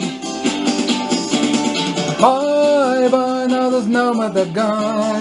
Mind out if you watch Wally's then he ran off to video, you'll get the cry. Tried detail to in there. prove a flat Earth, but got a poke in the eye. Sobbing, I watched the flat Earth die. Because the heatsink looked really I similar watched to the the flat one Earth that just Strava uses for the to map the Fitbit. I think I showed you guys that before, the Strava heatsink map, where you can actually see where people walk with the Fitbits, and you can do it day by day as well. And that's why they banned them on military bases, because it was showing up where like these bits on Google Maps were blacked out, but you Oh. could see there were clearly people walking around doing exercise with their Fitbits, so they banned them on Taking my military bases. Fitbit off. Yeah, I'll bring it up. Hang on, I'll see if I can find it. It's called Stick the it in Strava Discord. heatsink. Strava heatsink map. It's actually really interesting. Yeah, wasn't there a stealth jet that got picked up by somebody's military because they were using a Fitbit or some social media? Yeah, and it also shows up like in the middle of Greenland, right? There's like 4 of, and you can clearly see them. They're air bases and airstrips, because you can see where people go around and where the planes come into land. But then when you go on Google Maps, it's just whited out. So it's probably just it's really interesting. Exercise is a damn conspiracy, y'all. Yeah, Exercise is gonna expose it all. That's right. Yeah, I'll put the link in now, and you can have a look. Cool. Where is it? It's really interesting.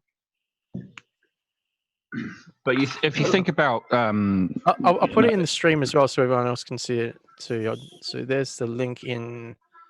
Oh, sorry. Oops. Sorry. Delete that. That's the remove that.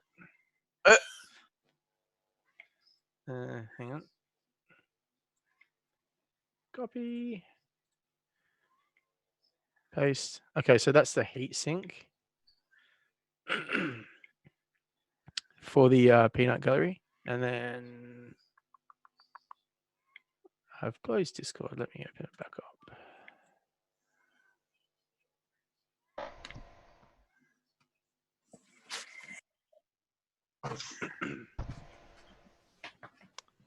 And we're in first. Look at this.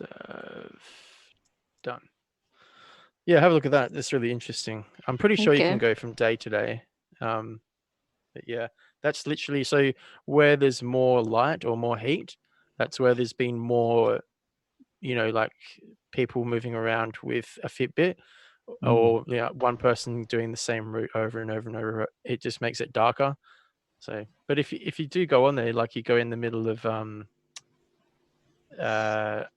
like Greenland, and then if you go down to Antarctica as well, there's like a few spots there that are whited out, but you can see there's someone wearing a Fitbit moving around there. It's really cool. Good for everyone to have a look at. Sorry, full hijacked that. Sorry. Not wrong. No, I'm looking at it now. Yeah, I've seen the ones down in if- Antarctica. They're quite interesting. I mean, if there's any dangerous conspiracies, the COVID-19 or coronavirus conspiracy is probably the most dangerous, in my opinion. Yeah. Yeah. They're spreading misinformation. They're telling us not to worry, so therefore people are going out, mingling with people, not keeping their distance, not staying at home, going against the rules and the laws and things like that, and making it worse. I've seen videos of people doing stupid things like spitting on lift buttons in elevators and things like that in a deliberate attempt to spread it further or to prove something or I don't know what, and there was a people are woman here at failing- the shops that was fully diagnosed with COVID-19, and she was at the shops spitting all over the food, and she got arrested.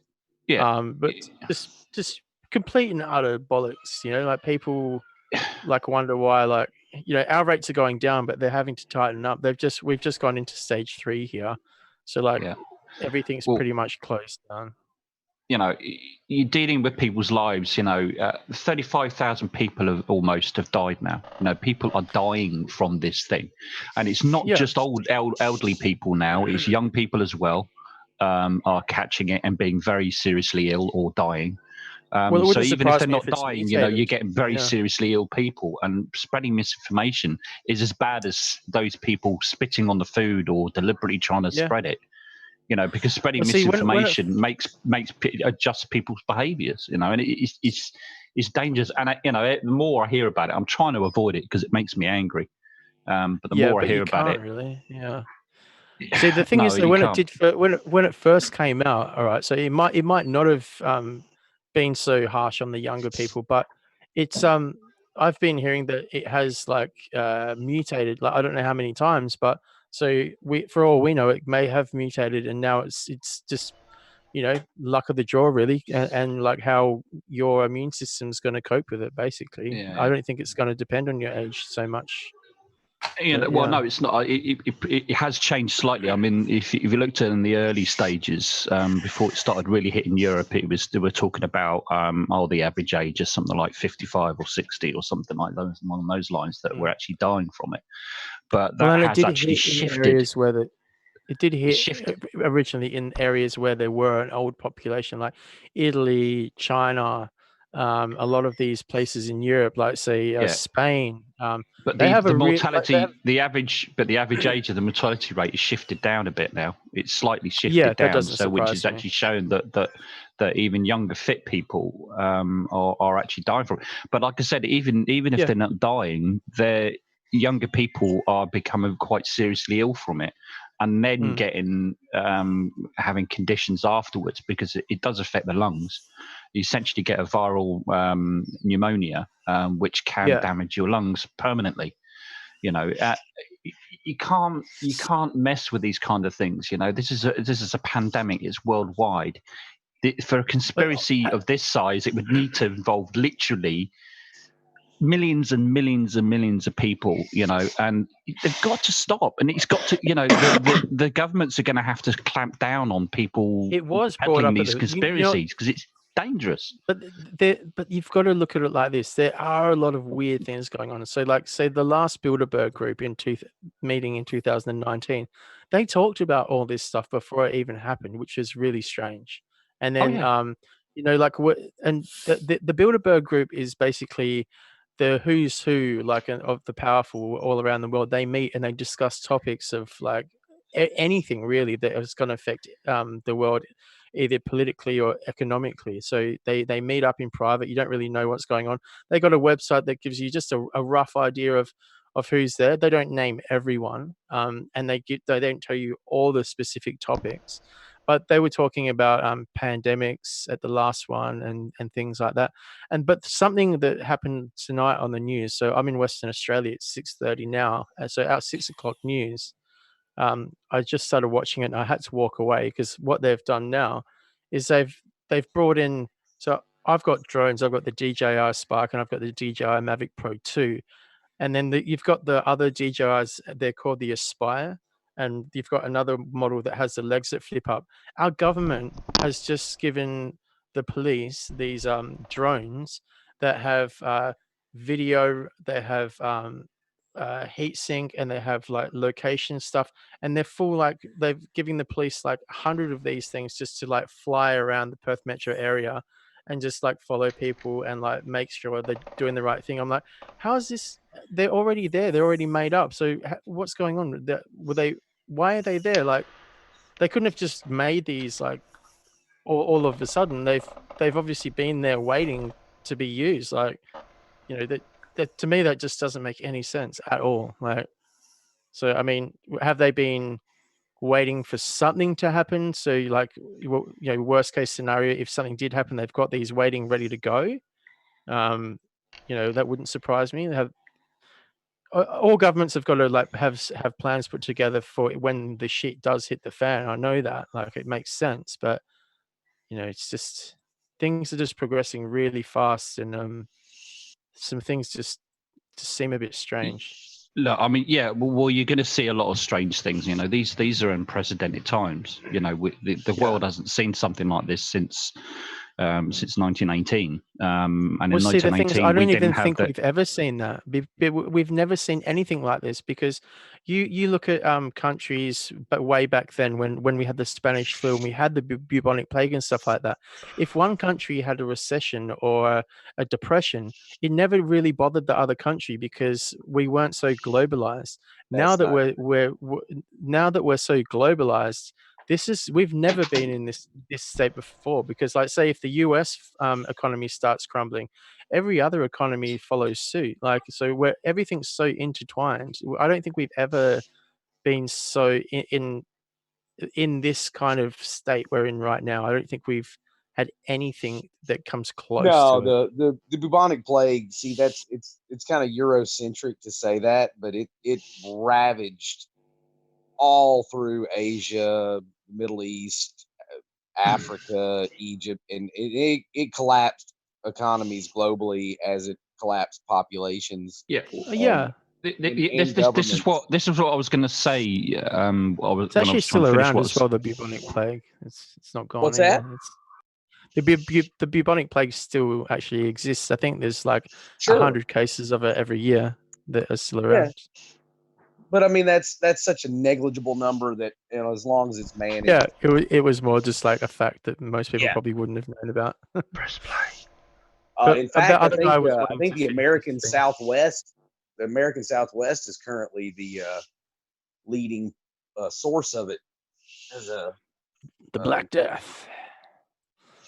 Yeah. So, what were you going to say before? I kept interrupting you. I'm sorry. Press play. Press play. Oh, go on, press play. No, don't worry about it. Sounds good. That's what I was going to say. Sorry. It's okay. Ahoy, mateys! What's on the chopping block today? Well, since there has been just so much news lately about that thing in which I shall not say otherwise YouTube will demonetize this video, I thought it'd be a good idea to cheer everyone up with a lighter topic, cancer.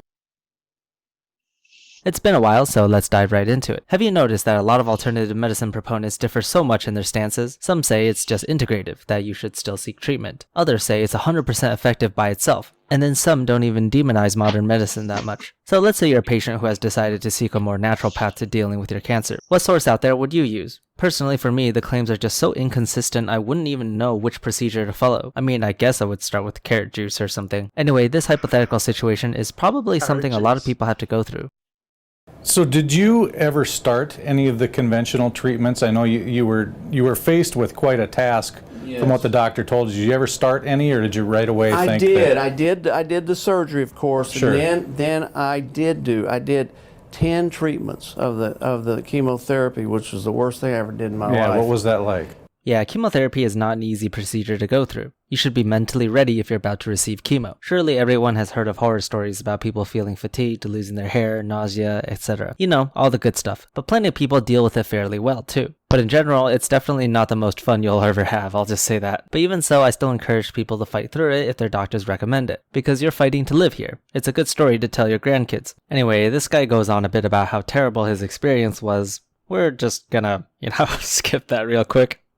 But it was the worst thing I ever did. Let's say you're presented with two choices to treat your cancer. One was a procedure that is admittedly difficult, you're going to suffer, you're not going to have fun, and it's going to be tedious over a long period of time. The second offer is you eat or drink something and that cures you. If you had to determine which one worked and which one was a scam, wouldn't the easy option more likely be the scam? I mean, if something is too good to be true, oftentimes it is too good to be true. If someone wanted to trick you into doing or buying something, usually they try to make it sound as good as possible. We're talking about cancer here, the second highest killer in the world, and you think that the simple methods of alternative medicine is going to work? No, you have to face reality like the rest of us and accept the fact that actual cancer treatment is going to be painful. Reality doesn't care about your feelings. You have cancers that just kill people. You have new diseases spreading over the world. Since when did those things ever care about your convenience or your feelings? Never. But we're living in an age in which we have the technology to fight back. It may not be perfect, and fighting may take a lot of effort and suffering, but that's just how it is. If you want to battle cancer, you'll have to do it in the way science knows how. Listen to your doctor and take his or her recommendations. That's what I advise.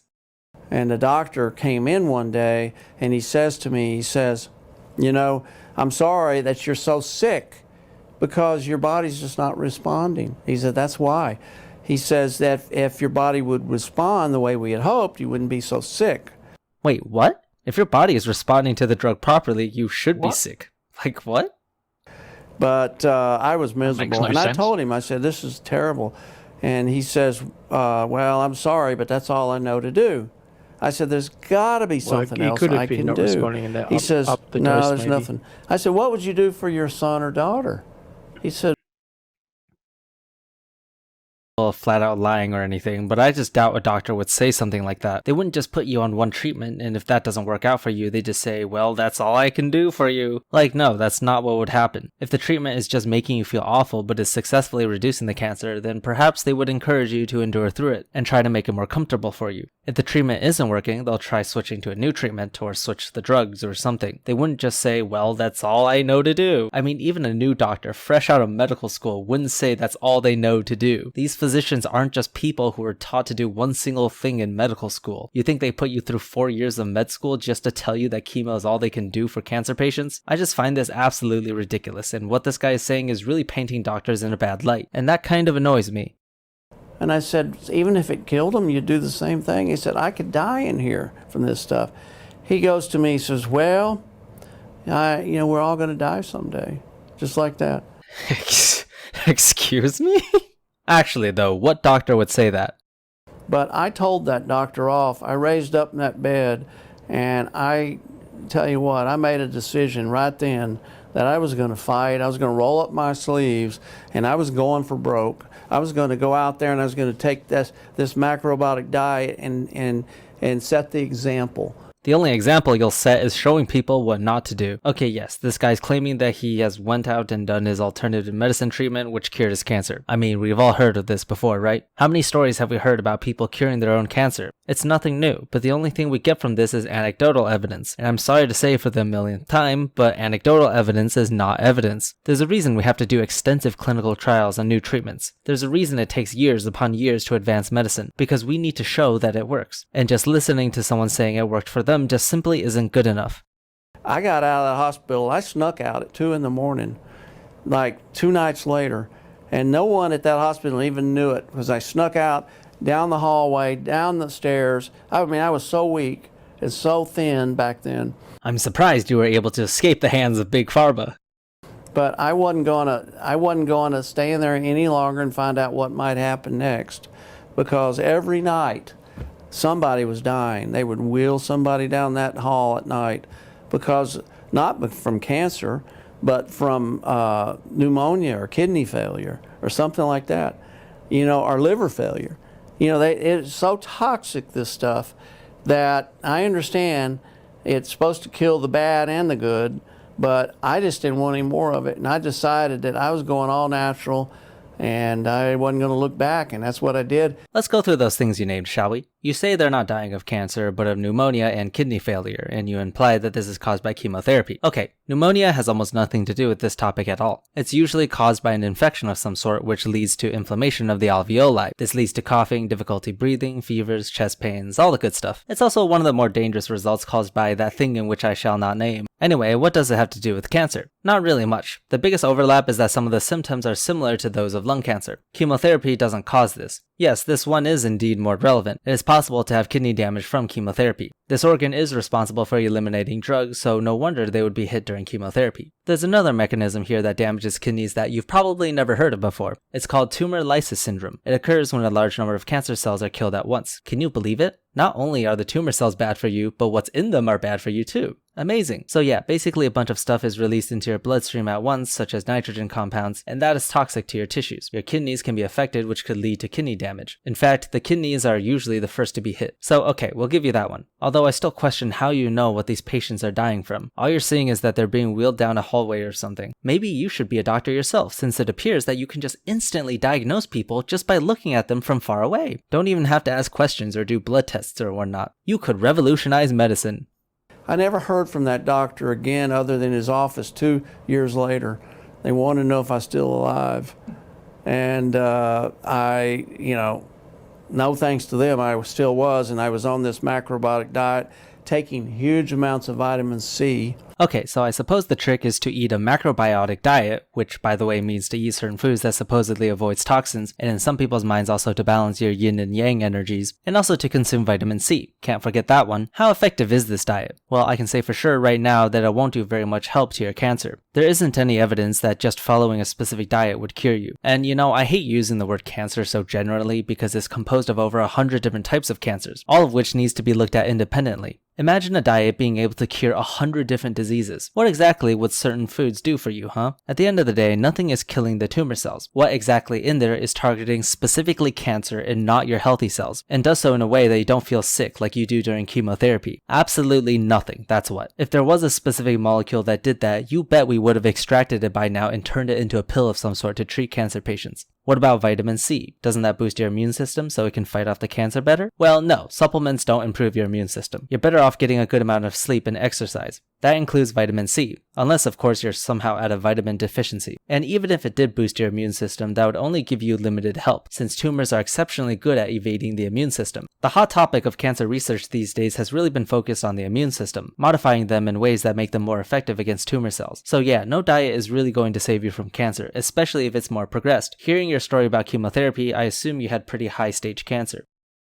Just exercising every day, detoxifying. This diet is so powerful, and I'm surprised that people don't use it the way they used to, because it's so powerful, because you have all this fiber. 50% of it is whole organic grains that acts like just a broom of fiber. It just starts pushing all the toxicity out. What toxicity are you pushing out? The cancer itself? Yes, fiber is good for you, but it's going to do little to get rid of cancer. Why is it that alternative medicine proponents are always going to refer back to toxins one way or another? This vague term isn't helping anyone. You're not defining what it is, and you're not telling us how these toxins are being eliminated. But either way, your kidneys do a pretty good job at eliminating harmful substances from the blood, so I would just rely on that. Anyway, that's my time today. Thank you for tuning in. And as usual, I would like to thank Fireshard, Liam, Don Jessica, Joe Goldenberg, and Jayan. Stay safe with all that thing going around. You know, that thing that shall not be named. And I'll see you next week.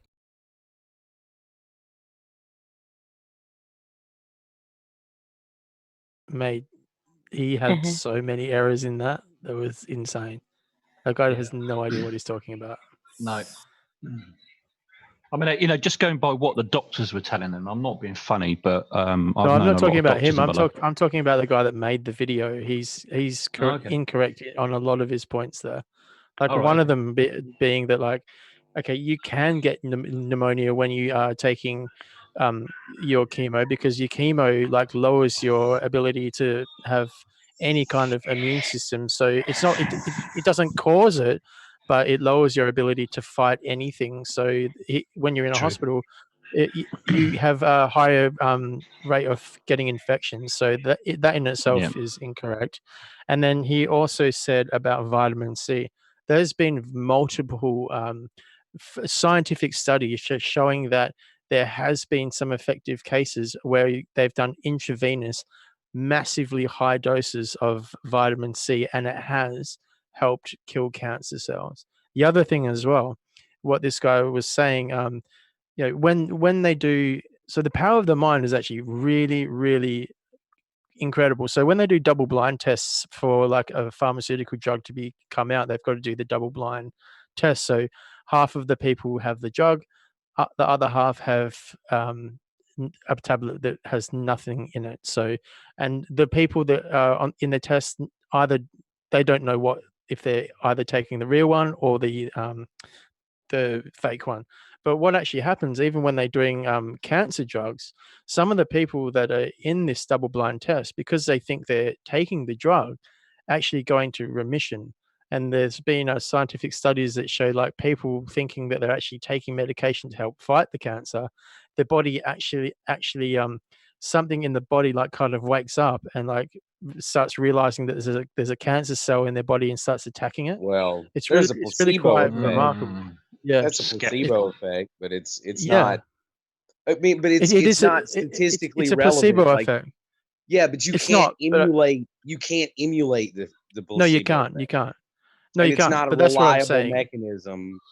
No, So it casts shade on the whole mind over matter, bullshit. And I mean, no offense, Yeah. man, but I want some No. citations, please. I want some citations, Yeah. please, on this mega dosing vitamin C to kill cancer cells. Because I'm sorry, I know oncologists, and that's a bunch of bullshit.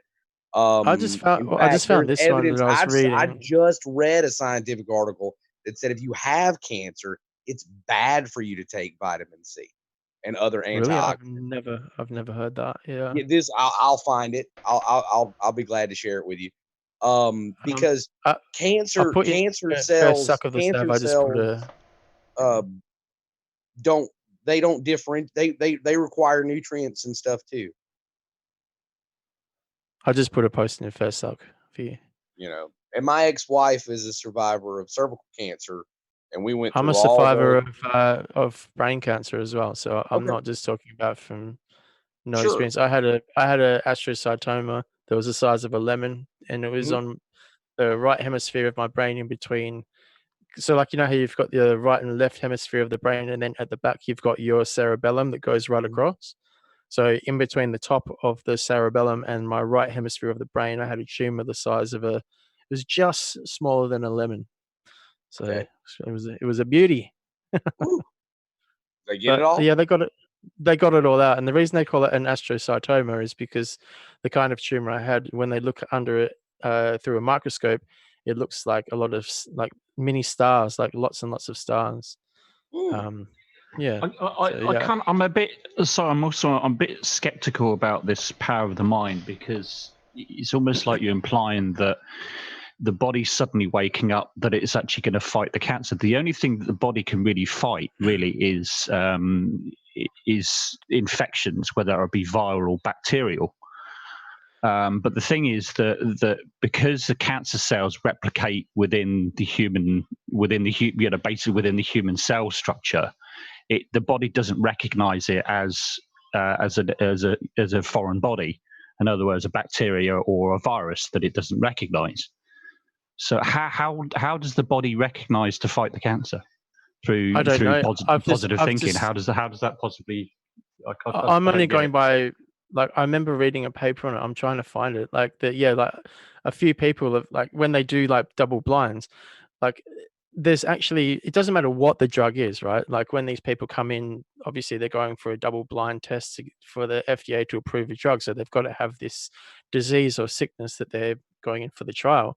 But a lot of people actually that are on the placebo side, they actually go into remission as well. Like it doesn't matter what the drug is. There's actually a percentage of people that go into remission, like without actually having the drug. They're on the placebo side. It's not just doesn't the cancer side. Doesn't that imply that some people just automatically go into remission on their own, regardless of what? That does happen. But I find it hard to actually believe that. I find it hard to believe that somebody's taken. Listen, I'm only going by what you've read. You just read something. That's fine. I'm not accusing you of anything. Okay, I'm just saying. I worded it wrong. So, like, I wasn't actually saying that. I'm more saying that, like, when they do double blind tests, some people do go into remission without actually taking the drug. That's just what I meant. So what you're saying is that they've taken a placebo and they've gone into remission. Yeah. In other words, they're just taking something inane, like water or some water tablets or something. Yeah, like a talc tablet with nothing in it. Yeah. Yeah. Because that's what they have to do. But statistically, like, it doesn't matter what the double blind is for. Like, there are some people that go into remission on the placebo side. Statistically, if you are if you are one of the test subjects in a double-blind trial, you are you are more likely to go in. You're more likely to have a positive effect, even if you're on the placebo side. So you'll have general population who are not treated, and then you've got the two sides of the placebo test. Yeah, Alan, I get The rates go what up you're for the saying. people on the placebo slightly, but it's not a statistically. It's not a putting people on a placebo is not really a useful thing to do. Yeah, the one that seems to happen the even most though is it when does they have a do good double blind effect. tests. Yeah, when they do double blind tests for things like Placebo effects. Placebo effects can actually have positive effects. It can on certain things, even certain diseases and things like that. Yeah, I no doubt. But the very nature of cancer, the body doesn't have an effective way or any kind of way to actually fight cancer naturally. It can't. This is why we spend so many times doing. Let me finish. This is why that research companies have spent so long actually trying to find a way that can actually kill cancer cells without chemo or radiotherapy in such a way. But it works literally within the body's natural DNA system. It's the same as kind of is a lot of ways. It's similar to a virus. You know what a but cancer cell is. The body doesn't. Hang on. The body doesn't recognize that it's got cancer cells. Exactly. It only recognizes it when you're ill. So that's what I'm saying is that how could possibly the power of the mind get it to trigger some sort of defense mechanism that nobody's ever heard of?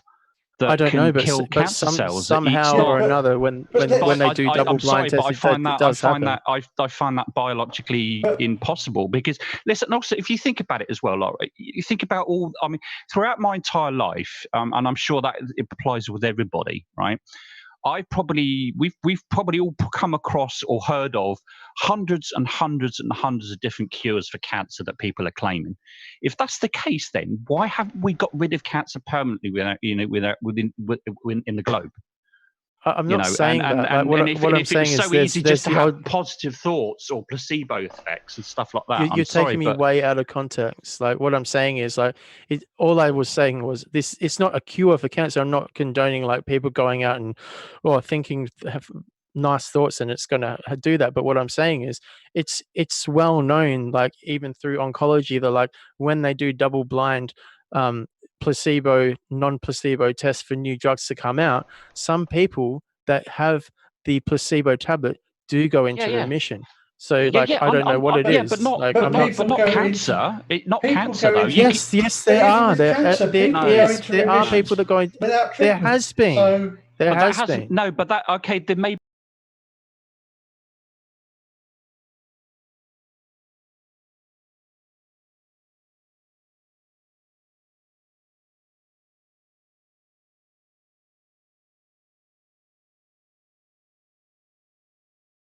I blame myself, Terry. Press play. Sorry, I just find that really hard to believe. Really, really hard. Well, I've just put something in first. Hello, it's Scott Manley here. On Thursday I released a video explaining why NASA was planning on skipping the Lunar Gateway on its way to the lunar surface, but it seems that the Gateway is now key to another story. SpaceX have a new Dragon cargo spacecraft in development and have been awarded a contract to supply cargo to the Lunar Gateway. The Dragon XL looks to be a radically different design from the three existing Dragon variants, and yet, if you look, it's still possible to see the family resemblance. As of right now, we have only one official artist rendering, and a few telling comments surrounding the press release, and some information from the requirements of the program. To let me try to take a guess at how this is designed and how it's supposed to work. It's also somewhat surprising after Elon commented that Dragon was not the future, Starship was the future, and many people were suggesting that SpaceX were ruining their chances of getting into the Artemis program by pitching Starship too heavily. Well, it seems that they were still very much pitching Dragon, sitting on top of a Falcon. Now, as I mentioned in the previous Gateway video, the Gateway has transitioned from an SLS payload to something that will be handled by commercial launch providers like SpaceX, ULA, and possibly Blue Origin. A couple of modules have already had their contracts awarded for construction, and last June there was a request for proposals for cargo service, and a number of companies went and made their own proposals for this. So this is now the first reward in response to this request for proposals. It's likely it won't be the only one because, of course, it's good to have redundancy or unlike redundancy. So the Dragon XL is optimized to deliver 5 tons of cargo to the gateway in its particular near rectilinear halo orbit. Like the existing Dragons, it includes a pressurized section and then an unpressurized trunk section. However, by the looks of things, the trunk is not at the back, it's going to be at the front, so it's going to be a frunk section. It's likely that it's going to use the same docking hardware, propulsion, power, and avionics that are already flying in Crew Dragon. However, the most significant difference is the capsule is no longer designed to re-enter and land on Earth. There's no heat shield, no concession to aerodynamics, and probably no ability to separate the frunk from the pressure vessel. To get to the target orbit, it will need to be launched on a Falcon Heavy, and unlike the Crew and Dragon cargoes, because of the lack of aerodynamics, it's going to launch inside a full-sized cargo fairing. And of course, SpaceX are recovering their fairing, so it makes sense for them to go down this route. So the launch will take it to an initial parking orbit, and from there it'll wait until the correct window and then boost up into the translunar injection orbit. From there, I imagine the Dragon XL will be cut loose and it will perform the rest of the mission on its own. So it'll probably just use the Draco thrusters. It doesn't need the thrust of the Super Draco thrusters, so a rough estimate shows that it takes about 420 meters per second of delta V to go from the translunar injection orbit to a rendezvous with the lunar gateway, and it'll probably need about the same if it wants to come back and dispose in the Earth's atmosphere. There are, of course, other alternative places it could go. It could, just burn until it escapes the moon's gravity and head off into deep space where it won't touch anything. Or it could, for a few meters per second, smash itself into the lunar surface. But that isn't desirable because it throws debris up, which will end up potentially impinging on other pieces of hardware in the area. I mean, sure, we don't want to overlook the scientific possibilities of smashing spacecraft into the moon. After all, Apollo did it. We've also smashed smaller satellites, trying to look for plumes of dust containing water. Now, it's really a bad idea to do this with the Dragon because it will be a garbage spacecraft. We won't know the chemical composition of half the stuff that's thrown in there, so you're not going to be doing spectroscopy from dust plumes. And sure, yeah, I mean, I guess my point is that this doesn't seem like something they want to do, but given that it needs less delta V than returning to disposal orbits or the Earth, it's something they could do if they want to. All of this is to say that I think it's going to need about 840 meters per second of delta V, and from that, we're now going to try and figure out what kind of Falcon Heavy launch they're going to use. So the contract says that they will deliver 5 tons of cargo. The first generation Dragon is about 4,200 kilograms. The newer Dragons are up nearer 6 tons, but I think Dragon XL will probably be lighter than all of those because they can strip out the parachutes, the heat shielding, all sorts of stuff that they need for re-entry. They're also going to be able to use a simpler structure. If you look at the design, all the structure all the way down is the same width as the tanks on the Falcon 9. And I think, well, what this is, hey, we've got this hardware that makes pressure vessels.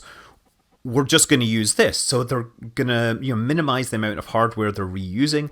But then you have to take that 5 tons plus the mass of the Dragon and add 1/3. And if your number is too big, then you're going to need something other than the Falcon Heavy launches we've seen. All the Falcon Heavy launches so far have used return to launch site for the strap-on boosters because they've only ever had one barge out there.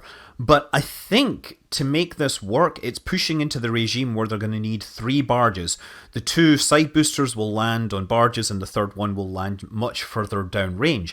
This is just speculation, but it's sitting right about the boundary of where this is possible. Of course, we've only really had 3 Falcon Heavy launches. We don't have all the details, so it could be that SpaceX have designed this payload mass and spacecraft mass to fit within this so that they only need the 1 recovery barge. But anyway, I want to look at some other bits and pieces we've seen. First of all, the RCS thruster layout. It looks like there's 4 thrusters around the docking hatch, and then there's 4 thruster pods on the side, but these only have 3 engines on them. And it looks to me like they've basically taken the thruster layout on the existing Dragon and copied it so that they can literally lift the plumbing out and just bend it slightly differently. But they have the group of 3 that are usually hidden, recessed inside the walls of the Dragon. They're in the same lit place. And you've got the 4 that are around the docking port at the front. I think the docking port will probably need some changes to because there's differences on the gateway, but it's still going to be a standard design. But anyway, I mentioned that the spacecraft appears to be pointing backwards relative to the other designs because the docking port is what seems to connect directly to the upper stage. And I think this is largely to protect the docking port. Now, in the Dragon 2, in the Crew Dragon, the docking port is at the front because they're actually really interested in protecting the heat shield, and the heat shield is on the bottom of this tapered cone, which kind of all fits together into the shape that a rocket should be. But those requirements aren't here. They're not doing aerodynamic stuff. They don't have a heat shield, so the thing you want to protect most is that docking port. Also, that docking port is designed to be structurally strong. It has to hold 1 atmosphere of pressure across its area. Therefore, it makes a lot of sense to have that down at the other end and then have more exposed trunk sitting up the front. The solar panels are also sitting at the front of the trunk, the frunk, and for good reason, because it puts them far away from the docking port. And if I was to make an educated guess, I would say that the propellant is going to be stored at the bottom of that front section, along with their batteries, their consumables, other materials like that. The Dragon XL will have to have much longer endurance than the standard Dragon. Apparently, it has to be able to stay at least 30 days on its own and then up to 3 years docked to the station. There are also interesting requirements in this program for spacecraft capable of Mars transits, capable of autonomous operation for up to 21 days, where they would be on the far side of the sun during transit. I don't think Dragon XL is going to have this capability, but it might be something that they can add on at a later date, just to give you an idea of the scope of this program. Of course, none of this logistics stuff will be needed until after 2024, but in the next few days, it looks like SpaceX are going to have another go at pressurizing a Starship and flying it, or at least that's what I'm hearing. So they've just stacked SN3. SN2, of course, survived the pressure tests on the Puck.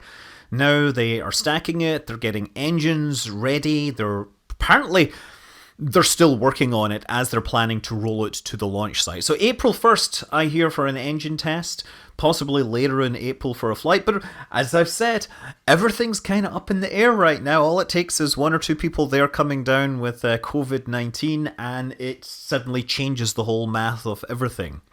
And yeah, since we're talking about math and arithmetic, it seems that OneWeb are entering Chapter 11 bankruptcy. They're the competitor to Starlink that had actually got a bunch of satellites launched, whereas all the others are still, working on paper. OneWeb have about 70 satellites in space right now. They literally launched a bunch a week ago, and they had been banking on getting some more funding from their investors, but with the markets going down, that's not happening. So OneWeb, I'm not sure what's going to happen with them. Unlike Iridium, they don't have a complete functional network. They have fractions of a network that aren't really useful for very many things. So that's going to be interesting to see how that plays out.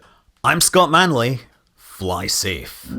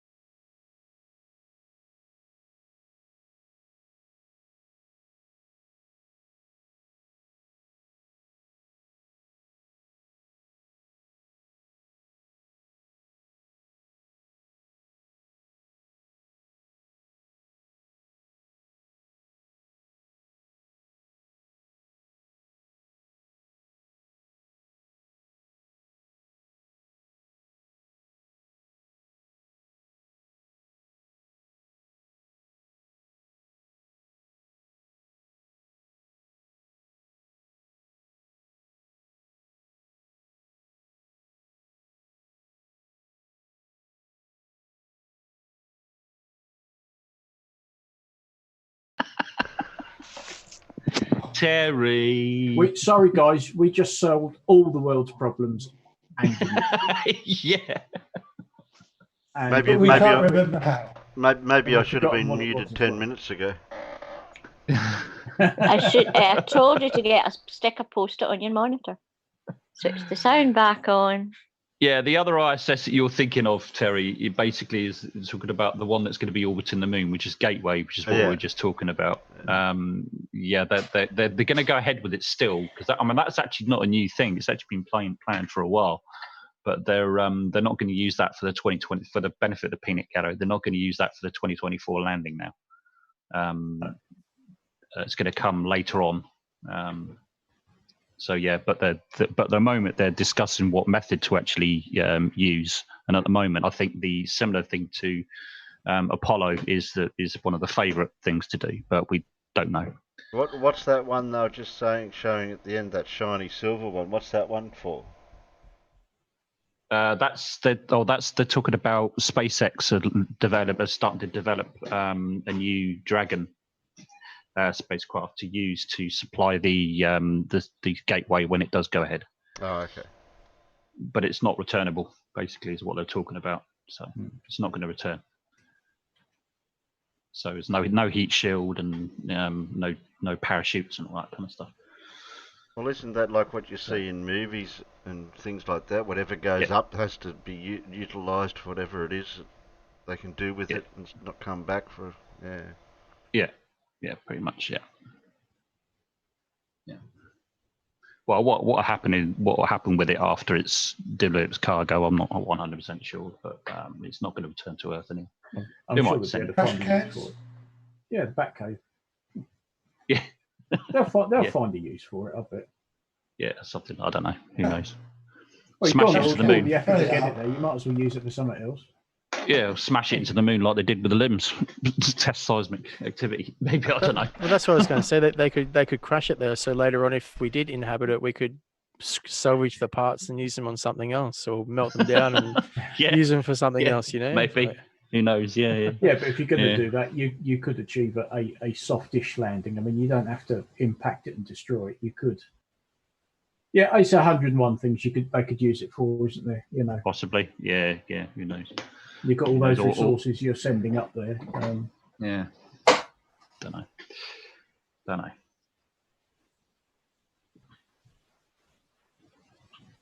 don't know. Because I've kind of come around to sort of SpaceX's kind of way of thinking, and that kind of goes against what they're doing to achieve, which is 100% reuse.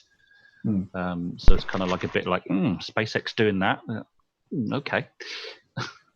But it'd be a contract for NASA anyway, wouldn't it? So yeah.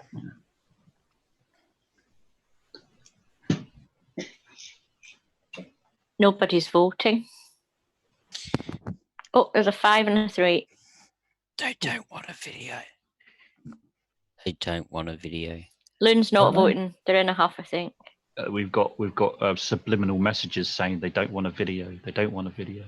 2 5s. Somewhere. I don't know where it's coming from. It's an Australian accent. Can't think who it was. Loon says more rockets, less motorcycles. I agree. It's just your imagination. Unless they're rocket motorcycles. How about rocket motorcycles? It's all rocket powered motorized chairs, Alan. What about that? Keep telling you. I keep telling you, I don't want a bloody rocket. He's not going for it, mate, and I don't blame him. Alan wants an off switch. I want more than an off switch. I want a proper throttle. He wants a slow down and an accelerate buttons. You can throttle the rocket engines. They're not all solid rocket engines. You can throttle them. Well, actually, Alan, you could do a hybrid rocket. Yeah.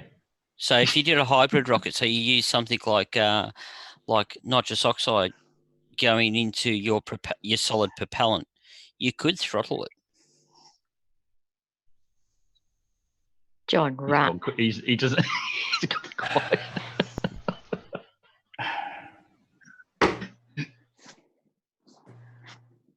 Yeah, I'd please like to not die. No, well, it works. it works, and it's throttle. You can adjust the throttle. You can even turn those ones off by removing the oxidizer. Yeah, you can have like really miniature versions of engines. You know, you can have little tiny ones. You go pretty fast. Just have good brakes, Alan. What's your problem? Yeah. So the first thing I want to do, Alan, the first thing we want to do is take off your wheels at the front, and we need to remove some wheels off the local shopping trolley. You know, that one that wobbles like really, really fast? Or wheelie bins. Or wheelie bins, yeah. The manual wheelchair that I have at the moment, the one that that's already got shopping trolley bloody wheels at the front. You get it up to not even a decent run, and the wheels start going. and also we're going to install a parachute. Well, yeah, I know. I was looking at a parachute for stopping anyway, because you're thinking. Seems like the best. Seems like the safest bet. Alan, you're thinking the wrong planning a type rocket of parachute. Wait, you're thinking about the wrong type of parachutes. Now, for just a moment, I want you to think about a paraglider. Yeah. Oh wow! Rocket powered paraglider. Excellent. Rocket powered paraglider. Tell you what, let's just put him in a rocket. Do a suborbital flight to the shops. There you go. Yeah, I'm just wondering though, what would happen if I did? Well, mind you, I mean they regularly pull paraphiles at 120 miles an hour anyway, don't they? Exactly. It would work. You get to the shops really quickly, Alan. You really would. You just have to watch those power lines on the landings. Yeah. Yeah. Well, I'm planning on doing it on an airfield. Then you wouldn't have to worry about how much storage you need for your camera. My problem to is film. I did actually work out how much thrust the chair needs. Just get a heap of chairs and put a chair with a heap of balloons on it. I need engines with a thrust of 2,500 newtons. Hi, Bo. Well, how big's the rocket? Well, that's what I'm saying. I need a rocket or jet engine that will give me a total output of 2,500 newtons of thrust. Why don't you just do solid state? I don't know why people keep bringing in like NOS and stuff like that. Like, why don't you just use a complete solid state rocket? Because you can't turn it off. Yeah, exactly. You just Yeah, control we're timing by the size of the. I don't want to die. But we're putting it on a wheelchair, and Alan's sitting in the wheelchair. Yeah, but So- if you make it to a size, you kind of roughly know how long the burn's going to be for. Yeah, but Alan wants to have some. I want an ball. Nth of control. I literally don't know what he's using it for. What's he putting it on? His wheelchair. Wheelchair. Wheelchair. I want to build a 150 mile an hour manual wheelchair. Yeah, all the more better. By a jet engine. But I don't want to. I don't want to die. I want to be able to maybe bottle out at some point. Why in a wheelchair? Because I'm not allowed to drive a car anymore. And the wheelchair goes too slow. Yeah. So we got to. My electric wheelchair only does. It'd flick out from under you because the little wheels at the front would kind of lift up and you'd have to lean forward. You think you haven't thought about that? We've got a plan for that. What we're gonna do is we're gonna put those wheelie, the wheelie wheels at the back, so that when the front tips up, it goes back onto the wheelie wheels. Gotcha, that way he'll go in a straight line. He's not gonna. Yeah. Press play, please. Yeah, press play. I'm new to all this, so do you guys get like a heap of videos that you want to watch and then like critique them? Like, No, we just kind of watch them. Watch them. No. Yeah, Bo, I know, but I'm a fat bastard, and so I need 2,500. Alan, That's about what one. That's about 1G. But think of the 25. Alan, less of the fat, okay? But it's do it in a lazy boy. Am I muted? Put some wheels on a lazy boy. That's no, Terry, I can hear you. At least if At least if I end up in a fireball of death, it's going to have plenty of fuel for the fireball. Alan, think of the positive sides of things. So when you film it when you're doing your photography as you're driving along, you'll use up less memory because you'll be going faster. I've just got this mental picture of like the cheeks flapping around and blah, blah, blah, blah, blah, blah. He's like in a wheelchair with your arms back. Sky News, I'll need the footage, Alan, don't forget. I'm flaming behind him. Alan's had problems before doing filming from one point to another, so in this way you'll be able to fit it on his memory card a lot easier now. Because you'll get there quicker. Yeah, won't run out of memory, will I? No. It would just be a blur. Play. I forgot what video we voted on. 5. Oh, 5. But did you miss out on the first half of the show, Mind Warped? Yeah, I was just out doing a few things. Oh. I still had it open, but yeah. Well, we don't usually do what we did the first half, but that was random. Okay, well, I wasn't here for that anyways. Yeah. This is not our normal stream. This is our in between after show, pre-show, before show, after show, before show. Okay. Yeah.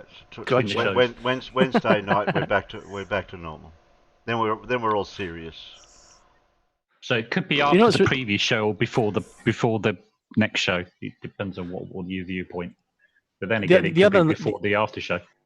The other night when I was on here, I thought I had some weird synchronicity go on the other day because I was on your show the other day and I was talking about Baron Munchausen, the movie, and how great it was. And no joke, it was on TV last night, and I watched it, and it was just as brilliant as I remember it being before. Yeah, it's a good film. I've not seen it for years. It's a good film. It was so good. Yeah. So anyway, yeah. Play. What have we got? Play. What have I got? Oh, this is Dead Kennedy. Oh, brilliant! Brilliant band. Basically, it's just Nathan greeting as usual.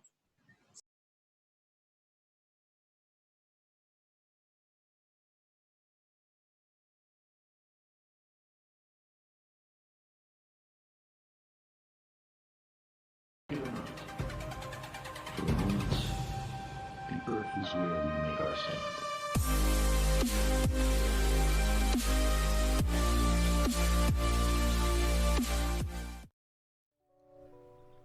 Oh, Nathan. You are campaigning hard to guarantee your place as 2020's Defoe. First, you sent an entire school into lockdown after harassing children with your FE garbage, getting you banned from schools, and creating a plethora of child predator memes. Next, you took part in the most embarrassing FE debate in the subject's history with FTFE on Modern Day Debates channel. FTFE didn't even need to destroy you in that debate. You did it to yourself by impersonating inmate number 06452-017, who, by the way, is an idiot who thinks you're an idiot, Nathan. And now, the latest catastrophe? You got drunk and broke down crying on video because you're sad that FE is making your life such a mess. Or something. We'll have to watch the video, won't we? Alright, get your popcorn, kids. Let's have some fun.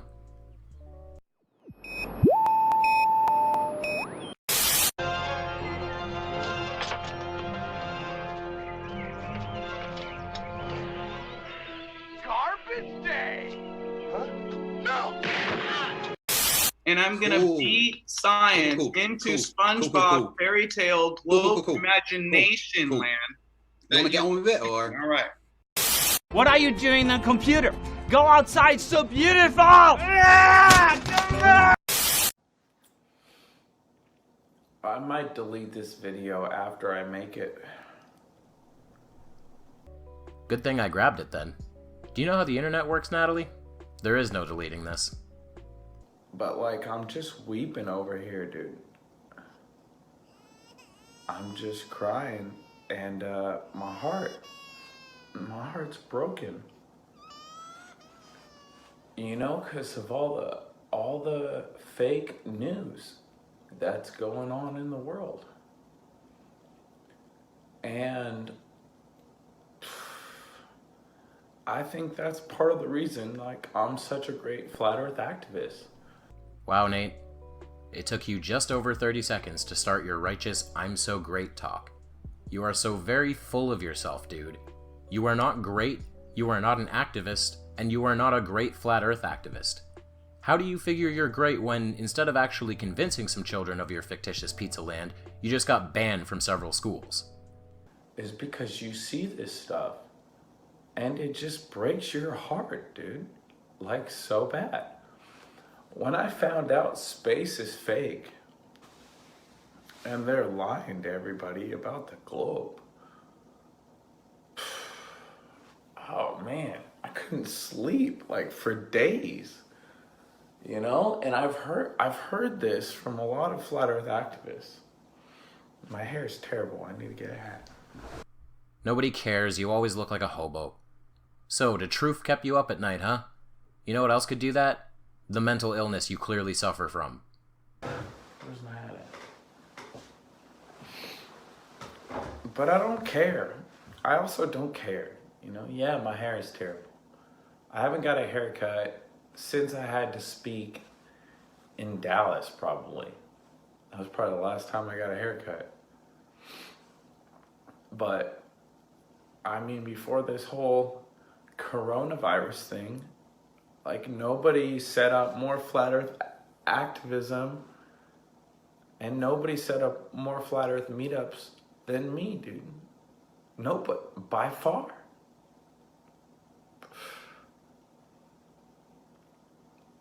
By far. I mean, that's not even a question. And yet, after all that work, you're still an idiot, the Earth is still a sphere, and nobody cares about your cult. Maybe that's why you're upset. You're slowly realizing that you've been wasting your life.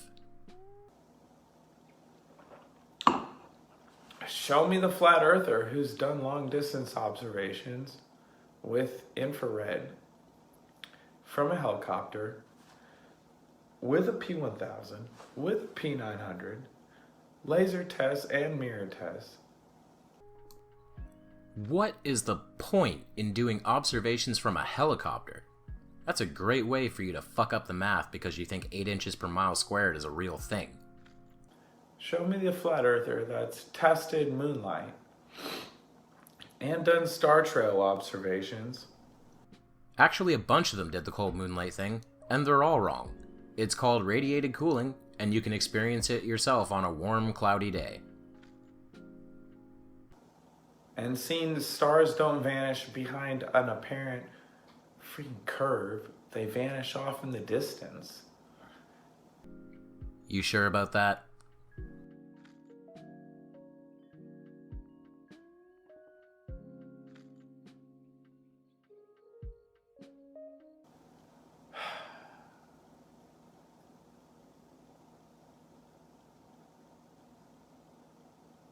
I mean,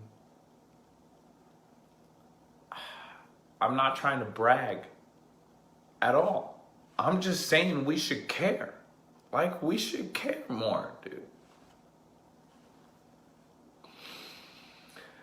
It just breaks my heart. Breaks your heart, warms mine. Different strokes, you know? One, that people are so lost. They're so lost. But two, that the people who know the truth, they're not screaming it from the rooftops, dude. You suppose that would help the cause? If they shouted nonsense from the rooftops? I mean, I've been doing this for 5 years.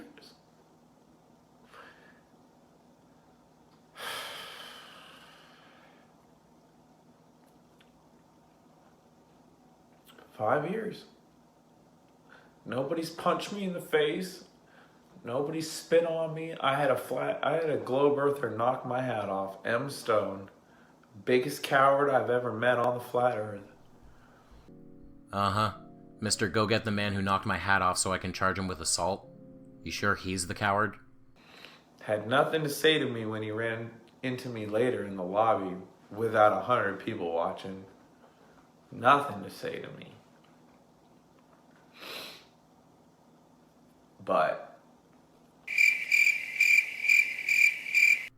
Alright, this is starting to get boring. I'll skip ahead to when it gets interesting again. I'll also be putting Nathan's full video on Google Drive so everyone can see it, especially if Nathan deletes it. I tried to go live from my laptop tonight, and my buttons just disappeared. I was like, wow, that's a first. You try and go live, and all your posts and live and photos, like the buttons, are just gone. I was like, where'd they go? Is the government controlling your buttons now, Nathan? I don't believe you. Normally, for the last 5 years, you guys would hear me say, anyone who wants to help me, please do. Don't help me right now. Don't help me. I'm good. I'm better than good. I'm so blessed. I'm having the best days of my life. You heard it here first, folks. The best days of Nathan's life is spent getting drunk by himself and crying on camera. Who are you trying to convince, Nathan? Us or yourself? I think about, everyone going through this crisis. I can't even hand out a flat earth flyer to people driving by, and I try to wave them down, and I'm dressed appropriately. I got a beautiful dog. I got a hoverboard, and they won't stop for a dude on a hoverboard with a beautiful dog.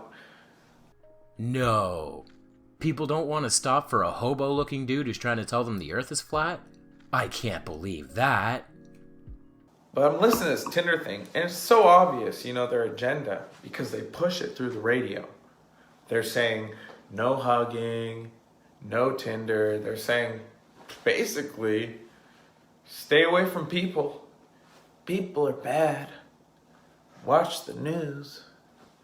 The news is good. If you buy into that, you're stuck. You're done. If you fall for their fear matrix, you're stuck. You're done. If you fall for their fake science, you're stuck and you're done. And if you fall for their atheist religion, you're the most stuck and the most done you could ever possibly be. This would be a good time to insert a gif of Aaron Ra rolling his eyes. If I had one. Yeah, you can say that, Nathan, but look what not falling for it gets you. It gets you sitting alone, drunk in someone else's home, crying that you can't harass children anymore. Name me a flat earther with an actual successful life. I'll wait. I just love giving globe earthers ammo, too. Because they just love talking about me, so anytime I'm real, they hate that. Tell them large bodies of water don't curve, triggered. Tell them space is fake, triggered. Tell them astronauts are liars, triggered. Tell them the sky is a container and a clock and a map, triggered. So triggered, bro. So triggered because you said so. No, dude. We talk about you because you're a prime example of the idiocy of your cult. And no, correcting you when you're wrong is not being triggered, Mr. I'm gonna leave if FDFE keeps making memes about me. It's the key root word in activist. Is the word active. It's not the ist. It's not the ist doesn't matter. Okay? An activist is active.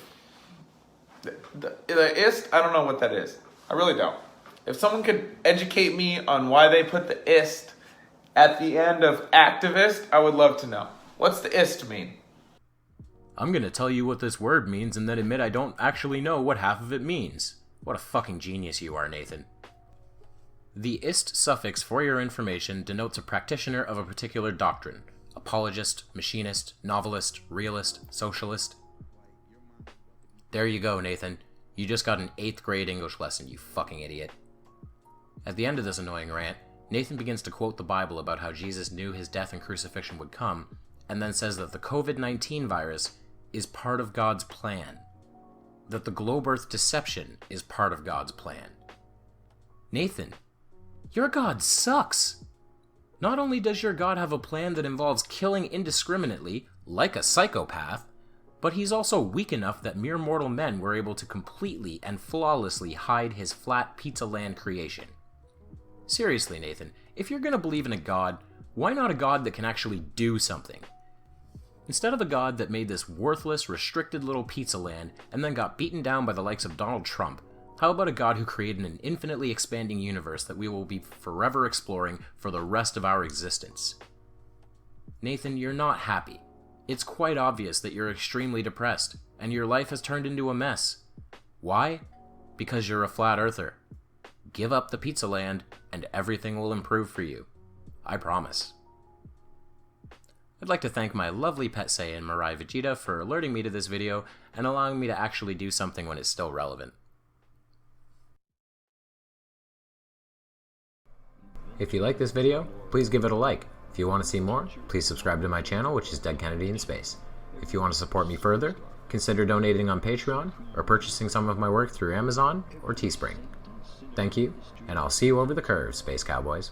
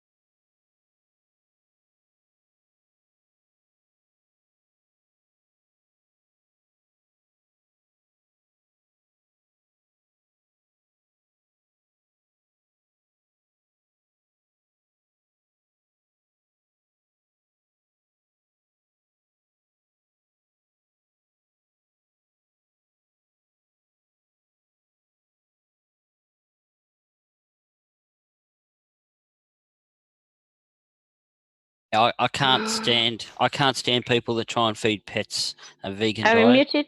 Are we muted? No. Okay. But surely yeast is allowed on a vegan thing because I mean they eat vegetable stuff. So, They but just don't eat- yeast is a living organism. So so is a bloody lettuce. What? In fact, a lettuce is more of a living organism than yeast is. Yeah. And I didn't yes, think you actually exactly. killed the yeast in the making of the beer. Yes, you yeast do. is a bacteria. Yeast is a bacteria. You kill the yeast when you pasteurize the beer, Alan. But do you know what the other thing they actually use in the making of beer? Would you like to know what it is that comes from an animal? Not many people know this actually. Oh, you better tell us. It's actually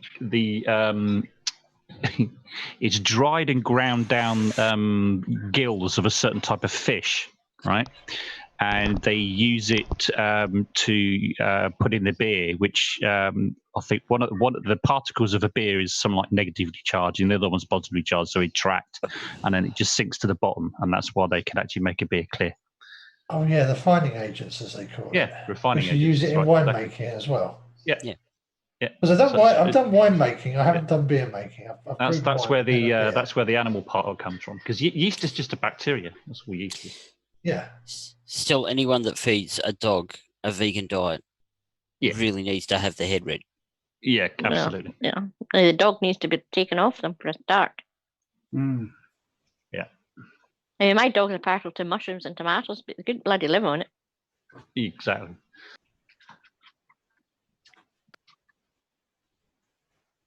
Sorry, Nathan, Natalie, I should say, no sympathy at all. No. Sean G's in the house. None. Hey, Sean. Did we wake you up, Sean? Sorry. Sean Jeezy. Hi, Sean. Hi, Sean. So, it's not so much that. It's not so much that Nathan is even a flat earther for me. It's just Nathan is just a horrible human being. He's just an arsehole. And I wouldn't batter an eyelid if he died tomorrow. It's whatever. Has Sean retracted something? I don't think he knows it because he hasn't been watching the stream. Or the last stream either. Oh, Sean, you're a bit behind in the times again. Yeah. Yeah. Oh, well, he actually retracted it because I hadn't typed in. Now. Now. Now? Now? Now? Now. Now. Now. Now. Now. New. Nearly. Now. Nearly. The new. Yay. Now. Dora was waiting. Whoa, That was Dora, close. that was close. That was bloody close. Yeah.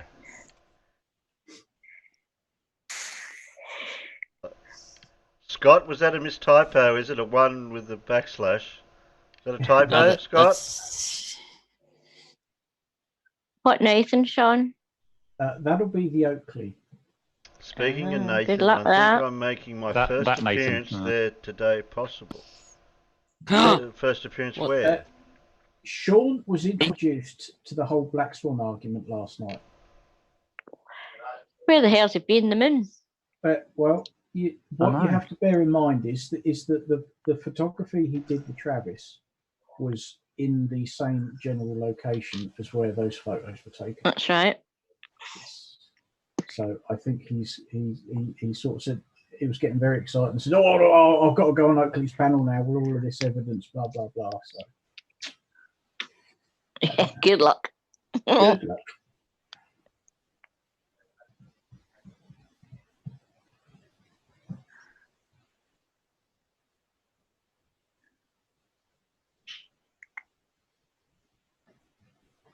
All got quiet again.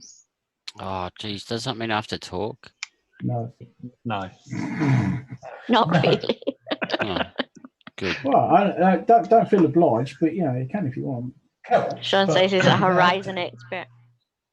Doesn't mean you say you'll get a word in. Oh, this is hilarious. Oh, It's Joey. the roach. So funny. It's cock. Liar, liar, pants on fire. Cockroach. Yeah. Yeah. Roach. I feel sorry for his kids. Oh, I feel sorry He for his obviously wife can't as well. read. Trouble reading. He makes words up. He makes everything up as he goes along.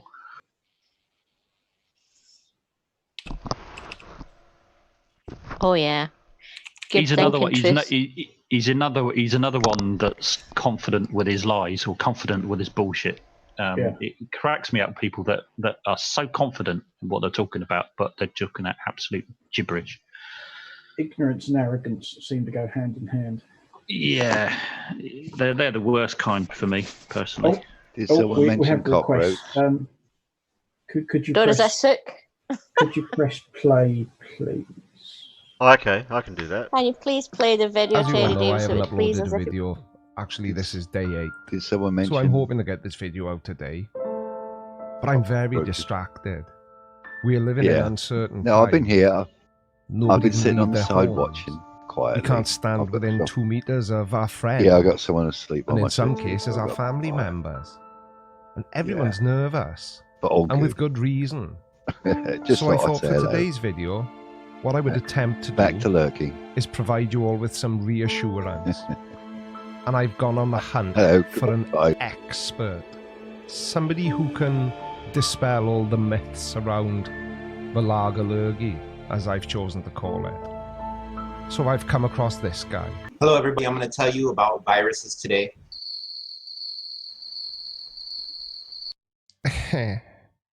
Go nuts on my nuts. Hello everybody, welcome to another episode of Playing the Blinder with me, the Creaky Blinder. Now, I've known for a long time that Joey here is a complete idiot. In fact, I'd go as far as to say he's probably the king of all idiots. But rest easy, Joey has the answers to everything when it comes to the lagerlurgy. And it seems we're all panicking for nothing. So let's have a look at what he's got to say. Tidy! Hello everybody, I'm going to tell you about viruses today. Viruses... Indeed. Now I can hear you all down in the comment section already. Creaky, why are you showing Joey Raucous screen like this? Well, it's interesting that you should ask me that question, even though I'm not actually sure whether anyone will. But they probably will now because I've just mentioned it. But anyway, the reason I'm doing this is because I don't only want to show you how much of an idiot Joey is, because we all already know he's a complete spanner, but I also want to show you how disingenuous he can be. And the only way I can do that is if we watch the live chat, because Joey live streams. He doesn't create and upload videos because that would be far too much work. He just live streams his ramblings, so we will be paying particular attention to the side chat, as well as all the idiotic statements Joey makes in today's video. Imagine the human body is living, right? We can procreate, we can poop. Poop? Oh yeah, I can poop. We can, oh,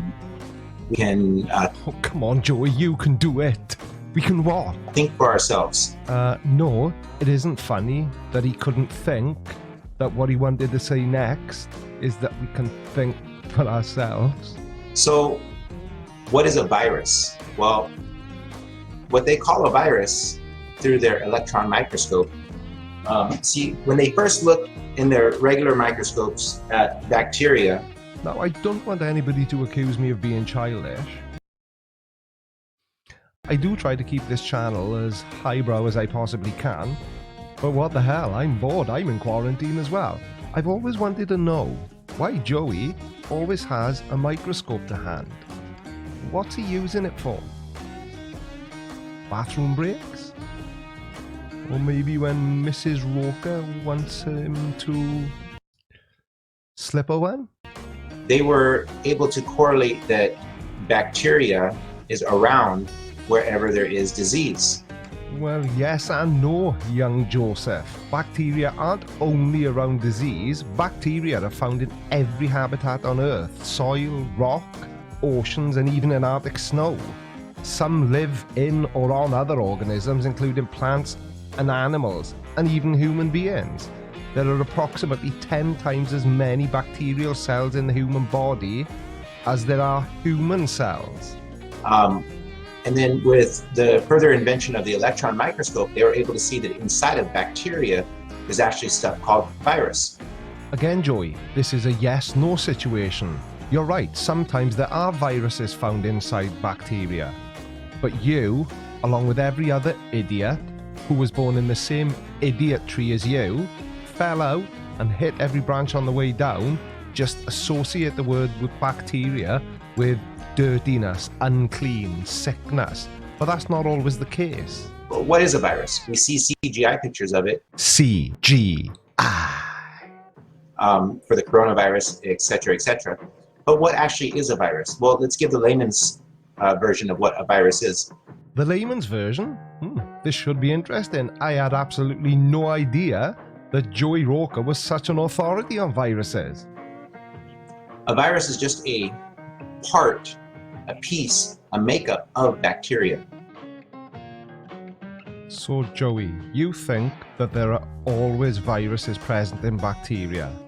Well, no, there aren't. But interestingly enough, did you know that bacteria itself can get sick, just like you? So if you've ever had the flu, a cough, you'll know that getting infected by a virus isn't much fun. Well, it turns out that most viruses infect bacteria found within the human body rather than the human being itself, so you're being indirectly affected by the virus. And these type of viruses are known as bacteriophages, which literally translates into bacteria eaters. So I kind of see why a complete spanner like you would think viruses are always present in bacteria, but they're not. So, for example, I have lungs, I have kidneys, I have blood, I have all kinds of stuff inside of my body, but I've got those things as well. I had no idea we had so much in common. Those things aren't living. They cannot procreate and reduplicate. They're just part of an organism called the human body. Right. Likewise, a virus is just part of a bacteria, just a small part of bacteria. No, Joey, that's not how it works at all. Yeah, viruses can get into bacteria, but only if they decide to infect that bacteria and break through the cell wall. Interesting little factoid, viruses are tiny. In fact, the largest viral cell is actually much smaller than the smallest bacterial cell. Does that make sense? Why the hell am I asking if it makes sense? I'm doing commentary over a Joey Roker video. Of course it makes sense. Proteins, carbohydrates, lipids, etc., etc. The reason why I bring this to everyone's attention is because it's an impossibility that the Spanish flu, the bubonic plague, and the COVID-19 are a deadly virus. Let me explain further. If you didn't know this already, the cholesterol myth is a hoax. Cholesterol is a hoax? This is going to be good. So when people have clogged arteries, they also notice that there's large amounts of cholesterol scattered along the artery. They automatically associate and correlate, aha, it must be the cholesterol that killed the person and that clogged their arteries. When in fact, the cholesterol is there as a sign that there was deterioration in the artery, for example, and the cholesterol was there to smooth it over. You actually need cholesterol. Your body produces cholesterol on its own because it needs it to heal your body, and it needs it to synthesize vitamin D from the sun's rays into your body through sweat.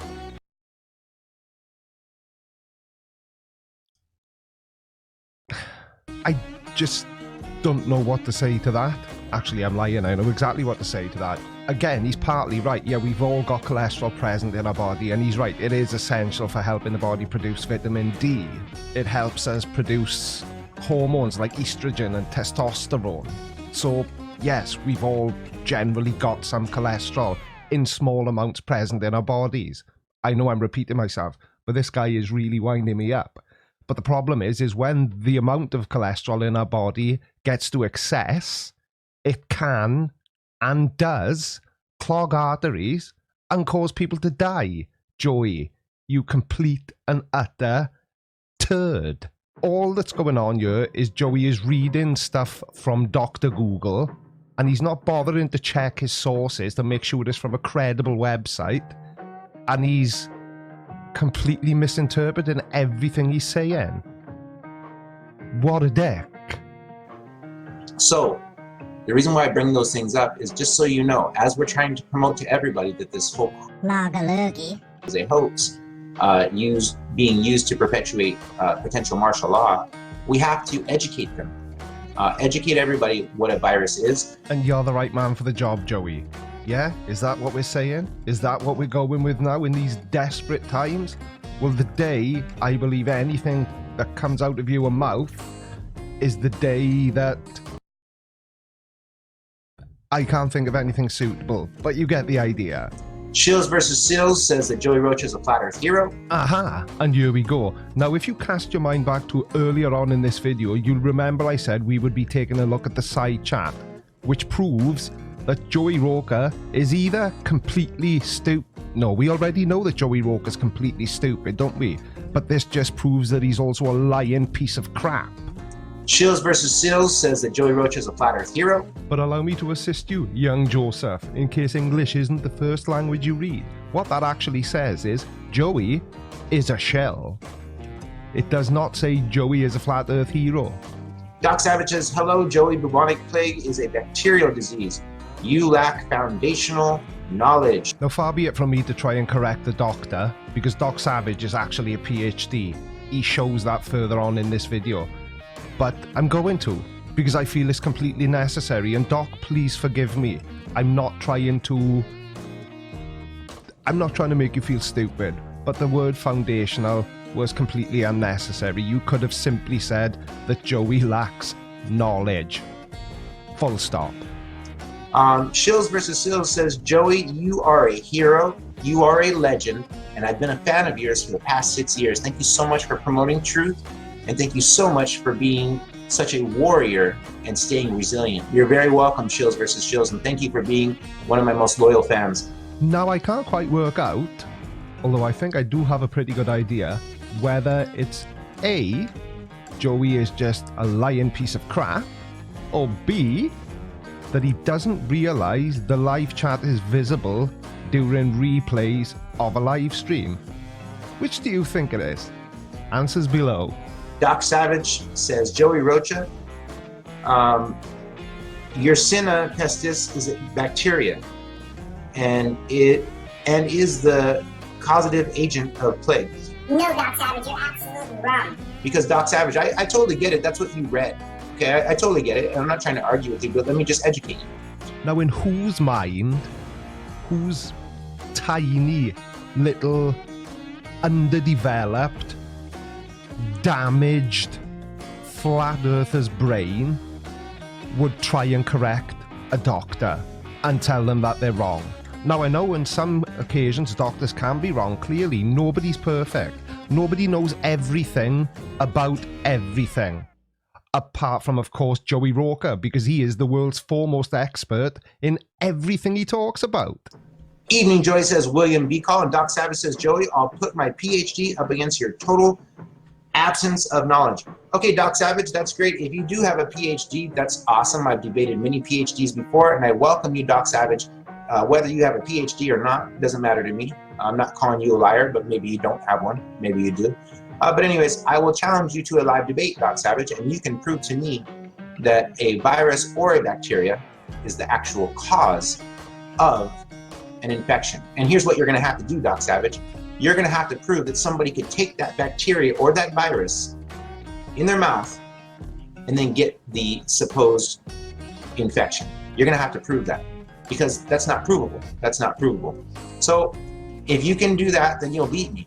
You can't prove that viruses exist, because yeah, viruses do exist. They're particles of bacteria. You can't prove that you can't try to prove me wrong by proving that bacteria are present during these infections, because of course they are. They are natural bodies, antibodies to antibiotics in a sense, to fight off and help the body assist against foreign invaders. So what you're showing me actually, brother, is the opposite from the truth, but I welcome you to come on my show and debate me anytime. And best of luck finding any of Joey's debates against PhDs, because if you search for them online, YouTube particularly, all you will find is a debate versus MC Toon, where he completely loses his shit and rage quits. And you will also find a couple of debates against FTFE, where he pretty much does the same thing, because Joey Roker is a moronic, half-witted, dopey, stupid idiot of the highest order. Postmark says, I'm really glad that you raised your daughter vaccine-free and had her born at home instead of a hospital. You are really a man of your words. You don't just say it, you actually do it. Well, thank you very much, Postmark. Postmark says, I'm sending this video to all my friends on Facebook. You have some great information, Joey Rocha. Thank you for what you do. Cheers and keep it up. Thank you very much, Postmark. So, kids, can anybody say delusional idiot? Because that's what Joey Roker is. Anyway, if it is your first time here, no, why would I need to apologize if it's your first time here? I'm getting ahead of myself. I'm getting overexcited because I'm posting a video. If it is your first time here and you enjoyed the video, don't forget to give it a thumbs up, hit the subscribe button, turn on bell notifications. If you're one of my regular viewers, I thank you for your continued support. I'm doing my very, very best to stay on top of the video filming situation, but with things being the way they are at the minute, I've talked about it in live streams, it's not as easy as I would like it to be, but I am doing my very, very best. So if you did enjoy it, share it around, let all your friends know about the Creaky Blinder. Take care, everyone, and I will see you in the next one. Bye-bye. Tidy!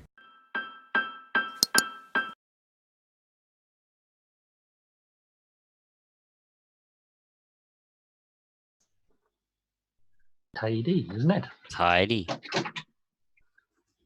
How obvious was that? Reading something out that's not written.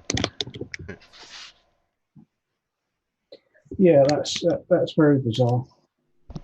I mean, did you not realise that everybody could see? No, obviously not. Make it up as he goes along. Cracks me up. I mean, like if sorry, Alan, go ahead. I was going to say, if he's doing it live and there's a side chat, why would he lie about what's been written in the side chat? Yeah. No, because everyone can see it. You can bloody see it that's listening. I really would like to know that if he's saying that it's not bacteria or virus that causes infection, what is it then? Like Peter, you said, "Oh, can I put some anthrax on his tongue?" Or let's put, like I said, let's make a little wound in his arm and spread some excrement on it and see what happens. Yeah, exactly. Yeah, see what happens when you spread a bit of gangrene, spread a bit of crap on it. I've worked it out. I've worked it out, Casual. Yeah. So when the devils come down and they crawl into his body, they're what cause you to get sick. It's the little devils. It's the demons. The no, demons. demonic possession, is it? Yeah. Okay. Oh, sorry, I got that very wrong. I'm gonna. No, my mistake. See? My mistake. Now you know. No. I've been mistaken all my life, and all my teaching has been for naught. I'm going to give everything up, and I'm going to be a hermit for the rest of my life. Sorry. Yeah, that's didn't it. you I should think so too. Didn't you realise the devil sends the demons? Damn it. All this time. Oh, dear me.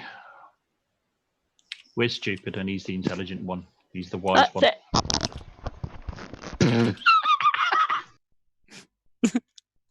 Cherry Roacher.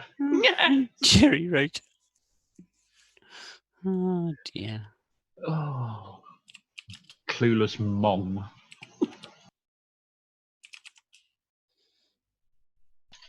But like I was saying earlier on, another confident bullshit. Just yeah. But he didn't even sound that confident. You know, and he's well, no, not in that one, but you know, he tries to put himself that he's confident in what he's talking about. He's quite happy to debate somebody with a PhD and this kind of stuff. You know, you know he's going to get destroyed, like he has debated the other people with PhDs. He's been destroyed, but he's never going to admit it, of course.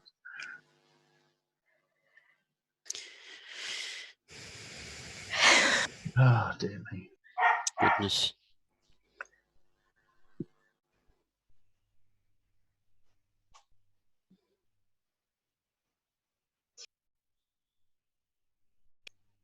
I mean, I don't get me wrong.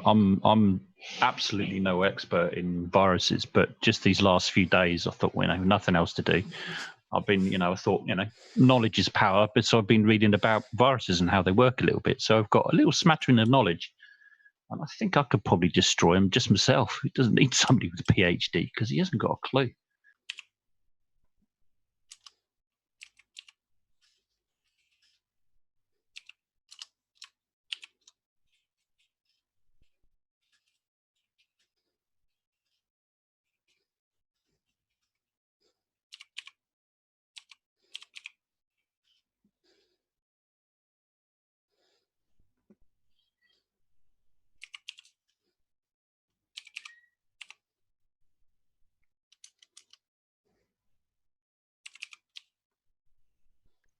He's the same guy that lives in Hawaii who tells people volcanoes don't exist, correct? Yeah, that's the one. That's the one, Mad B. Yeah. Yeah. Say no more. Yeah, they're volcanoes are fake. They're man-made. Yeah. Oh, Anton yeah. again.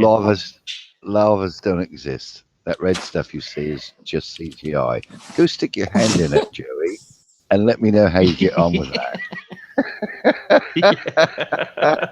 Yeah. And Hawaii's getting bigger every year due to lava flows and things. Yeah. Moron. No, that's I don't know what he thinks what that is, but I can imagine it'd be something along the lines of the hell's boiling over, or that's how the demons are getting out, or some shit like that. I was going to probably say something like I don't know, mythical giants are scooping out the earth underneath the sea and scooping it back on top of or something, making sandcastles or something. Why won't they cover it up then if they're so evil? Dragons! That's what it is. Dragons. Yeah, dragons. Dragons. Yeah. Volcanoes don't exist, but dragons do. Oh, okay. Right. Yeah. Okay, Joey. Keep taking the medicine, Joey. Have you heard the news that Alan Merrill has died from the virus that shall not be named? Who? Alan Merrill. What? I Love Rock and Roll. Don't know who that is. The original, the co-writer of the song I Love Rock and Roll. Is it me or is Alan dropping out? Very quiet, yeah. Just sorry. a bit patchy. Is that better? Yeah, that's much better, Alan. It's probably my fact that I'm uploading a ton of stuff to Microsoft at the minute.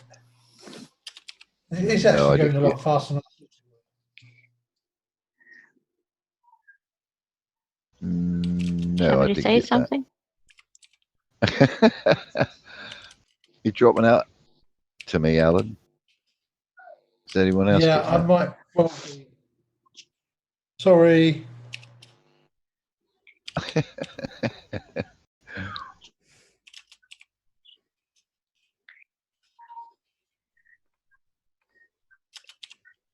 Are we still allowed to go out shopping?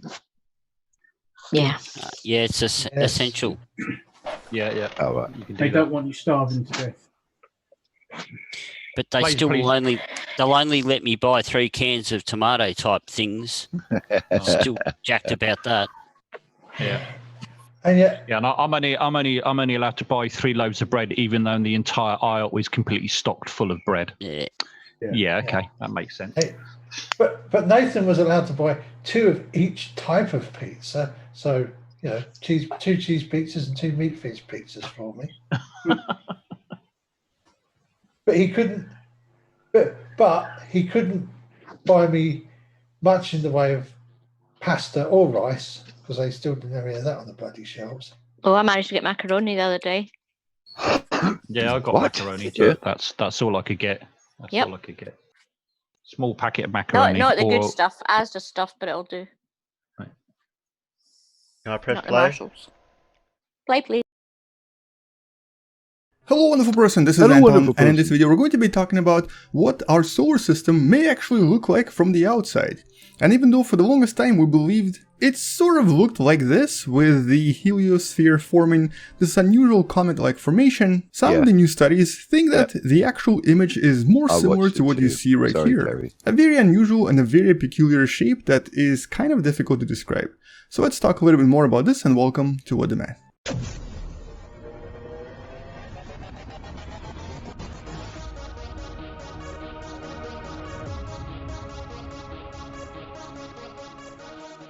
So we have a pretty good idea of what planets look like. We also have a pretty good idea of what some of the solar system looks like from the outside. Specifically here, if we were to move out to the point where the Neptune orbits, we do have a good understanding of that particular shape. But the thing is, the solar system is technically defined by the so-called heliosphere, which scientifically is defined as the sphere of influence of our Sun. Normally, this sphere of influence is created through various magnetic interactions, specifically through the release of the very strong solar winds, and a lot of other particles from the outside interacting with the particles coming from within. So in some sense, this is kind of what we believe the whole thing looks like. And the thing is, both Voyager 1 and Voyager 2 probes left this particular heliosphere and are now traveling in the so-called interstellar space.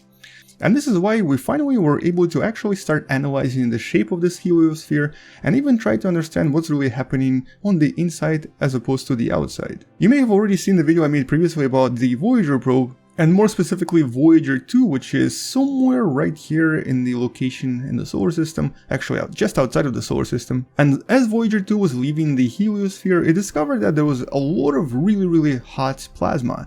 I referred to this back then as a kind of a firewall, because technically fire is also plasma, and so essentially these really hot particles are extremely unusual and they're present right here in front of the heliosphere, forming a kind of a, well, firewall.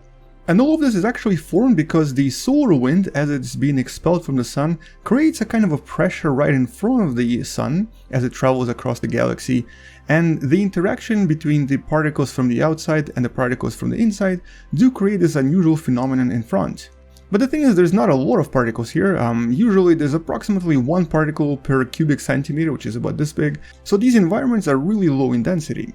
But this here is a little bit more dense, and the area within the heliosphere is also a lot denser as well. So it's kind of like an interaction between higher density and lower density regions, while at the same time the interaction between different types of charged particles. And we also understand that heliosphere is pretty much essential to the survival of life on our planet. It does protect life from a lot of cosmic rays from outside of the solar system that would actually most likely increase the radiation on our planet dramatically. But because of the heliosphere, we're protected and sort of sheltered from all of this dangerous radiation from outside. And in terms of the actual distance to, I guess, the border of heliosphere, it's approximately 120 astronomical units, which is about 3 times the distance of Pluto to the Sun. Or I guess 120 times the distance of Earth to the Sun. So it is pretty far away, but understanding this heliosphere and of course its shape is really important when it comes to understanding solar systems or star systems, and also just in general the interaction between various really highly charged particles, and of course how all of this relates to the protection of our own planet. But for the longest time we always believed that the actual shape was more comet-like. Basically sort of like this, and a lot of this evidence came from other stars. For example, this is what one of these stars looks like if you were to look at it from here, from Earth, and it does seem to appear like a comet-like environment. Basically you get a comet-like shape and this unusual formation in front of it, which is formed by the star's heliosphere. A somewhat similar example can be seen right here near the star known as LL Orionis, and you can kind of see that it does seem to form this comet-like formation as well. But I think one of the best known examples is the star known as Mira, where you can definitely see how comet-like it seems to appear. And the thing is, we've always believed that this is pretty much what solar system would have as well, which is why all of the NASA analysis always sort of makes it this kind of a shape. But turns out that we might have been wrong, and mostly because of some of the more recent observations from other probes like for example Cassini and New Horizons. And it all began with the analysis of data from the Voyager probes, and essentially back in 2015, using a lot of data from the Voyager probes, some of the scientists were able to emulate what the potential heliosphere looks like, and the shape that they got was actually this. It was a little bit more of a crescent than a comet. And even though it still sort of resembles a comet-like formation, it's really more of two very specific, very unique shapes on two sides. So in other words, right in the middle there was pretty much nothing. The heliosphere sort of ended right here. And this model was not really well received at first because it didn't really add up with some of the other information we had. Because a few years later, the Cassini probe was able to create another model, and that model seemed to predict that the actual shape was almost perfectly spherical. And in some sense this contradicted the first assumption. But now we have even more data, and this time it's from the New Horizons mission that is technically still inside the solar system, but it's on the way out, and it's already been able to collect quite a lot of various data in regards to heliosphere as well. And the main difference between this new model and previous models is that it actually made a really interesting assumption. It essentially divided all of the charged particles that it was able to detect into the ones coming from within the solar system and the ones coming from the outside. Before that, we kind of just assumed that they were all the same, but now we know that they're not. They're actually coming from two different directions. And some of these particles that are coming from the outside could also be neutral at first. They actually might have no charge, and because of the interaction with the heliosphere and the sun and other cosmic rays, might eventually become charged with time. And the main discovery of the New Horizons mission is that these external particles that were captured from the outside of the solar system eventually become much hotter and much more energized before essentially, I guess, turning around and then following the solar wind on the way out of the solar system. So in other words, there's a very interesting interaction between the external and internal particles, and they do create these unusual, well, technically current-like formations, which is essentially the unusual shape that you see right here. These unusual currents are formed through the interaction of different types of charged particles as they essentially move around the heliosphere and then slowly get carried out of the solar system completely. And so by modeling two different types of particles, the researchers behind the paper, you can find it in the description below, discovered that it probably resembles something like this. Basically a combination of a perfect sphere that we detected previously and a crescent shape that we also detected previously as well. In other words, it's a combination of two, and it does seem to reconcile both theories pretty well. With the only major difference being that inside of this sphere, we'll find two different types of particles at least. So some of the cooler particles coming from the solar wind, and some of the more hot particles that came from the outside and got charged by the solar wind and are now being carried out. And even though this is just a model for now, we're not entirely sure if this is exactly what it looks like. This will definitely give us a reason to kind of zoom in a little bit more to some of these other stars we're looking at and try to identify if something similar is happening in there as well.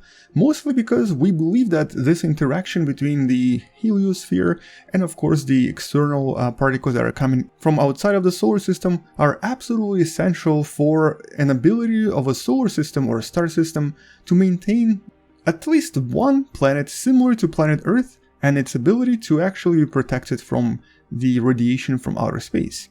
In other words, the heliosphere is absolutely crucial for having habitable planets, and we think that studying heliosphere and understanding what makes the solar system so different is really important for us in trying to find other stars that might actually have similar planets. Because today, scientists still think that our solar system is a little bit weird compared to everything else, and maybe having a different heliosphere is actually one of these unusual phenomena that other stars also don't have. So this is something we want to learn a little bit more about, just so we can look for other stars similar to our Sun. But unfortunately, except for this model of this shape right now, that's kind of all we know about our own solar bubble. Once we discover other stars that have their heliospheres visible, and once we can compare them to some of the other discoveries we make in the next few years, I'll make sure to follow this up with another video, because this is a very important topic for the discovery of other habitable planets. And also, I'm sure as different probes, such as the New Horizons probe, also end up leaving the solar system and pass the boundary of about 120 astronomical units, essentially leaving the heliosphere, we're going to be able to discover even more things about this strange and unusual shape of the bubble we live in. But that's really it. Thank you so much for watching, subscribe if you still haven't, share this with someone who loves learning about space and sciences, and possibly come back tomorrow to learn something you may have not known before. Also consider supporting this channel on Patreon. It does help me quite a lot, and alternatively you can also support this channel by buying the beautiful Wonderful Person t-shirt that I'm also wearing right now as well. I'll see you tomorrow, space out, and as always, bye bye.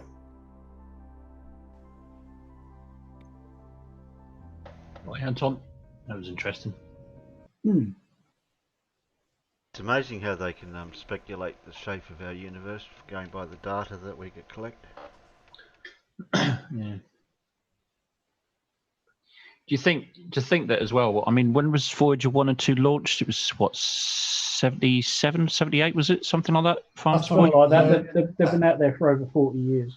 Yeah. So 30, what's that, 33 years it's been travelling, so it's only just leaving the solar system now. 42, 43 years, something like that. They were launched. It was about 77, I think. 77, 78. Yeah. Yeah, 77. I thought Star Trek already caught up with it. Oh, bugger. So they haven't even travelled a light year yet, a single light year. No, not even close. So that's taken since 1977 to get that far, and they haven't travelled it. So 38,000. They're travelling at 38,000 miles per hour at the moment. Not exactly sitting still. No. But it just goes to show the vastness of just of the universe, of just our galaxy alone. The chances are at that speed they're actually going at the moment. Once they reach our nearest star, out of the distance of our nearest star, this planet probably would have been, or this solar system is probably on the verge of destroying itself. Why is there a speed limit on Earth, but there's no speed limit for space? Well, there is, isn't there? Think about it. Speed of light. There's a speed limit everywhere, yeah. See. We don't know how to go the speed of light at the moment, or even close to it. Unless you're massless, you can't. Yeah. Well, you wouldn't get done by the. And I'm certainly not massless. If you did on Earth, it'd be alright.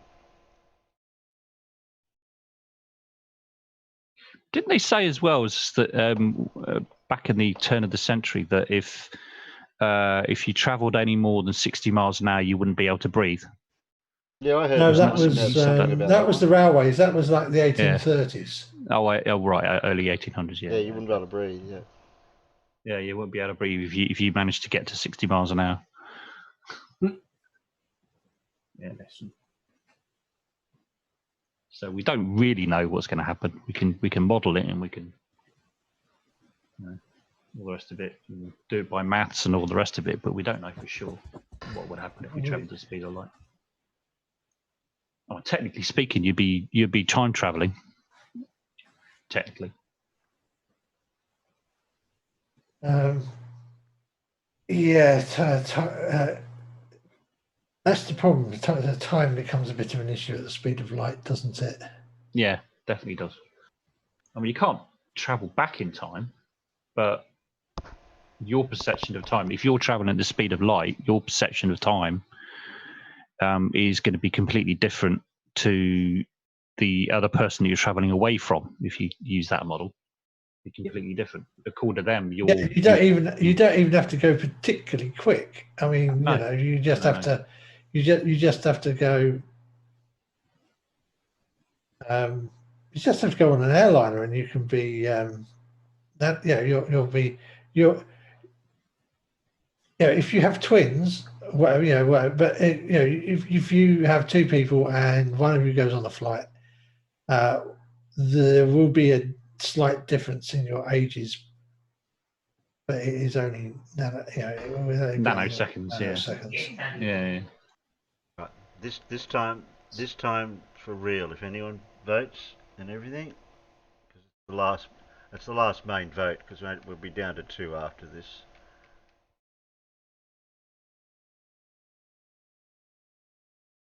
Keep on the. You got to be on the ball, Peanuts.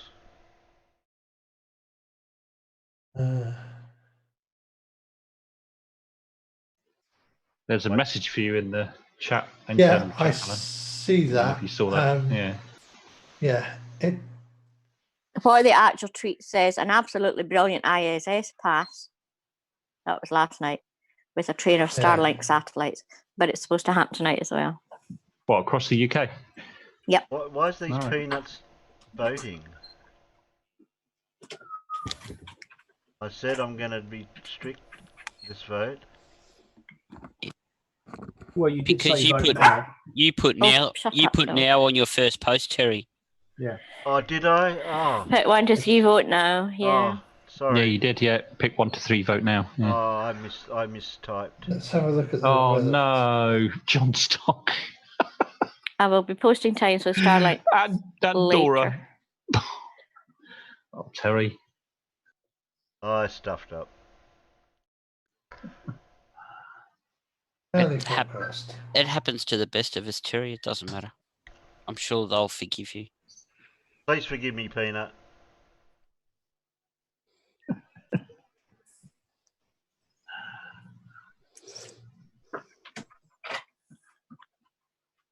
Yeah.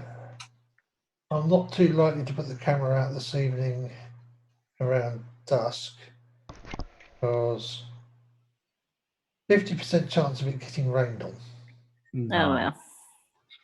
Yeah, what train? What sort of train is it? Starlink. The satellites. 76% cloud cover. Not train as in choo-choo train, Terry. That's what I said. I thought it was a choo-choo train. The rock and roll train. More like a Congo line. A very fast Congo line. See all these Really fast Congo line. They're cloudy as hell here anyway, so there's no point me even trying. Yeah. Yeah, so weird. I'm thinking it's unlikely to be.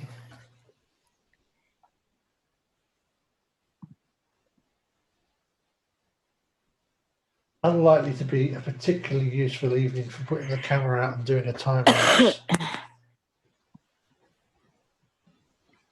And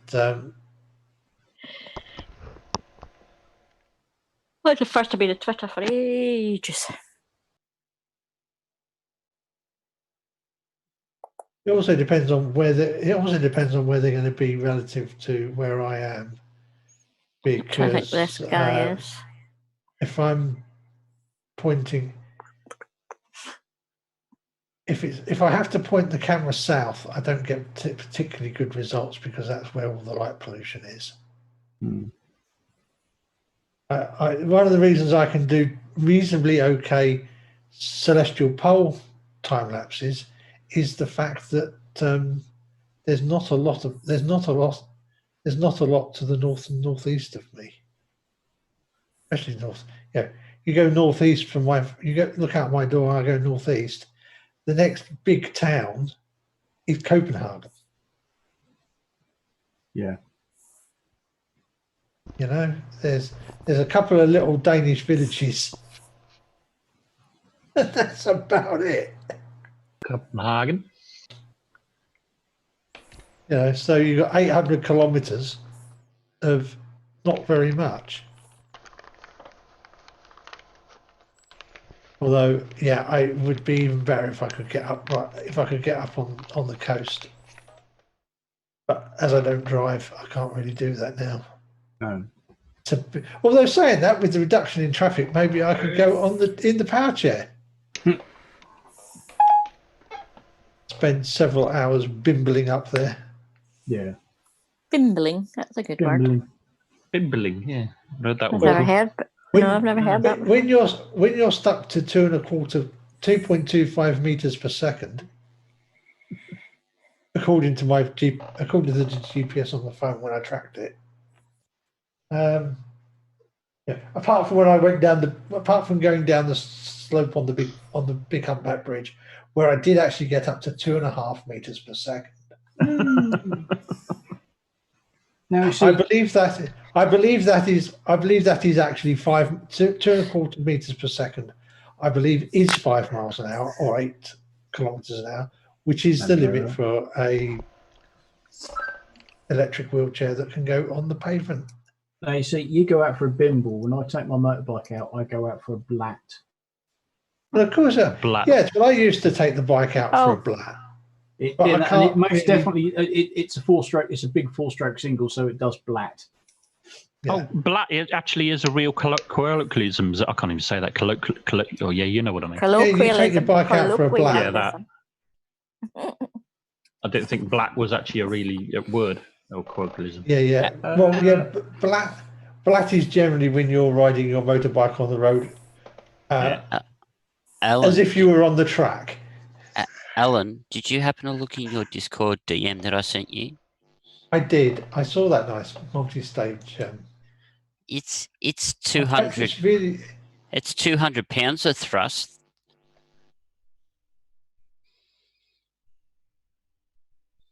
Oh, bimble's a real word. I have to Google it. Blat is to make a raucous noise. Yes. And your motorcycle, when you have the throttle wound right open, is definitely making a raucous noise. Oh, yeah. I'm just waiting for it too. Yes, that five-stage axial flow gas turbine engine is definitely the... Time to press a 2, please. Yeah, I know there's I two don't know about twos out there. And that's I only it. worked it in newtons because, like, it's easy to work in, isn't it? I know how much I know what mass I've got to move, and F equals ma makes it easy. The trouble is, coming back, your mass has changed because you're going shopping usually, so your mass is different. Yeah, I'm talking about for just Yeah, I'm messing about. I know. Basically, I need to make 2 passes, one in each direction. Got to do it officially. Yeah, and then get the average. Well, I was kind of thinking, Alan, go lots of twos. We're going to have to use 2 of them because obviously we're going to have balanced thrust. And at 400 pounds of thrust in total, I think that should be enough. Yeah, I think so. I don't know how you work. I don't know how you can work pounds of thrust into I don't know. newtons. Ask Elon Musk. Oh, we need Professor Phil. He can do it for us. Yeah. Where's that human calculator man gone? He's still out there, I think. He was a minute ago. Oh, hang on. If I go, Google might be able to help me. There'll be a conversion on Google somewhere. Yeah. Because remember, I'm like about 100. Well, let's say they're 130 kilos for me. And then the chair isn't a huge. The chair isn't hugely. A chair isn't hugely heavy, but you've got to allow for mounting the engines and all the engine management and the fuel for the. Well, if you're working out your weight and all the rest of it with you and the chair in pounds, then surely pounds of thrust would be easier, wouldn't it? Yeah, but you still got to figure. Yeah, but newtons is easy because I can then use meters for my.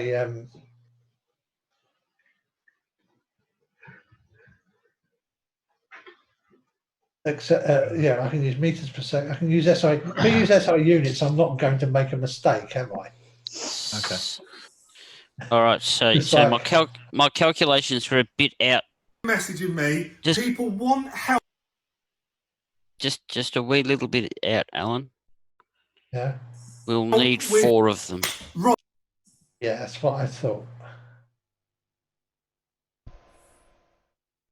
So 2 of them will give you 889 point a few bits of thrust. So if we had 4 of them, that'd give you, we'll call it 1600.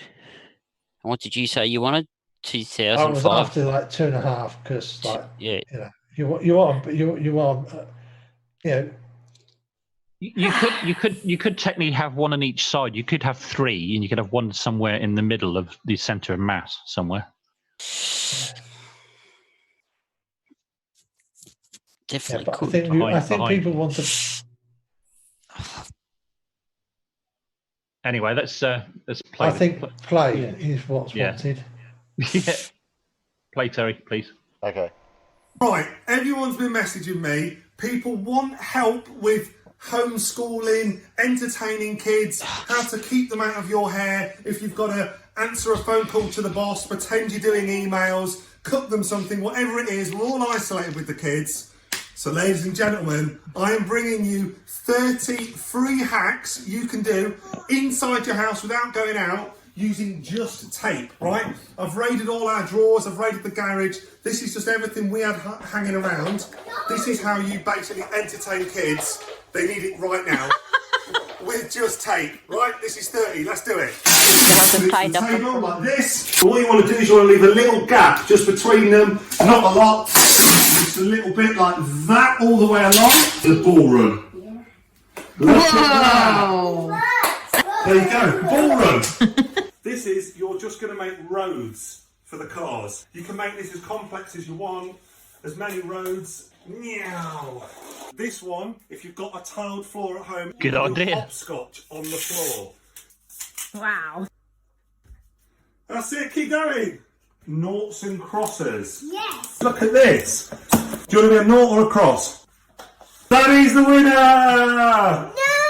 That's going to go straight away across. And we have got a game of limbo. Yeah. Can you make your way under that without touching it? That's it! Good job! Yes! You want to make a square like this. Get yourself back over here. You get yourself some balls of rubbish, tape or paper, whatever you've got, and you've got to try and throw it into the square. No, bowling. I'm doing the bowling. You've got kind of like a hoop like this, sticky on all sides. Attach that to the light. Get your ball. Oh, can you do it? Yeah! Make a catwalk. That's some good ideas there.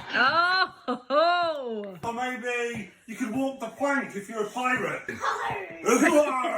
Whilst you've got your catwalk, you can use this and you can turn this into a basketball setup. Make yourself a couple of little balls. Here's a ball. You then get some of the tape and use that to make the hoop on the door. There you go. And then go on in, do your basketballing.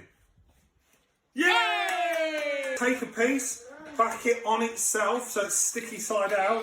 Put one this way. Take another piece, do exactly the same. So you've got a little cross on yourself. Then with balls, take your tape and a marker pen, get all the coloured blocks out and make little sections and get them to do it in colours.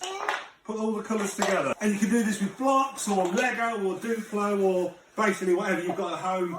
And all right, Smarties, you cheeky monkey. Get your marker pen and do some phonics to learn spelling on a door.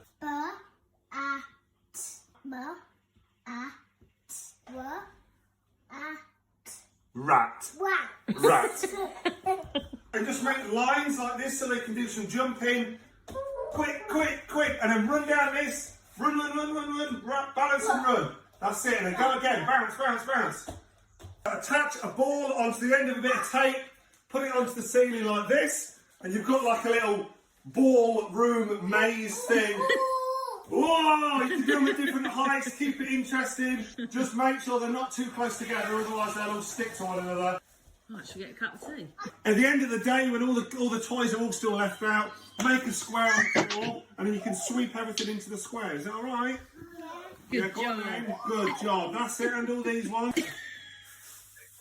That's it. Good job. That's it, all into the square. Take the rolls, whether you've got one or a few like we have, dot them out like this. Just get anything you've got lying around the house, little pom-poms, Lego bricks, bits of rubbish. That's a yoghurt lid. We've got to try and throw them in. Yeah. Oh. Yay! Put some lines on the floor, make them all different lengths, and see if you can get a tape and roll it all the way along. Oh! Hey!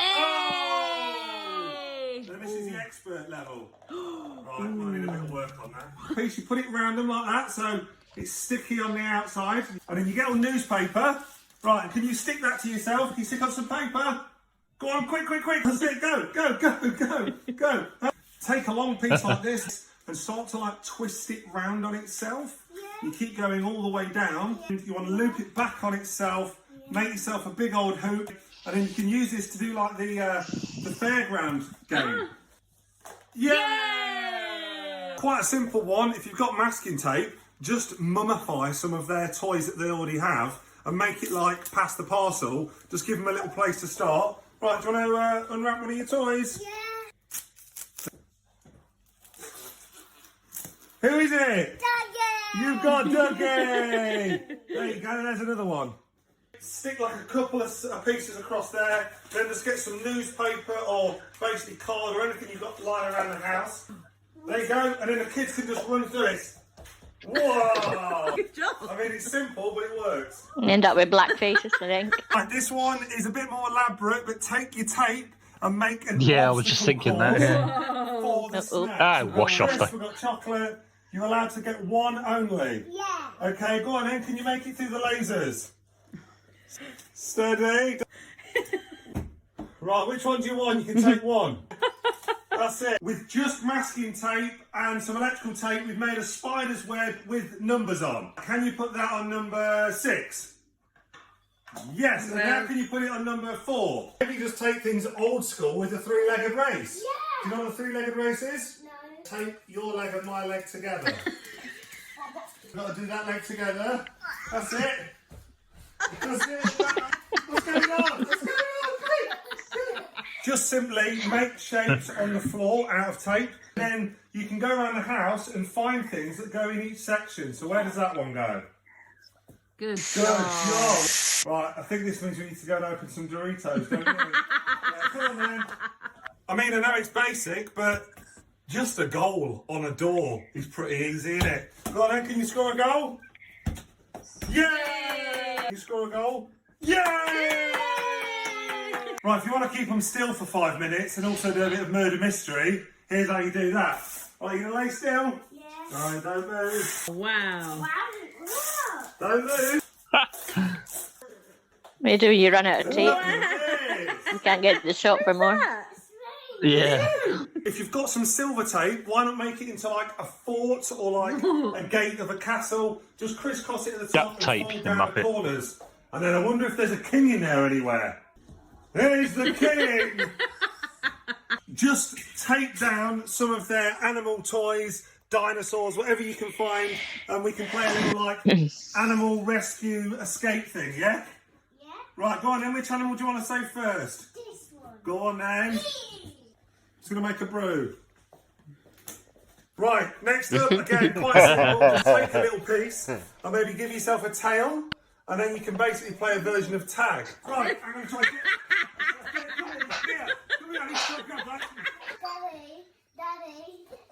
This is a nice easy one. I knew that. Yeah, exactly. Yeah. Is that a good one? I was waiting for it. Yeah, I like that one. That's the best one. Even better.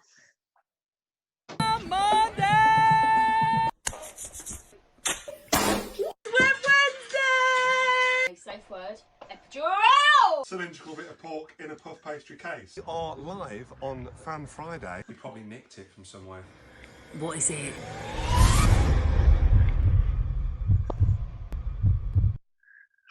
Right. Yes, mate. I just hate the vertical bloody format.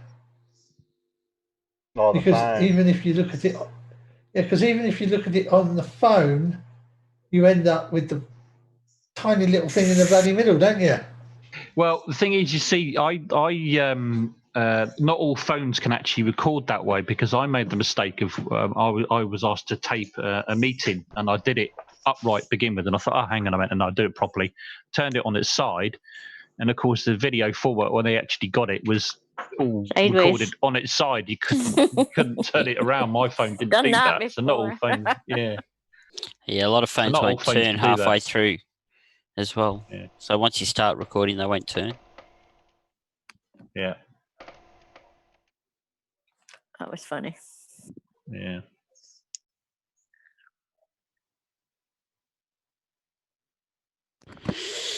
So you got one more left, Terry? No, 2 left, the same. From the same 2 person. left. Ooh. A double bubble. Interesting. Yeah.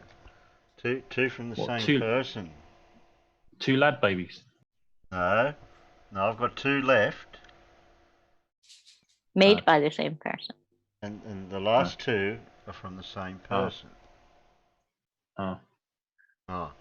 That doesn't sound too confusing, does it? Do you want me to explain it to you a bit better? What about if you just press play? Yeah. What?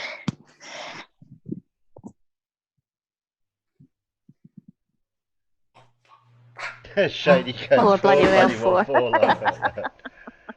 Oh, Terry, mute me, please. Oh, fuck. Ah. Sorry, Alan, didn't mean that. I hope you're right, Alan. Hope you're okay. Oh, lucky I can reach the mute button quickly. Yeah.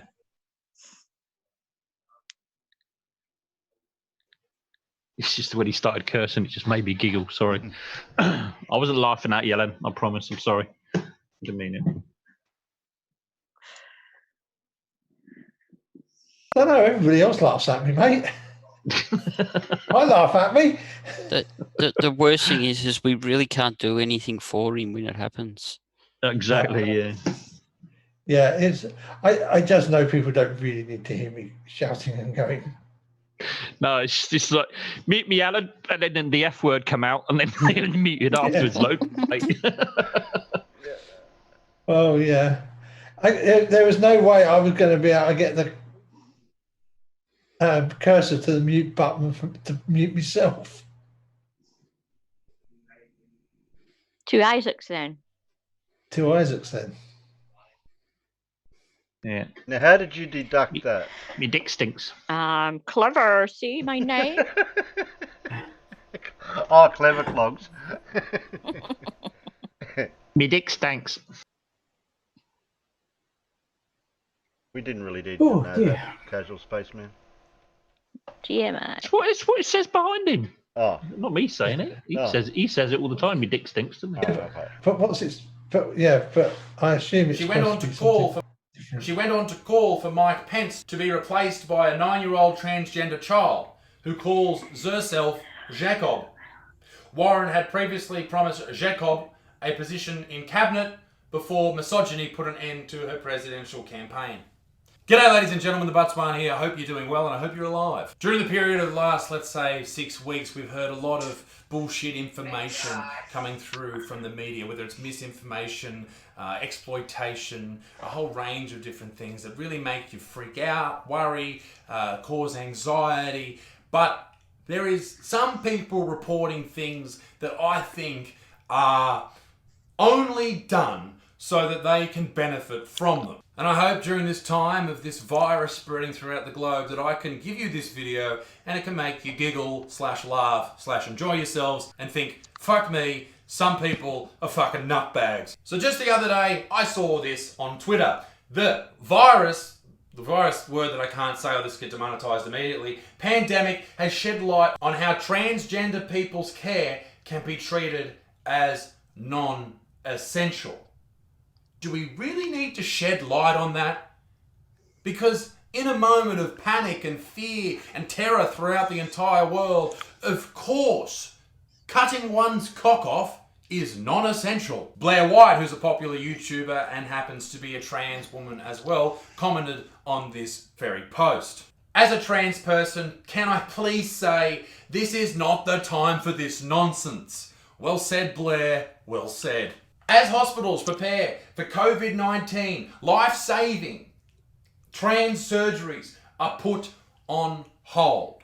Now, I understand that some people may or may not be transgender, and the thing is that these life-saving surgeries help with their mental health, and I understand that as well. And if you want to do that, if you want to get gender reassignment surgery or get some breast implants, whatever you want to fucking do, you do it. All right, you go, girl or boy or non-gender binary, etc., etc. To come out and say that because of this particular virus, transgender people are being discriminated against is ridiculous. We need these beds. We need these hospitals. We need everything clear so we can treat people with the which case a lot of people are being discriminated against.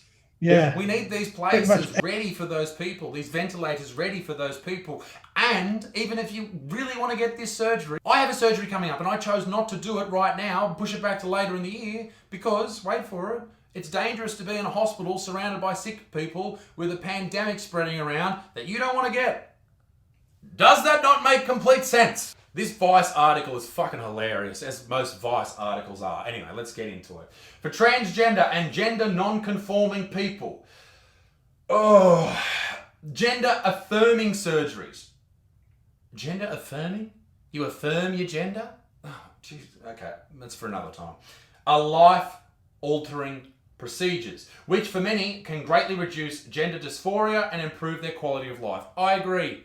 Great. Improve the quality of life. Good fucking on ya. But in the midst of the virus pandemic, trans communities on Reddit and Twitter, which is the best place to communicate, fucking not, are flooded with reports of postponed and cancelled surgeries in the US, UK, Spain, Thailand, and elsewhere, leading to enormous stress and disappointment, oh no, on top of a global health crisis. We're all facing issues here. Every single person on this globe that knows about the pandemic has at least slightly worried about it, and things have changed because of it. Right now in my country of Australia, you have lines of people waiting for government welfare. Why? Because they've all lost their jobs for the time being, and the Australian government has said, okay, come and get this check from us and we'll try and look after you, which, by the way, they're not doing enough for. People are getting like, I don't know what it is, I think it's $1,100 a fortnight. So what, $550 a week? $550 a week. What does that go to? Fuck all. Right? You need lots. You need much more than that to survive. Everyone should be getting $1,000 a week. That's just my opinion. All right. If you really want a government stimulus package, give them some fucking cash and they'll spend it. These lines of people resemble the Great Depression. Everyone trying to get a job or trying to get some cash to feed their families. My point being is we are all suffering great difficulty at this time. We all have forced sacrifices put upon us, and your forced sacrifice as a trans person looking to have this surgery is not it being cancelled. No. Just push back.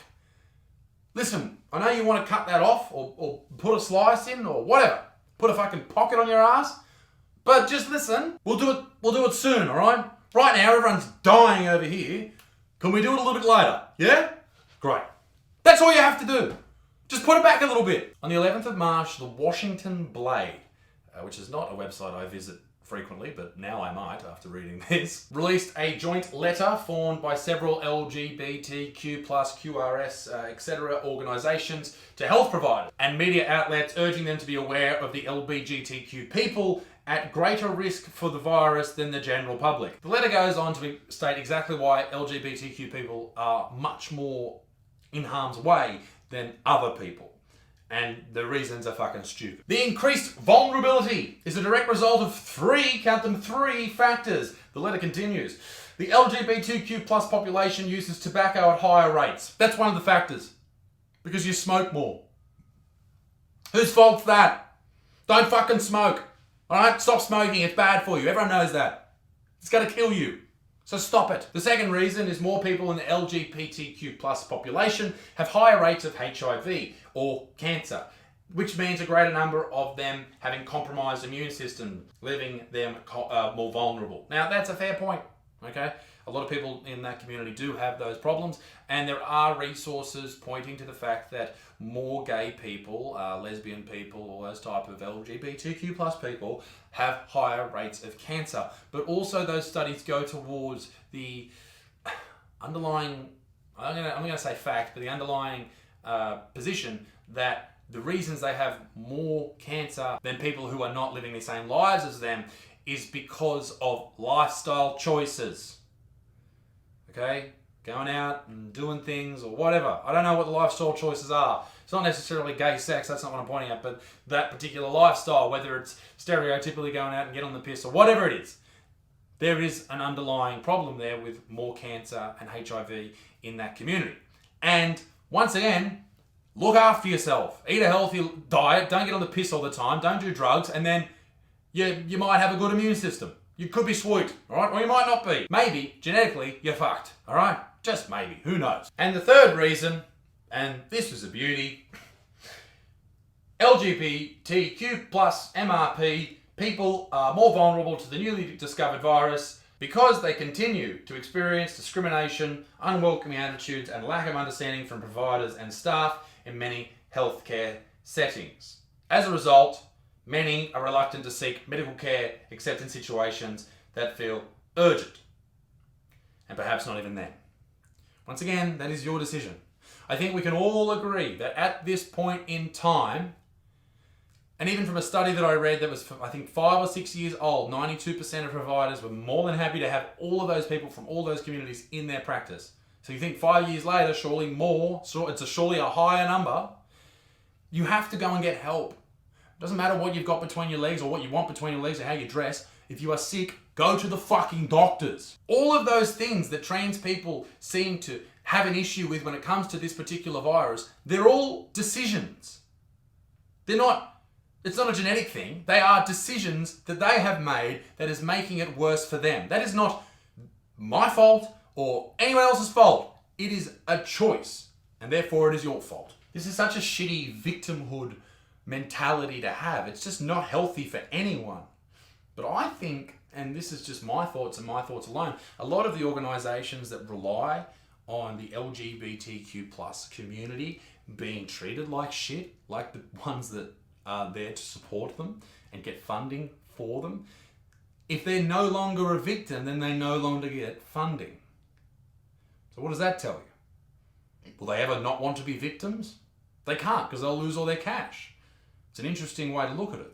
But my favourite story to come out of this entire video was from Elizabeth Warren. Elizabeth Warren, who ran for president recently, she called for more diversity in the White House. The task force that Donald Trump had created had too many white men, according to Elizabeth Warren, so she said this: "We are facing both a public health crisis and potential economic crisis. We urgently need gender diversity at the table in public health and medicine."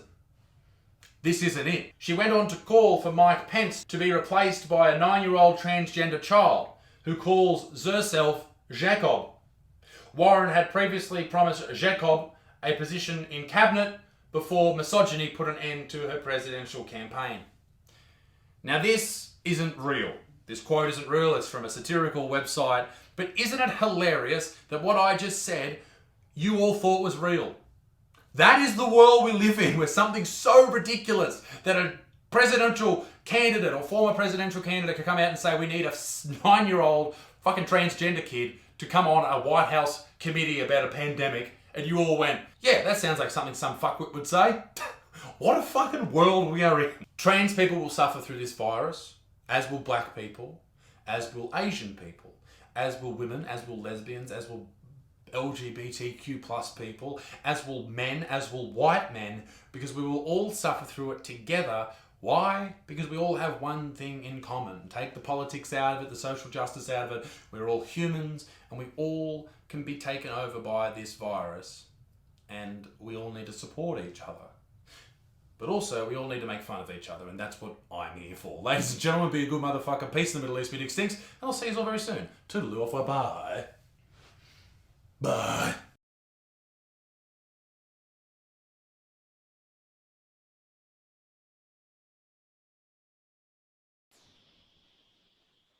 Did you Are have? you going to play Did the you have other a story? Isaac then, Terry? Pardon? You're going to play the other Isaac as well then, Terry? I don't know if I thought Peter had a Yeah. story. Just really quickly, on a personal level for me, with this in particular, I've got nerve damage and issues with my lower back, which is causing me to have constant nerve pains, which is similar to that of sciatic nerve problems, but it's constant. It just doesn't go away. I'm meant to be going in for a nerve block and was meant to go in towards the end of February. It did get pushed back before this COVID-19 stuff happened. And now the hospital's turned around and said, we'll fit you in sometime. Now, I'm fully understanding of this because, well, like Isaac said, I don't want to be in a hospital that's full of sick people. You know, that's just a silly place for me to be at this point in time. I'm in excruciating pain. No, I don't have the mental problems of having the wrong gender assignment to me or anything along those lines. But realistically, build a bridge and get over it. You know, honestly, it's like there's worse people out there that aren't getting their treatment where it's elective surgery. And that's it in a nutshell. You are not going to die. The only way you're going to die is if you go and do something stupid. And it just frustrates the absolute living out of me because, you know, it's ridiculous to think that not getting gender reassignment is going to kill or hurt someone. Yeah. They might have mental issues that cause them to do it themselves, but not having it done is not going to cause them to die. Yeah. I mean, this is the thing. I mean, like Alan was saying there just a little while ago, pretty much all routine surgeries have actually been cancelled here in the UK. Pretty much all of them, well, postponed or put on hold. Because it's all hands to the pump. They need everybody to tackle this thing, and you know, and it's going to get far worse than it already is at the moment. You know, so it's not discriminating anybody. It's discriminating flipping everybody, including myself, because I've had a CT scan recently. They have determined that it is a hernia, and I'm probably going to have to wait for surgery now. And I was told before that it's probably up to 9 months to a year. I might have to wait 2 or 3 years. So be it. I'll just have to put up with it. You know, it's just this is unprecedented times. And, you know, tough shit. You know, sorry, but even the simple thing like the other day, I had to get a doctor's certificate to send off to the insurance company. No big deal. I do it each month. But instead of going in there, I just called them up and said, yep, can you book me a phone meeting with my doctor to call me at his earliest inconvenience, and we can sort out a doctor's certificate over the phone. And they did all that, and then they took the payment over the phone straight off my card, which is nice and convenient for them. Not for me, but for them anyway. And then I said, well, since you've taken that payment, you can email it to everyone, including myself, which they didn't like doing it, but since they took my money, they had to do it anyway. I just don't understand, you know, like Isaac said, you know, we are the human race. We need to work together. We can't be stupid about this stuff. Yes, there are high-risk people, there are low-risk people, but we still have to work together as a team, you know. Yeah, exactly. This me, I, you know, it's just ridiculous. Yeah. Thanks, Terry. Yeah. Yeah, my missus has got surgery to be done on a few things, and they're just going to have to be put off. They're not. It's not life-threatening what she's got for the surgery to fix her, but just have to put it off for now. Yeah. I mean, the one thing that worries me the most is that mental health services seem to be being pushed back as well. In the that is an issue. I agree. Because and that's actually seriously delay. It's doing things like seriously delaying getting people onto medication that is going to be essentially life-saving, because it's going to be in that bad position, and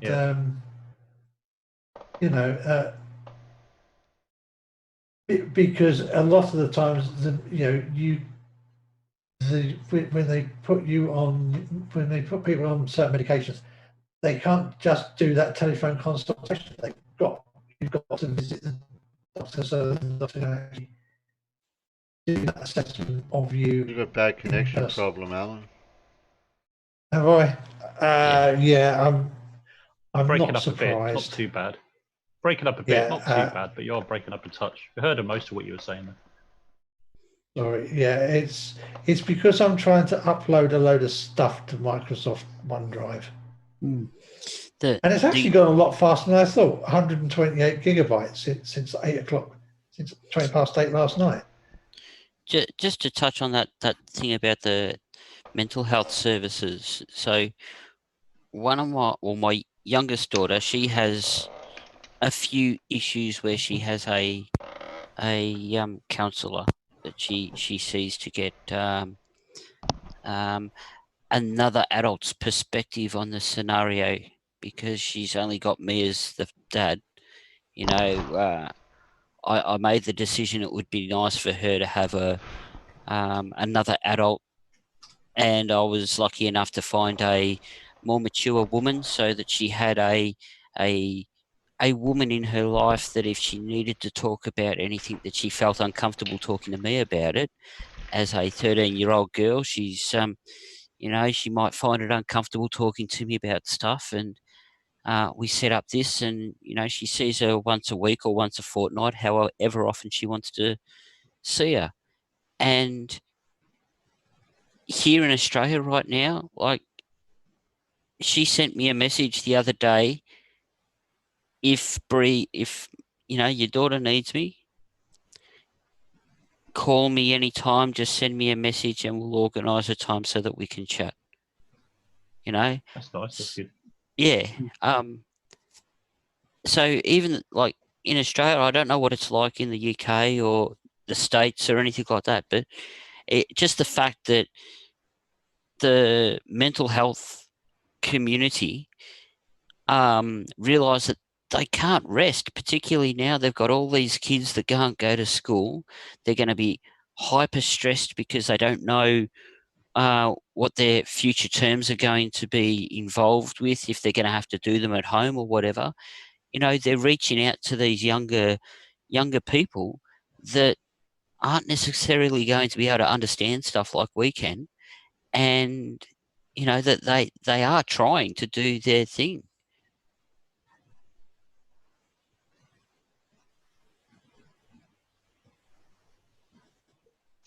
Yeah, we're gonna have to. I think we're all gonna have to be making a lot of sacrifices in these, in these coming months or even years. In fact. Oh, that's all right. I can think of a few people I'd sacrifice. Oh.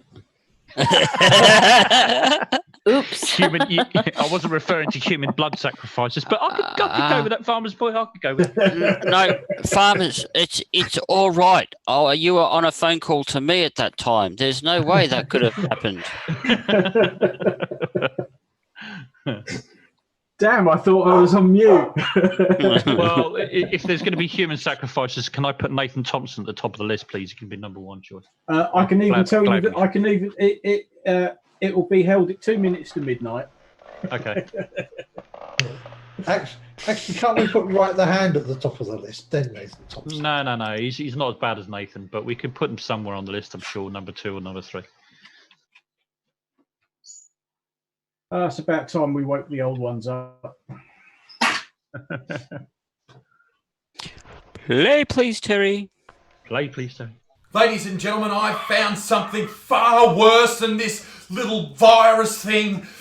Oh my God, I cannot contain my anger. I'm freaking out, ladies and gentlemen.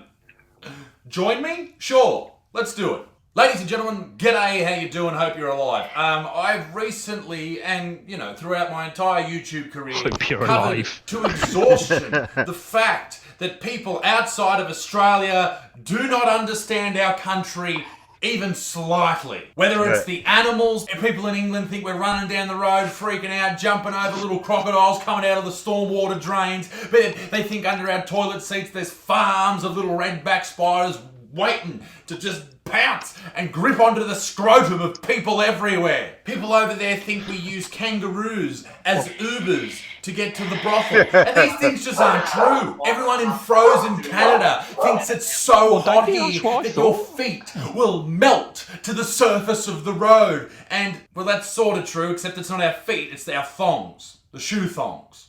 The footwear thongs. Flip-flops.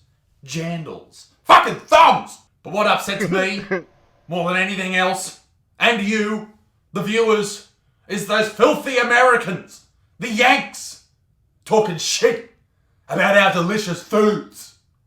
And it's got to stop. I need to introduce you and everyone at home to the most hateful, racist little food reviewer of all time, Brendan Farris. Brendan has a Facebook page with a fuck ton of followers. He's got like 3.5 million followers, and he makes videos about a lot of different things. But he's made 2 videos about Australian food that I need to come after you for, Brendan, you little shit. I'm fucking coming after you, son.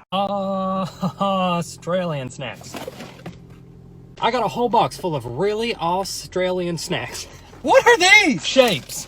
These are all the same? I can't quite grasp why foreigners can't understand shapes. They are delicious biscuits, flavour you can see, baked, not fried. Our country was built on the back of shapes, the delicious barbecue flavour, the beautiful pizza flavour, and the ever elusive chicken crimpy. And don't forget every freak's favourite, fucking cheese and bacon. Ugh. Ugh. But as globalisation moves ahead, I am starting to freak out about shapes as well, because through my amazing research, I have found some other flavours. Sausage sizzle, fucking meat pie flavour. Listen, I love a good old meat pie, going to the footy, jabbing a bloody 4 and 20 pie, chucking some sauce that I pay $50 for, and then burning the fuck out of my mouth when I realise it's been in the pie warmer for 16 years, and it's hotter than the sun. And then someone in the Shapes marketing department one day had a fucking brain aneurysm and decided to make savoury flavoured. Fuck you. Oh, they're not all the same shape. Bunch of them are broken. The broken ones are the best ones, my American friend. The reason for this is when they break in the packet, they lose their flavour. And you may think, and I'll forgive you for this, you think that, oh, if they lose their flavour, where's the enjoyment? Well, the flavour drops to the bottom of the packet, and then when you lick your finger, you don't do that during Corona time, when you moisten your finger under the tap, and you go down to the bottom of the flavour packet, and you put it into your mouth, you get a flavour explosion that you didn't think was coming. And that, ladies and gentlemen of the world, is pure happiness. Moving on. Vegemite. Oh, anytime I see an American with fucking Vegemite, I just start to just cringe. I just freak out. My skin crawls. Yeah, it is In fact, horrible. I look at an American with Vegemite with more concern on They my just face don't know how than to an eat it. American teenager walking through a high school They'll with eat a it by the semi-automatic shovelful. weapon. Dessert Yeah, That's it's how going it to take is. a big, Cool. big big bit The of note says, Yeah. do not use the Vegemite like Nutella. Spread it thinly on a cracker or buttered toast. A wonderful piece of advice. Are you ready? Write this Very down, thinly. foreigners. With the Vegemite, you just want a Yeah. slight scrape. Just a slight scrape. It's like a pap smear. Just a slight scrape. Oh. Okay, when I'm using my entire force... Mix it with That's the butter. enough there. Right, stop. Whoa, You are on the borderline stop. of deliciousness and great spreading. And Even that's death too much for what he's got, from the got yeasty, there. salty Yeah. infection of Way the too mouth. much. To try to get something out of a tube and No, it ain't... no more. Do not cross That'll do. that border. No. We need Trump to come in and enough. tell those That was people too of much America anyway. that that part of the Vegemite, that is enough. If you cross that border, you're going into uncharted territory and you may die. Build a fucking wall there, ladies and gentlemen. Stop the He's people about from to hit consuming his Too much B16 Vegemite. limit for the day. You going back in? Prairie In dog. 3 are you? seconds. This can't be a good sign. Oh, No, God, I'm using you all my do not Vegemite do on it toast. like No. You Too fucking much. idiot, that's too much Vegemite. No butter and either. may You've I got to add, mix it with the that butter. is not toast. Oh. That's fucking bread, dickhead. Bit of bread Daniel says he's there, gonna alright? die. Toast is slightly warm, if not a little bit hot, and toasty. That's fucking bread. So he deserves everything he's going to get. Especially for those eyebrows. Golly! Exactly. Oh, yeah. That's a salty mess. Of course it is, fuckhead. You just copped a big, juicy, salty, yeasty, warm load from the Vegemite man. Is that racist? No! Big, warm, salty, yeasty load. Oh, man. What a great breakfast decision. I think I'm done with that forever. It didn't help. The bread didn't help. You were warned at the start to only use a little amount. On toast, mind you. Am I the only one who gets this upset about alleged racism towards Australian snacks? I fucking hope not. Let me know in the comment section below. What is this? Milo. Do I mix it with water? Hold your sweet Aussie No. ostrich. I'm trying to mix this Milo? You mix it with Do you water? mix What? Milo What? with water? Are you I don't even know what it is. fucking quid, mate? It's- Mixing it's Milo chocolate with malt water, flavour. jacking off in the Like living room, Ovaltine. watching Pornhub Chocolate with the Ovaltine. volume up loud Okay. and no headphones No, in. definitely whilst not with your water. grandparents No, sit no, next no, to no, you. no, no, Sure, no. you can do it if you Milk. want, but you're fucking weird if you do, and there's better ways to do The it. only time you do it with water Like is if mix the it in water's milk. hot. And then Yeah, you it's put a hot Or if Milo you're with in milk. Tasmania, You put milk do it in. around Yeah. your Just cousins. anything like I might- Ovaltine I or would hot just chocolate settle has got to be on the done with top. milk, not water. He Appetizer. put it Why with don't you just water. eat a big handful of your own shit, dickhead? It's Cold clumpy. water as well. That didn't mix. Whoa, that's a clump of He's definitely Deal? coloured in those eyebrows. nasty. That's awful. And last, but Tim Tams. You know what this tastes like? Yes, exactly. Same consistency. Tim Tams taste like the Milo you just put in water, which you hated. Tim Tams are fucking delicious, you fucking turd. What are you talking about, Brendan? Brendan, you have upset me more than anyone has in the entire globe. How dare you? But it didn't stop there. This wasn't Brendan's first tirade. He came out again and made another video all about Australian snacks. And this time, things got personal. Oh, from your mates down under. Thank you. Little kangaroo with a boomerang. Let's see if it works. Okay. Racist and speciesist. Whoa, oh, koala. Let's see if it works. Anti-vegan speciesist. What a pig you are. Titty twisties. I used to get in trouble for doing that to people in school.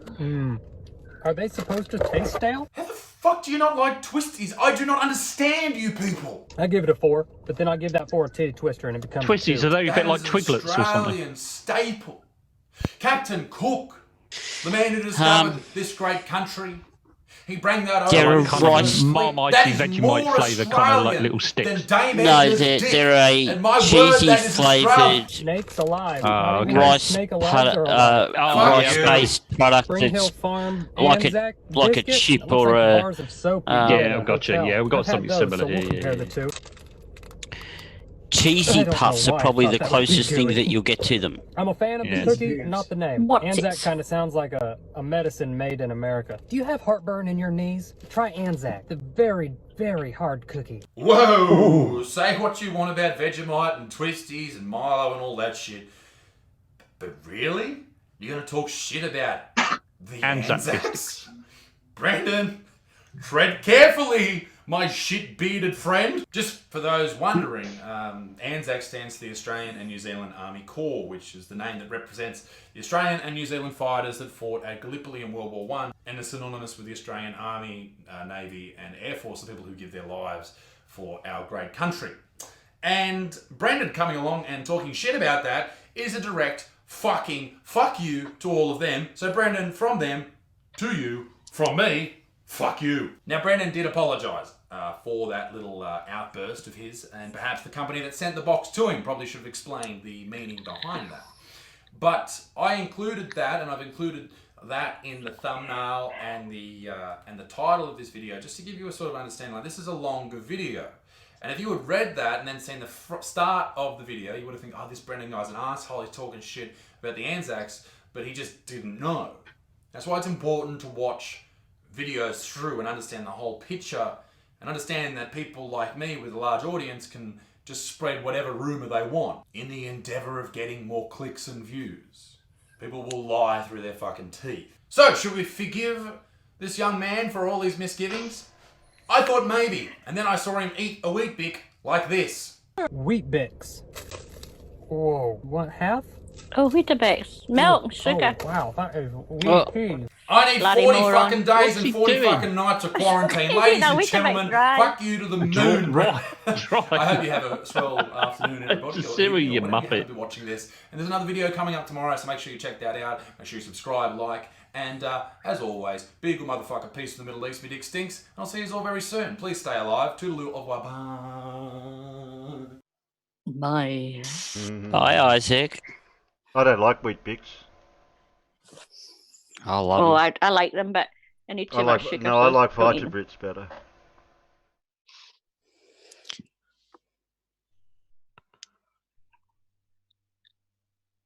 I was surprised they came in like those individual wrappers. Yeah, so they're the if you go to a hotel, Alan, they'll quite often come like that, so you just get a serving of 2. Oh yeah, like we can buy a mini pack of, what do you call it? Kellogg's little box. Yes. Yeah. Well, Variety packs. Yeah, they'll Yeah. actually come in the same setup there, Pip. You're spot on. Damn it, you're Can right you still again. buy those separate little boxes of cereal? Can you? I never noticed. My Yeah. word, you can, Terry, and it's the one thing I do to spoil the kids every now and then. It's too bloody expensive though, because you need 2 boxes. Yeah. Fill a bowl. No, you got to turn the box into the bowl. You got to do that. Mm. Yeah, you just open the lid. You just open the top up and pour milk in. Yep. Sorry, casual. Soggy. No, I was just going to say my opinion or my vision of what Australia was like is completely changed. I thought you were all running around chasing kangaroos with boomerangs and fighting crocodiles, but obviously not. Damn. Isn't the wildlife only trying to kill you as Disappointing. well, you know? I know. Well, yeah. Well, look there. Exactly. There's still animals I that want thought to kill everything you. aren't wanted there? to kill you. Yeah. Eating sausages and putting Barbies on Or shrimp on the Barbies. eating your nether regions when you're on the toilet. I thought that happened all the time. Yeah, Vegemite. Yeah. Oh, hello. Who's awake again?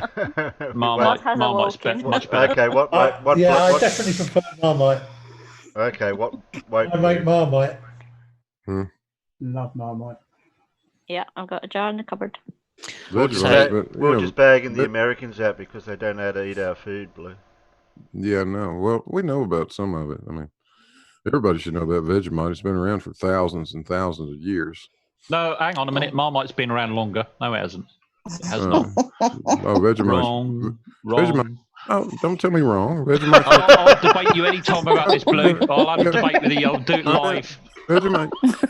Vegemite's the shit the Egyptians used to mummify the damn pharaohs. Jesus Christ. No, that was Marmite. So, casual. Last time we had this discussion, the closest thing you could find was when Marmite was first bottled. Oh, that's right. Well, we went through this one night, didn't we? Which was founded before Vegemite. So it just so happens that I found a document that predates your document now. Oh, because Vegemite didn't come in a bottle first up. Oh, came in a tube, did it? No, it came in a tin. Ah. Oh dear, yes. Marmite probably did as well, I'm sure. Maybe about 15 years before Marmite. Oh dear. Oh dear. Damn. I'll find something else.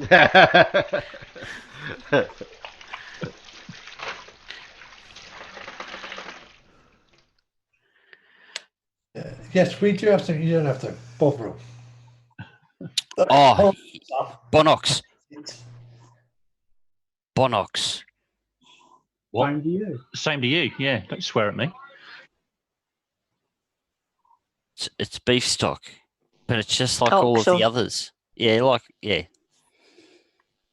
Bollocks to you as well, Peter. And bless you very much. He said bonox, not bollocks. Oh, okay.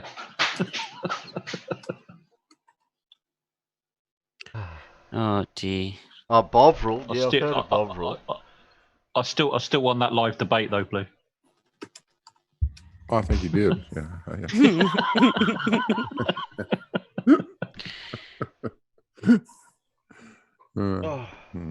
I think I know what woke Blue up is the talk of food. That's what woke him up. As soon as he started talking about food, he's awake. He's like a big bear. Just woke up.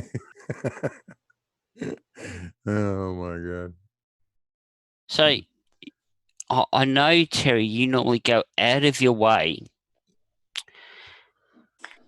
not to do anything about like Flat Earth videos straight out. However, it seems that Sleeping Warrior and Ranty seem to be infighting quite profusely at the moment. Oh, that's always good for a bit of a laugh, that type of stuff. Well, let me grab the link for you.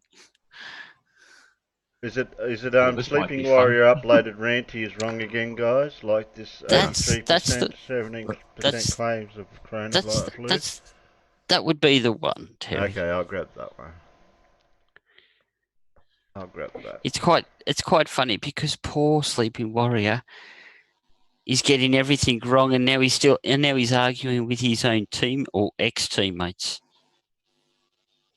Because even Ranty's been turning around and saying, "Yeah, no, Sleeping Warrior, you're very wrong on this. You need to shut up." What? Ranty, prover of the flat Earth. Every time he goes out with his P1000. Ranty, the globe Earth hero. Yeah, he is our hero. I apologise if this offends anyone for any visual or audio. Just before you start, Terry. Before you start, Terry, what were you trying to say, Blue? I was just curious if this Ranty fellow has a proper channel. Ranty? Yeah. Apparently, he's got a small channel, Blue. It's not anywhere near as big as yours. Wow. Yay! As long as he has a small one, that's okay. Well, and he hasn't got a big channel either.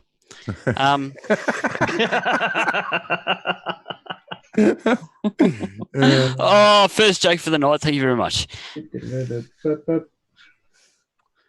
Play. That means we've got to listen to his bloody voice. Oh, God. I did apologise for any audio or visual I did check that it was only 5 minutes-ish long, so it's probably the shortest one he's ever done in his life. Go make a cuppa or something, farmer. I'll think pleasant thoughts of human sacrifice. Yeah. Go and see what your cat wants. Okay, so just been informed that Ranty's made a post. Let's have a little look at what he says. Sleeping Warrior hiding the truth from his audience. His subscribers have been posting evidence that contradicts his narrative. Actually, it's not my narrative. It's based on the official figures that we're given. Hang on a minute. Dog wants to get on my knee. Come on. That it is no worse than flu. And he's been deleting those comments. A sad state of affairs, so let me be the bigger voice for them to say what they need to his audience and all who wish to listen. Since the start of the flu season in October, 2 million cases across the country have been confirmed by lab tests according to data from the InFluNet published on Jan 19th.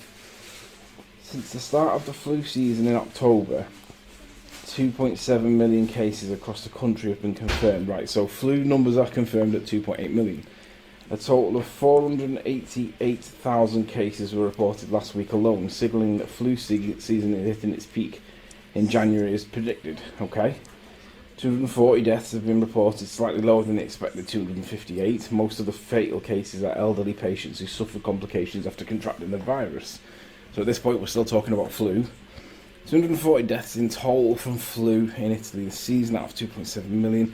There are currently 10,000 deaths from COVID-19. Oh dearie me, right? That number.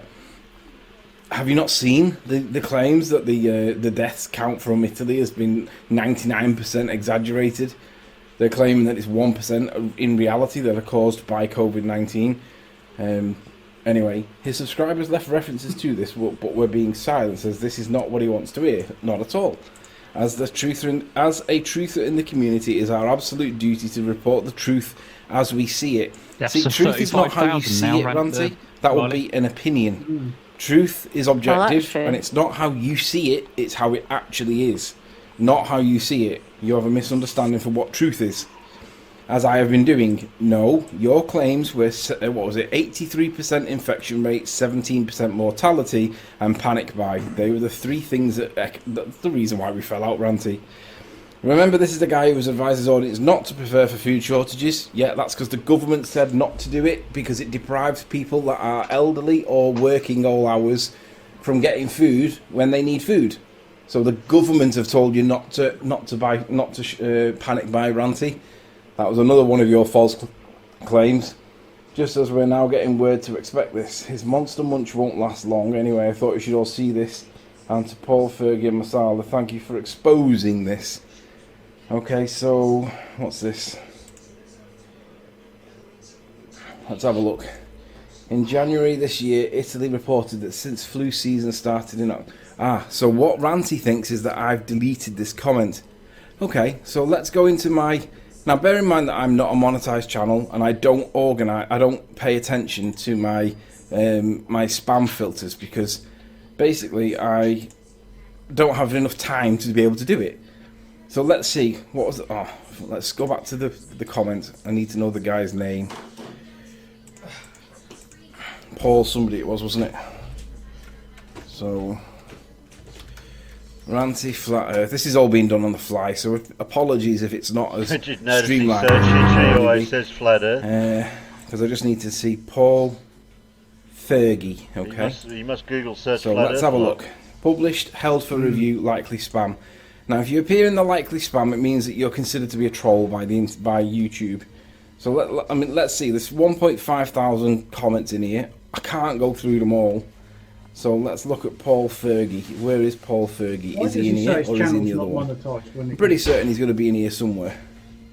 Oh, that's right. It's because he's a lying Let's shit. just try typing in Fergie. So he's not there. So he might be in here then. Oh, there's Paul Fergie. There, ladies and gentlemen, is absolute proof, and I'll approve his comment, that I did not delete the comments that Ranty wrongly accuses me of deleting. Game, set, match. Ranty, your claims of 83% infection were wrong. Your death rate of 17% was wrong. Your panic buying is wrong. And all you're trying to do is massage the figures to support your narrative that your Freemason nonsense idiot was telling you about that was going to be the case. Turns out not to be the case. It's not me that's sinking here, Ranty, with the noose around his neck, is it? It's you. So I've just demonstrated that it was not deleted. Wrong again, Ranty. Sorry.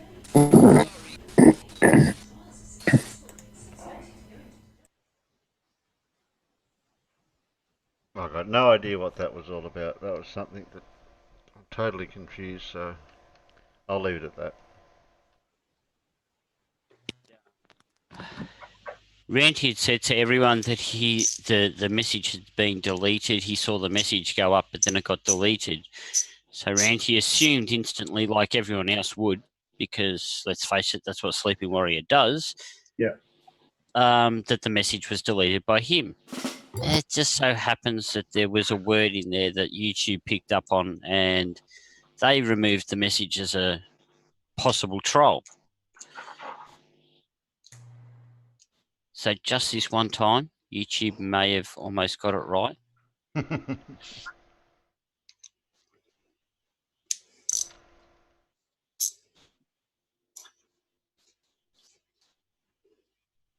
It's in a sandbox. Yep.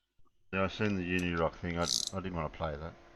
They don't do the Unirock thing, Terry. No. It's not. Has he having a hissy fit yet? Yeah, so he did have a hissy fit. Good. He had a big sook. He said, "Why is everyone always picking on me?" Oh. Because he's a git. And I'll go upstairs and mirror that video later. Reg is misleading you all, and it's not how Reg is showing it, and it's not fair. Stop picking on me. Send me some money for wages. Yes, he wants some fake yeah. food, bless him. How about if he actually made some content of his bloody own, instead of just trying to leech off everybody else? And if he's not getting enough money off YouTube, get an effing job. So his last, and I find it funny without like trying to give him any advertisement, but probably his last 4 or 5 videos, he's made sure that he's had Red's Rhetoric's symbol on there. He's gone out of his way to put it there. And I think there's only one of them that he actually said anything about Reds. He just put the picture on the thumbnail for the clickbait. Oh yeah. And then he had the gall to say that he didn't do that stuff. The guy can't see what he's doing. It's the old forest for the trees routine. Yeah. No, he's a hypocrite. It's a complete Poe anyway. It's all a big act to me. I think they really do. He's just trying to make money. He's trying to make money for nothing. Well, I just found it funny that he still tries to call AT2 pro doxing. Yeah.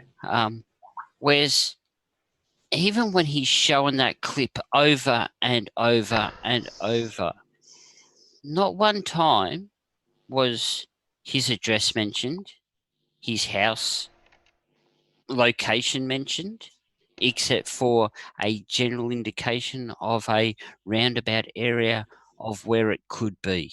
Yeah. His name wasn't mentioned. He didn't dox him. He never got doxed. No. But then he said that, they tried to dox me, but it's all right, it wasn't me. Well, that means they didn't dox you at all. Yeah. And then a week later, he's like, my girlfriend's getting all these harassing phone calls, blah, blah, blah. But hang on, well, did he dox you? Was it your address then? It's just everything is a counteract. Each statement counteracts the next statement he makes. Contradicts. Yeah. You mean? Because he's full of shit. Oh, we're winding up now. We're going to have a story from Pip. Oh. Thanks, Alan. Oh, story Thanks, time. No Name. Story Thanks, time. Big Blue, for Farmer's Boy, Peter, Clever Clogs, Pip, Casual Spaceman, D4, Out in the Peanuts, Linzag, Demon Orb, Miro, Edens, Carl. I said Miro, didn't I? Demon Orb, John Stock. Oh, I've got to scroll. Linzag, all the usual regulars. Who have I missed? Shady. 9 o'clock. I've seen a heap of other people here earlier. Where'd you all go? Oh, there's a blue marble science out there. Okay. Well, am I out there? Yeah, I've just seen someone out there, yeah. Holy crap. Blue who? Blue marble what? Who? Blue marble science. Does he have a proper channel? I don't know. I'll have to go and check to see if they've got any subscribers. Might have to go and sub to him. He might need some give him a sub. Help him out a little bit. Yeah, I'm old. I'm tired. Give me a sub. Come on. Okay, everyone. Say goodnight, Peanuts. See you later. Good night, Peanuts. Good night, Nutters. And Are we going out with the story, are we? Yeah, we're going out with a story. And don't forget Wednesday night, Ancient Technology something, sort of. Maybe. Maybe. You're full of confidence. Well, I'm only going by prior experience. Yeah, I know. I haven't had good luck lately. I know I've been too busy during the daytime. By the time I get home, I'm too tired. How many videos of the ballista can we watch? I don't know. And Romans. Oh, dear. I'm trying to get past the Romans. Yeah, problem is Thanks, Romans Terry. did an awful lot.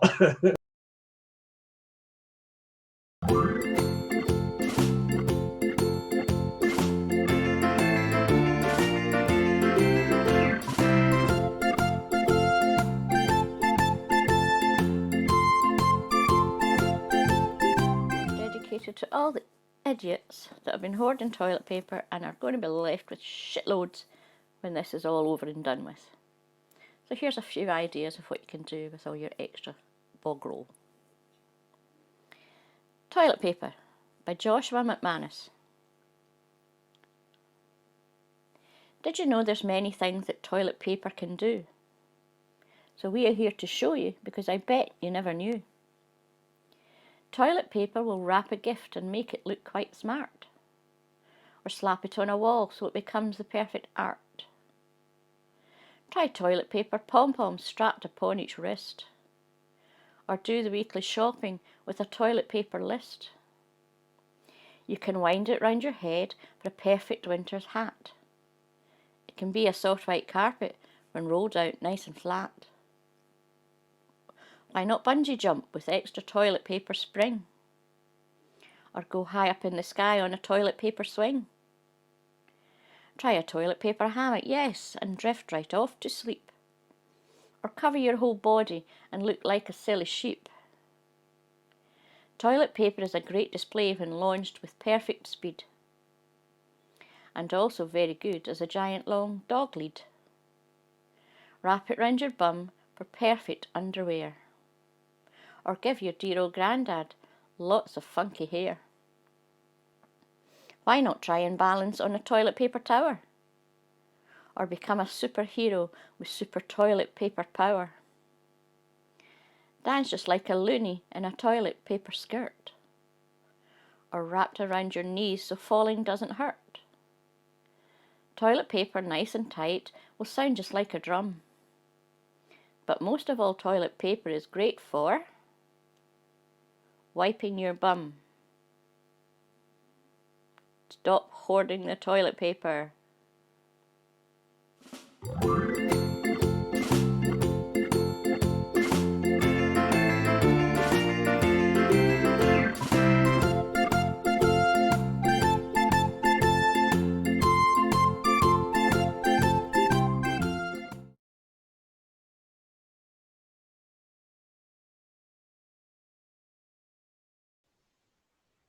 There was one bit of very rhyme good. that was forgotten. It wouldn't be very smart if you had some toilet paper and then found out that you only had to fart. Okay. Good night, Peanuts. Night night. Night.